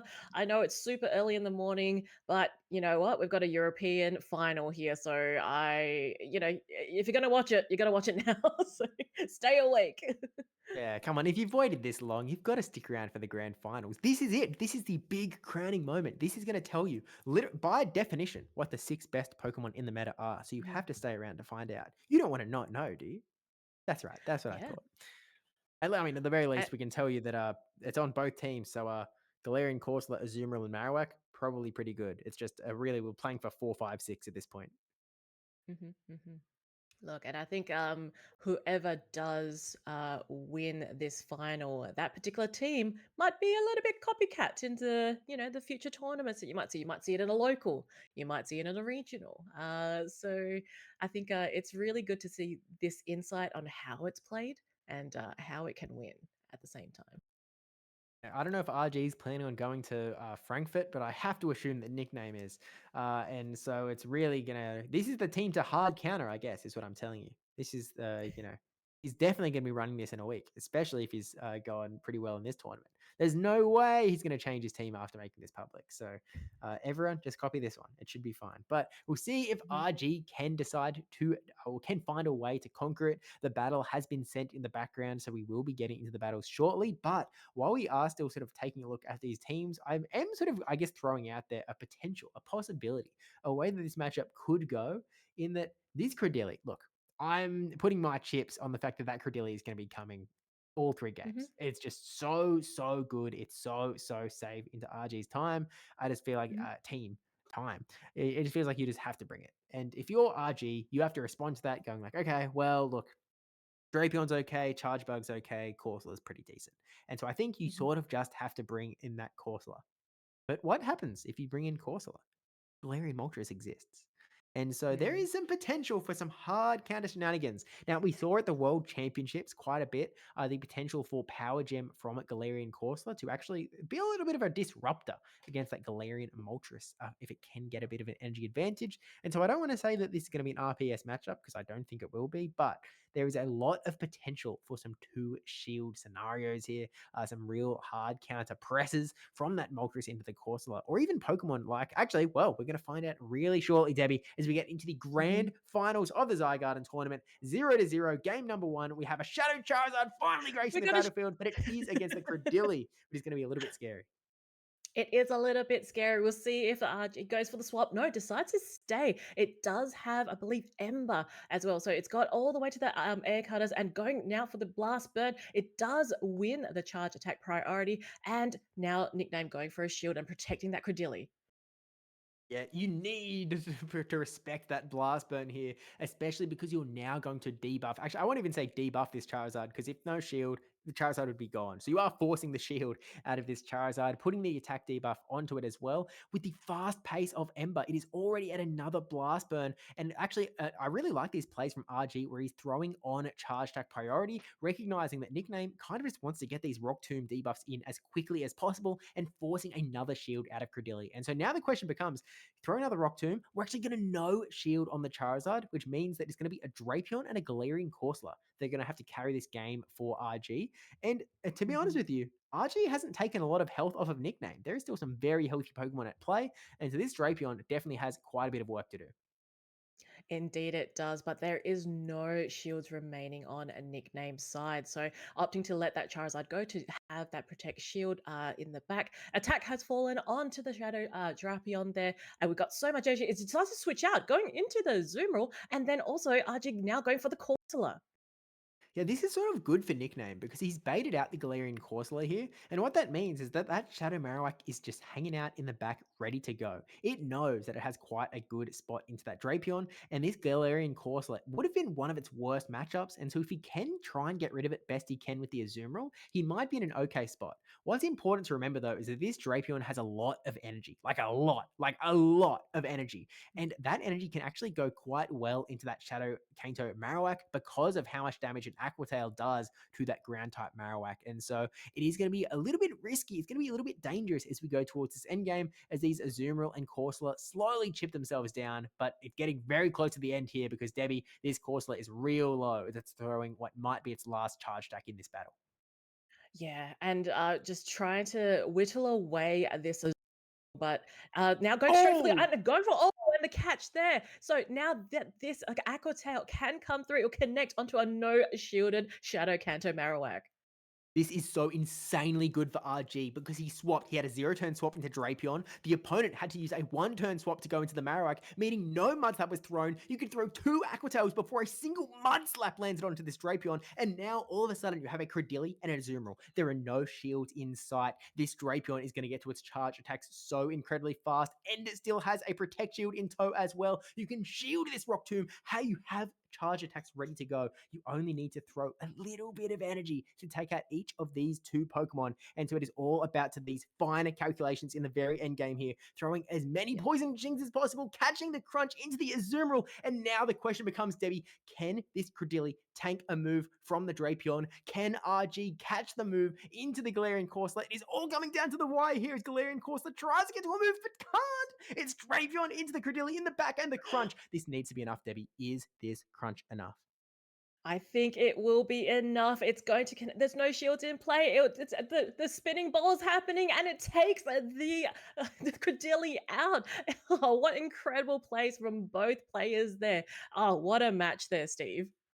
Yeah, I really so that swap out into that Galarian Corsola, obviously you're never going to get to that charge attack, but what it does allow you to do is it allows you to clear that Rock Tomb debuff from a little bit early in the battle to try and make sure that you are going to get your maximum amount of damage into that Credilli to give you the maximum opportunity, maximum chance to win that matchup against the Credilli and secure things in the end. Just an incredibly well played game from RG here. Obviously, like a little bit of confusion because RG is on the left on the Zygarden screen. On the stream, it is the other way around. So just keep in mind that it is sort of, the flip flop.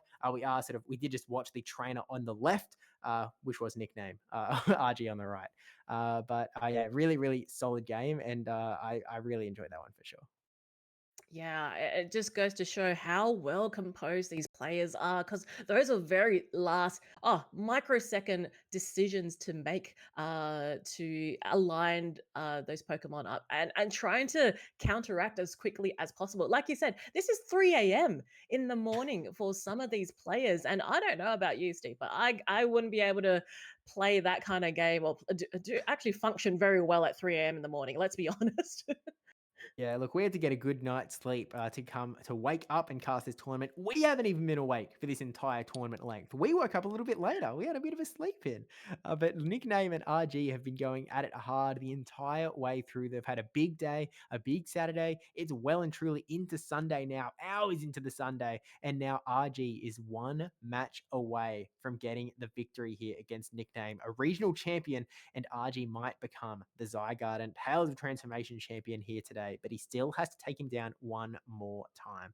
And so the question now becomes, how do each of the battles adjust going into game number 2? Because I think that both of them had relatively reasonable game plans going into this Mm. particular tournament. I mean, we saw Nickname, right? He was running with the Galarian Corsola. Hang on. Getting my left and right's correct. We did have the Credilli as sort of Yes. expected, and the Shadow Charizard, a very Hmm. scary Pokemon that you have to consider. But Credilli is just not where Charizard wants to be, and so by letting Hmm. the Charizard go down very early, he was making sure that he could save his shields in the back for when he really needed them. It was really interesting Hmm. watching both shields get burned so early at the start of the game from Yes. Nickname side because you needed to respect those blast burns, just in a sense that he lost so little health. The embers were doing like no damage to the grass rock Mm. type Credilli at all. And so it was really just setting up the Galarian Corsola and the Drapion to have to do a lot of work. And Debbie, I really like what I really want to highlight from that game was that zero turn swap and throw into the Drapion.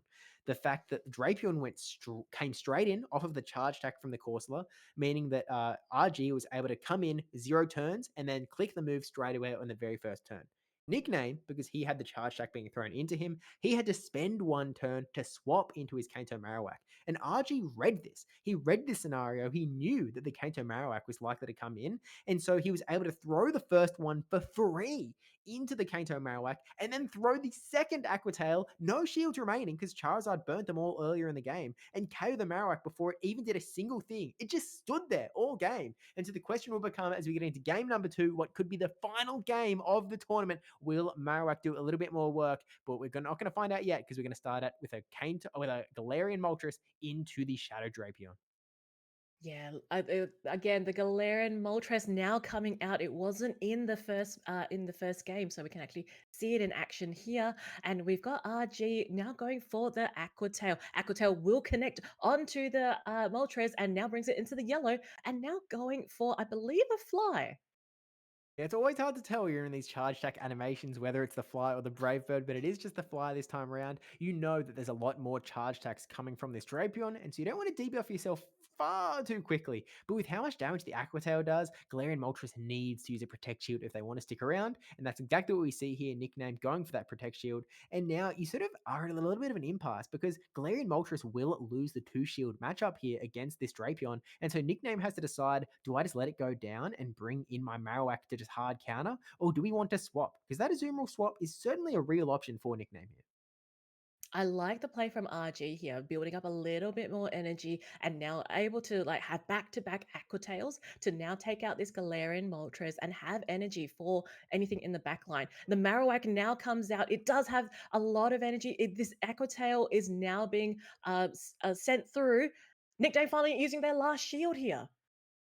Shield down, and so it is time for Marowak to try and shine. No shields on the board. There is a Corsola and an Azumarill. Neither of these Pokemon are what Marowak really wants to see, and so it is just going to be a game of trying to put as much damage onto here as possible before Nickname's own Azumarill has to do a lot of work. Azumarill into Corsola is not going to be a very fun back game for Nickname at all, and so he's really going to have to try whatever he can here. Potentially tries to catch the Ice Beam into his own Azumarill, but RG stays calm, collected, doesn't throw the Ice Beam yet, and swaps into the Galarian Corsola, ready for this neutral matchup. Look, again, these are two very, very bulky Pokemon, but the scary situation, there's no Protect Shields. We're just looking at the switch timer here, and it's just trying to see if there's moves to be caught. And look, this Corsola's got so much energy. We can do the double Nightshade if he chooses to, but look, I think we're just waiting for that switch clock. Yeah, look, it is a 45-second switch clock now. The meta has updated in this season. Another Nightshade being fired into this Azumarill. It is getting lower and lower and lower. Marowak is still sitting in the back line. Here he comes. He's going to get to another Bone Club here real fast. Gets it into the Galarian Corsola. No swap into the Azumarill. Looks like RG was trying, but this does mean that this Galarian Corsola is going to get so very low. Now the Azumarill comes on in. It has energy ready to go. This Ice Beam is guaranteed to be enough to KO this Kanto Marowak.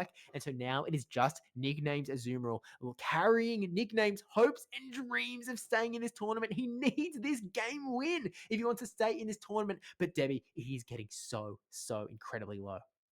It is so low there. We'll see look, how much this play rough does. It still it's so much like they're both equal in HP. It can RG can the play rough. This play rough will connect onto this Azumarill. Azumarill is going to go down here. RG is going to win this game 2-0, taking down Nickname and taking out the Zygarden Tales of a Transformation Meta Tournament in this Open Great League, proving once and for all that he is clearly the greatest trainer of this meta. We can pack it all up. We can change onto a new meta straight away because we have a champion here taking home a nice cash prize as well. Really, really well played. Well, look, game 2, a little bit anticlimactic compared to the absolute bombastic battle that was that game number 1, but both battlers have played an absolute slog of a tournament, 7 rounds of Swiss, 2 rounds of single Elium top cut as well, and RG comes out on top of it all to be your champion today. Yeah, congratulations to both players for getting it all the way to the finals. And like you said, that game 1 was just incredible. And to be able to come back and back it up with the second match. So going 2-0 as well, not dropping a set in that final. We can see all the moves on RG's side. Again, the Charizard with Ember, Blast Burn, Air Cutter. We've got the Shadow Counter Marowak with a Mud Slap, Bone Club, Rock Slide.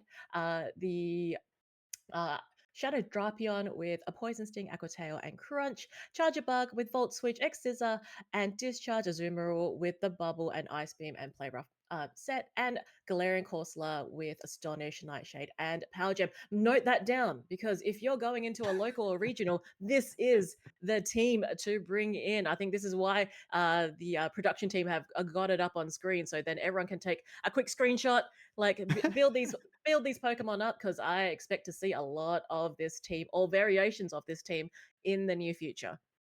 Yeah, I can guarantee from my end, the last time, probably maybe 6 months ago, there was this Open Great League tournament that was hosted, and I went to a local like the next day, and there were like 3 people in this local that were all just running teams that they blatantly ripped off of one of these Open Great League online tournaments. And so you really do have to be aware of this team. No matter what tournament you're about to enter, make sure that you have a game plan for this particular team because it is going to be very real because RG has just shown how well he can sort of operate this Pokemon.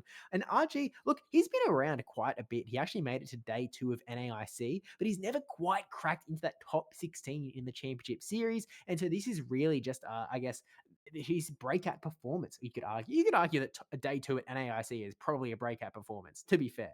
But this is really that first place result, sort of, the medal against his name, and now he's really going to be looking to prove it going into this next season, because he's really already shown himself to be an incredibly accomplished and solid battler in the championship series.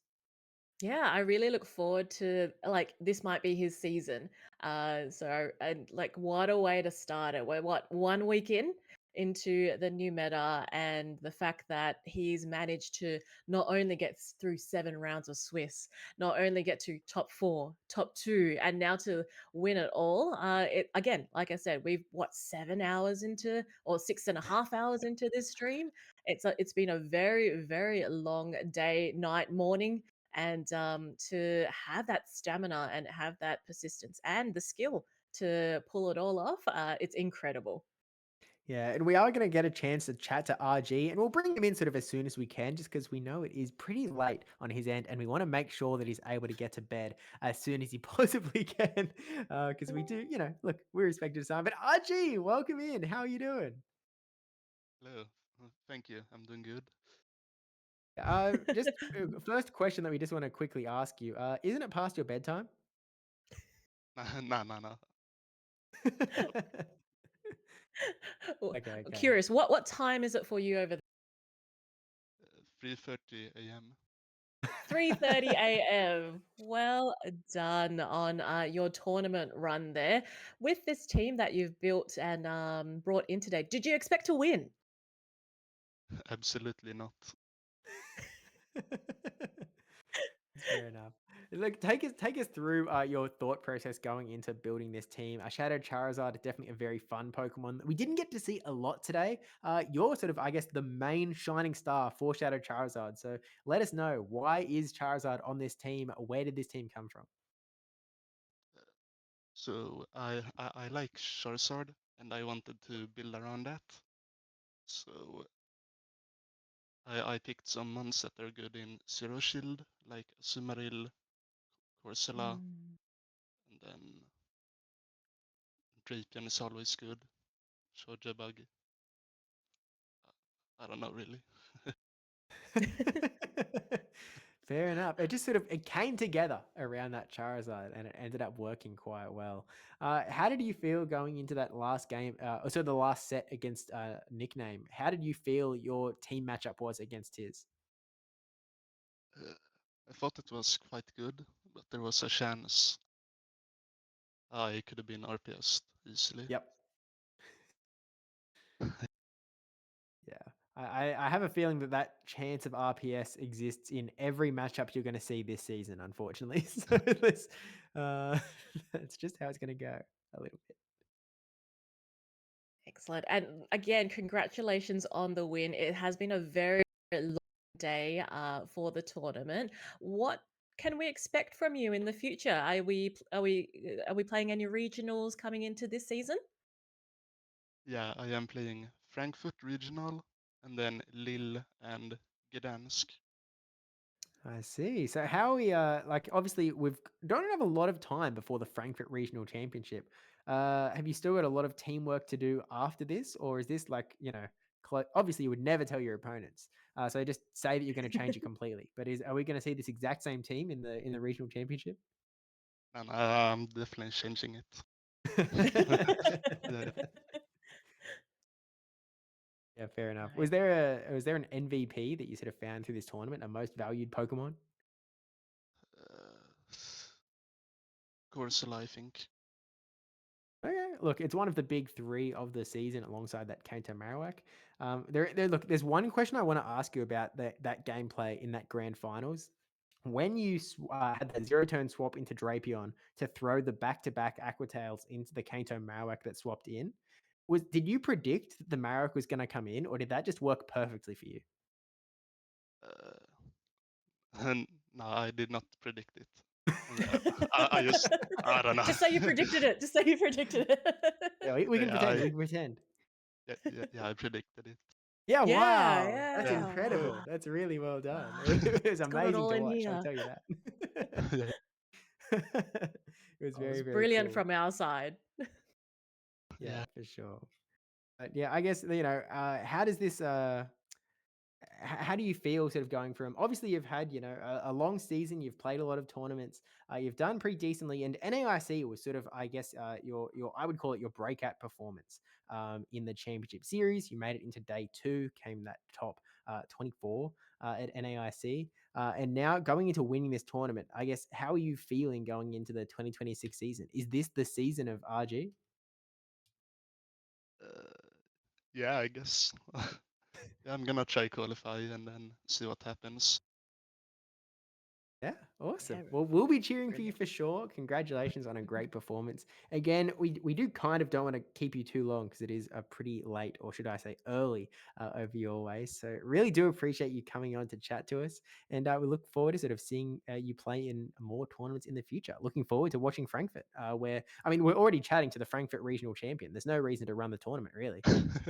Yeah. Yeah, exactly right. Give him the prize money now and like a medals. Yeah, I like that idea. Yeah. Sounds good. So we'll let Excellent. you go, but thanks so much for coming on. It's great to chat.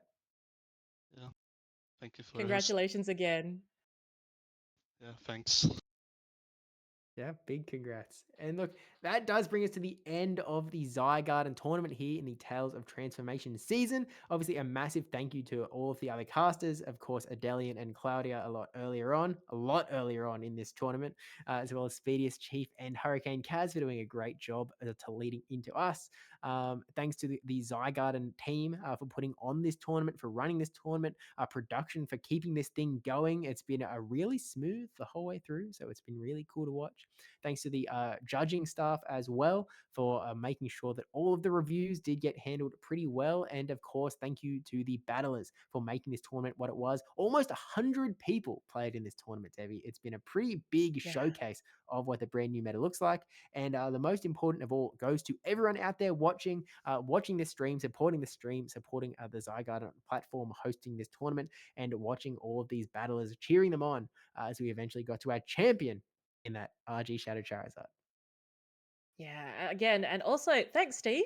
Like, thanks for being here and casting as well. And what a great way to showcase rather this new meta this season. It's really exciting, and I think it's going to be a great season ahead. Like, we'll maybe this is the team. Maybe this is the team to beat. Maybe maybe there's some other core breakers to come out, but we'll see how the season pans out. Oh, I see. This is where Steve's coughing because he wants to bring out the Basti. But Hey, everyone, feel free to run your Shadow Charizards. I know a Rock Steel type that's ready to go. but again, thank you everyone for joining us today, whether it's evening, midnight, morning, whatever time it is for you. And join into the future tournaments that Zygarden will host as well. And again, thank you for everyone that helped out to make this happen today. Yeah, really appreciate it. But that's going to be it for us. So thanks all for watching, and we'll see you in the next one. I think we're going to raid at Duraxon, but thanks everyone for joining. Have a good rest of your weekend, and good luck in the Tale for Transformation season. See how it goes. Good luck. Don't bring Bastard on counters, please. That's all I ask. Let me have this one.